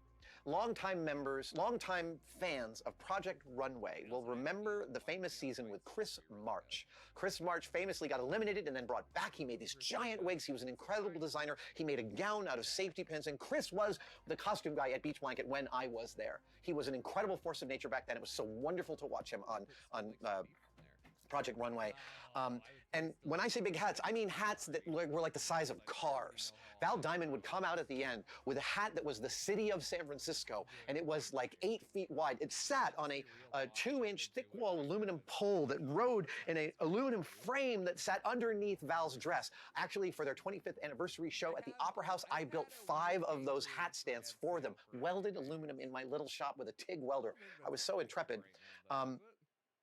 And we're getting now to this beautiful thing, which I recently picked up when a San Francisco prop house decided to auction off a bunch of old things they had. And they listed some pieces from Beach Blanket Babylon. This is a piece of one of the hats from Beach Blanket Babylon. And the maker of all of those hats was one guy, whose name happens to be Alan Greenspan. Alan Greenspan, the hat maker, made all of the hats and props for Beach Blanket Babylon. And he was a preternaturally brilliant maker of stuff on the cheap and on the light. This weighs less than a pound. I'm going to say maybe 10 or 11 ounces. And that's mission critical when you're putting stuff on people's heads. I know I said that some of these hats had stands that went into the ground, but many of them didn't. And Alan's ability to build stuff like this. Oh, I forgot to turn it on. Hold on. There you go. Christmas lights up in each tower and in the base, providing the light. Yeah. This gives you a true idea of how Beach Blanket Babylon occurred. And I love this, from the sacred to the profane. I love how simple this is. And as you look at the close-ups of this, realize this is just chunks of foam core, 2 cans of spray paint, and some oak tag folder paper, and that's almost it. Like, the bang for the buck that Alan got out of foam core still resonates with me, because this is not a crazy amount of work. It's not a crazy amount of detail, but every detail he has chosen to do sells and adds complexity to this. So from 10 feet back, it looks way more complex than it does when you're right up close to it, where you see, oh wow, there's literally nothing going on. Like, these are just squares and they're hot glued in. Yes, they are. I love this thing. I find looking at stuff that is this simple and well executed, where someone has clearly not wasted 1 second doing something that wouldn't get seen. It's a whole education in foam core construction right here. Alan was absolutely one of God's own prototypes, unique to himself and an incredible, incredible maker. The last time I saw him was probably 15 years ago. I ran into him downtown, outside of Macy's, actually, on Union Square. It might have been even longer than 15 years ago. It might be 20 years ago. He knew about the show. He knew about Mythbusters. We were chatting about that. And I never worked for Alan. I never helped him build any of those hats, even though that was sort of my bailiwick. That was not the position I had at the show, and thus I didn't contribute to that. But I admired and still admire Alan's incredible output. And also, you know, I have nothing but fond warmness in my heart for all my Beach Blanket Babylon colleagues. I learned a lot about the world and life and business working in that job, like you do with any job in your early 20s. All right. I believe I've covered everything I need to cover about this beautiful thing. Thank you guys for joining me for this walk down memory lane with an ancillary show and tell. I will see you next time. Thank you for watching that video. I want to tell you about our demerit badges, because we know that being a maker is a lifelong enterprise of trying new things and learning new skills, and it is also about repeatedly messing everything up. And we like to celebrate that, because failure is not just an option, it is intrinsic to the creative process. And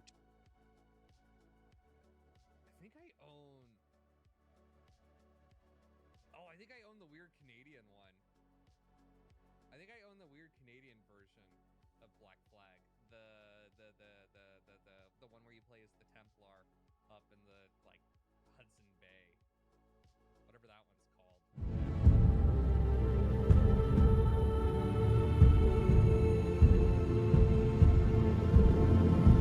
It's purging time. I don't remember.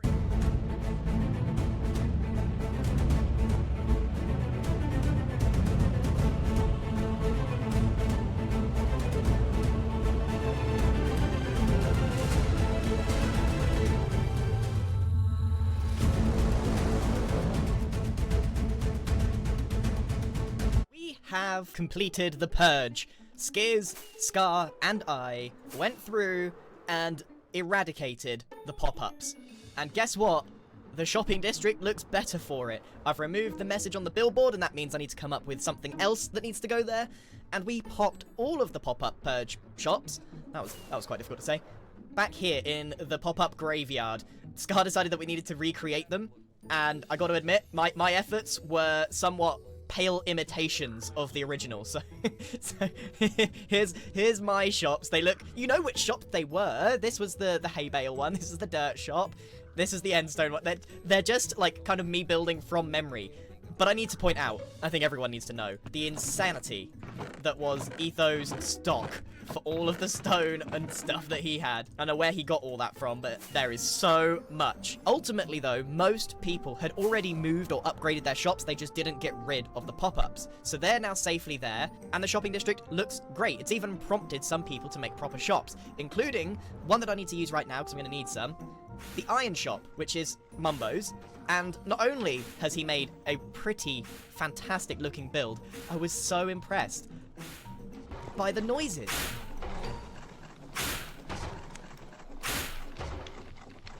What's that noise? I know that's an iron golem noise, the boom. What's the ch? There's also a back. I've been spending a good like 5 minutes now trying to figure out what this noise is, but there's more than one noise, and I can't figure out where it's coming from either. The button is here. Oh, we're going down into the mines. Well, it's louder down here. I didn't bring any diamonds. He hasn't got an ender chest here. I'll save him. I'll save him from Cub, because Cub will have him for this. 4 diamonds per stack. 1, 2. Well, the noise is coming from around here. Even in free cam, I can't see where he's hidden. The sounds. Oh my goodness. It's down here. It's all the way down here, and it's a wither. Wow, I knew that sound so well. That was really, I'm so relieved. And a wither skelly. Oh, Mumbo, this is fantastic sound design. You've got like the churning of a conveyor belt. You've got the thud of the iron golem, and then like the steam of the wither. That is genius, Mumbo. Can't tell you how relieved I am. There's probably lots of people screaming, it was a wither, but for some reason, I just couldn't think what it was. I knew it was something in that. I thought it was maybe a ghast, but no, a ghast would kind of go, eh. Right, we have now solved a very important mystery that I created all by myself. Let's turn our attention to what we actually need to do today. There's a couple of things we're going to do today. We've obviously achieved the purge very early on in this episode. We have completely gutted the place, even all that starter area junk, which was really quite the blight on the shopping district. The portal is still something that needs addressing, but we can leave that for now. My shop is something that needs to get created this episode. I still got some work to do on it. And last episode, I mentioned about the new permits and creating a Taskmaster, Permit Master parody on the Hermitcraft server. Unfortunately, we won't be able to do that this episode just because Cub is... the manager's on vacation. The manager's on holiday, of course. We did the pop-up purge without him. So that will be next episode. However, I can probably share with you some of the tone of what it will be like. As I'm organising this, there's a very distinct difference between a TV show and a YouTube production.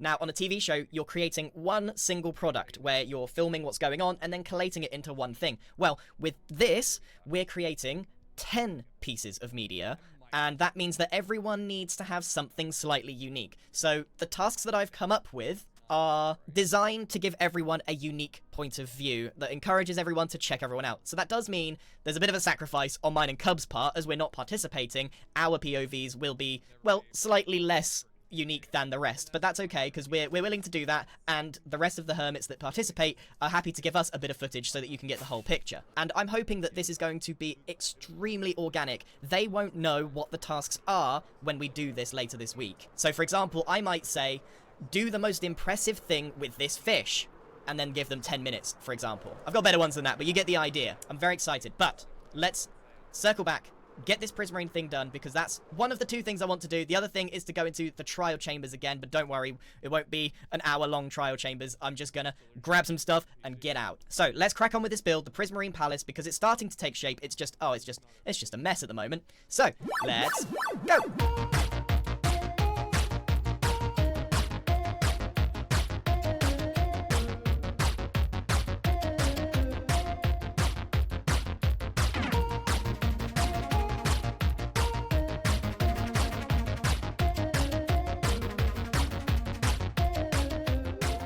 And we are complete. I need to be completely transparent and honest with you. I found this build particularly difficult. Mentally difficult. It is actually quite structurally challenging. If I pop into FreeCam so we can take an easier look at this thing, I actually think the shape, although it's simple with a single cylinder, the roof in particular provided me a really hard challenge. I had such a difficult time getting these bits here to work with me. Edgy teenagers. Why do you think shark cards sell as well as they do?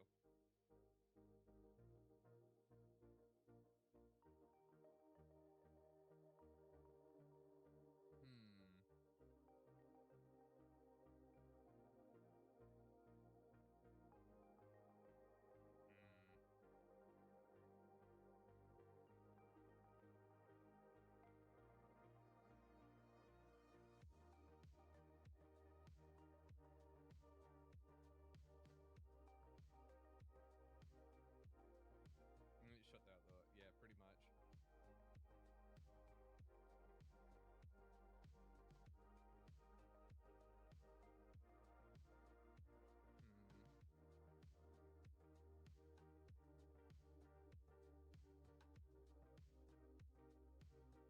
I'm having a flip through stuff.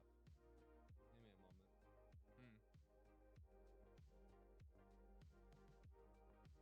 Cove the beach goblin art. Yeah, Cove's a friend.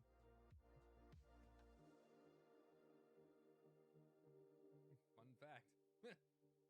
Fun fact, if I step over here, we just go to lounge background. There it is. Literally. The landlady is a Covidopt originally. Cove has gotten a significant portion of my money over the years. And there's a couple of things that I don't like about it. So what I do like is the color palette. It is the Prismarine Palace, and it is mostly made out of Prismarine. It does have a few accent colors in there as well, and it took quite a lot of me testing out various things to land on this palette. The bit that I don't like, and will require further building, is I don't like how the build hits the water. It kind of doesn't transition very well. This build almost looks like it would be better placed out of the water. And trust me, this was a this might be the longest I spent on a single build this season. I think I can count maybe 9 to 10 hours worth of building, and I don't feel like I have 9 to 10 hours worth of building in return. So this one really was quite a difficult slog for me, but I'm pleased with where it's at. Now, obviously, I've got to stop for my own sake, so I don't burn out. I've got to stop now and consider doing the rest of the interior, which obviously isn't done.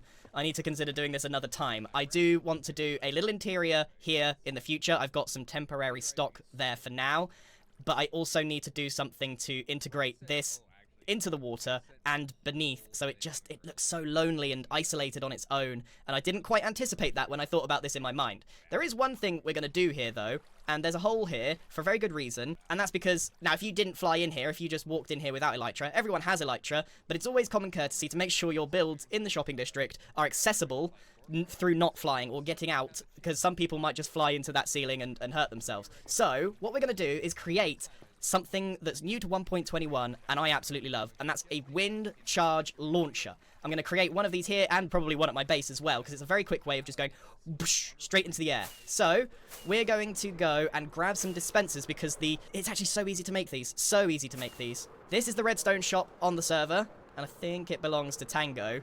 Now, I've not been here before. What a very, very lovely build. What a lovely pattern on the floor as well. It's only if you look really closely with the blackstone that you realise that there's a bit of a transition between the two. But look at that. That's such a good pattern. Oh, Tango is in his building era, and I am here for it. Right. This is dispensers. 8 diamonds per...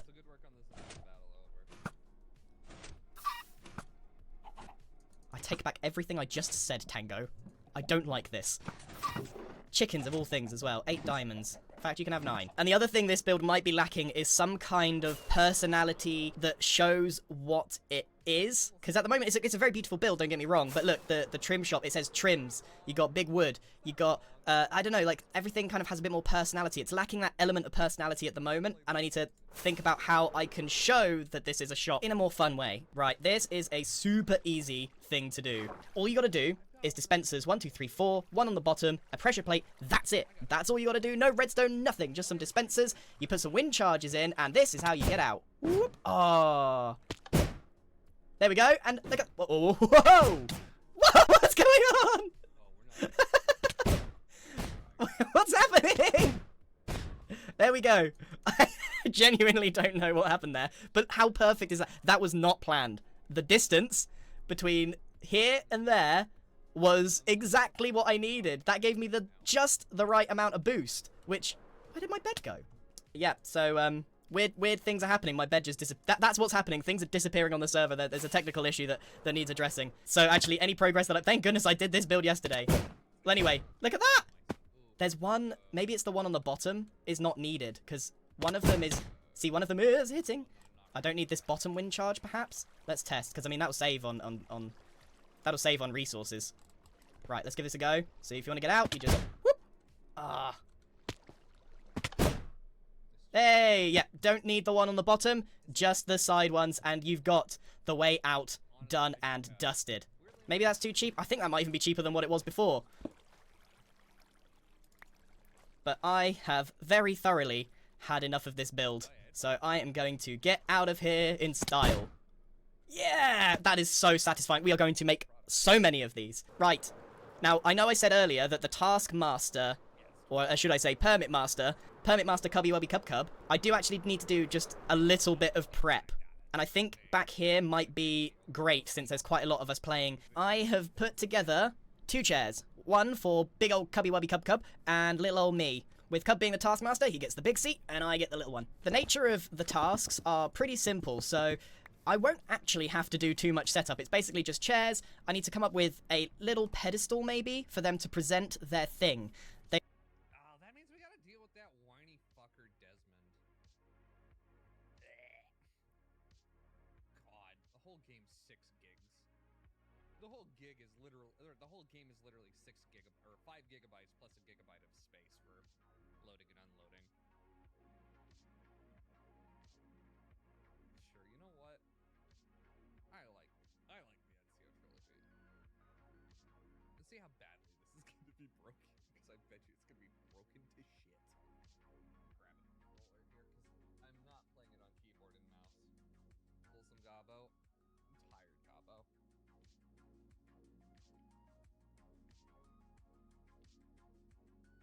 Oh, are you having a day too? Yeah, the collective hive mind has said, everybody gets brainworms today, and so I literally spent the last few hours laying in bed kind of wishing for the end. I'm not gonna lie. The whole, man, I wish I could go to sleep and never wake up mentality was very strong today.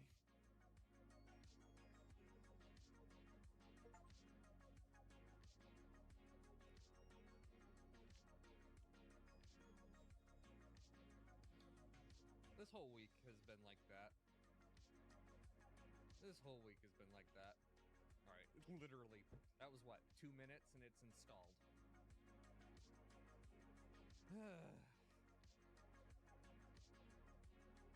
We spent 3 hours on hold today. I still haven't done the adult things I need to do. Okay, part of it is I got woken up way too early because property manager was doing inspection of fire alarms today. And so I was literally coming into people's apartments to go and test all the smoke detectors. And so I literally had random people unlock my front door and come in while I was just getting up and getting dressed. So I'm like, all right, let's see how badly this runs. Oh, .NET Framework 3.5. Oh my god. Sure, you know what? Let's just go over here already.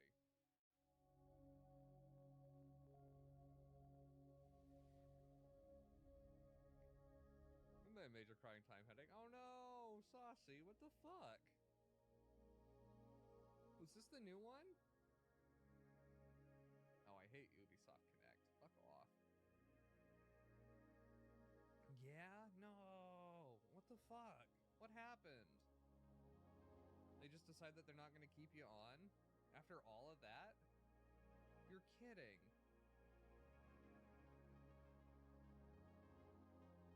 But I wasn't up to par? No! That's bullshit. What the fuck? I hate that.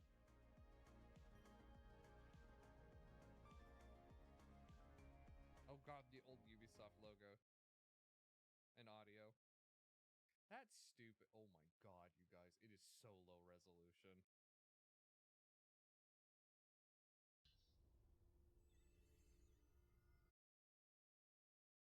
Holy shit.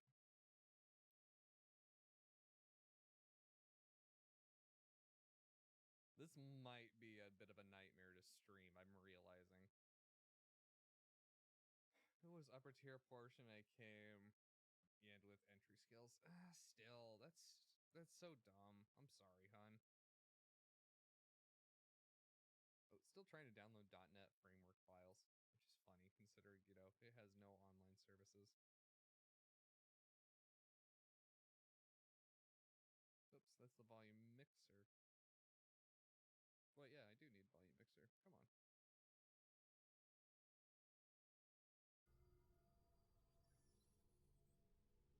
Well, let me see if I can... God, it is super low resolution, you guys. Oh, it says it's actually running at the right thing.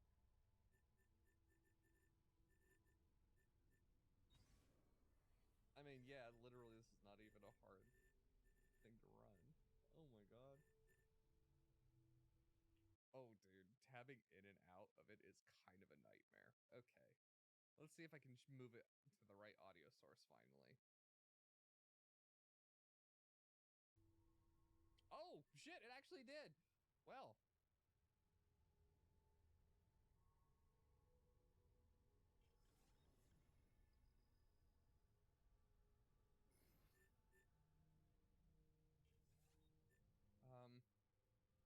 Oh no, it doesn't. Uh-oh. Controller settings. Enable Steam input. Okay.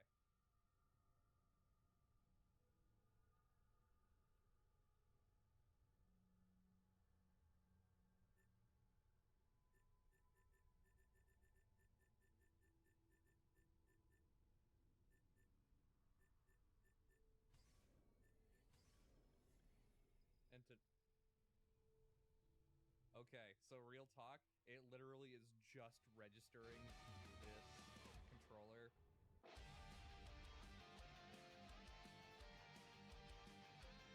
I'm not gonna use an escape rope though. Boop!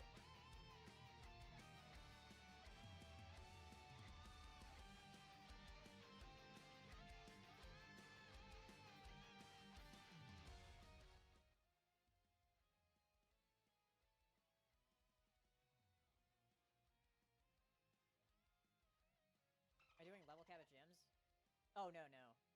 The No, truth. I'm not doing that. The things I've seen. 1,000 years of history flowing through my veins, brought to life by. You know what?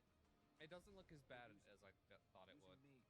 They've been asked to bring the most exciting thing from their base as the prize task, and then Cub will decide which one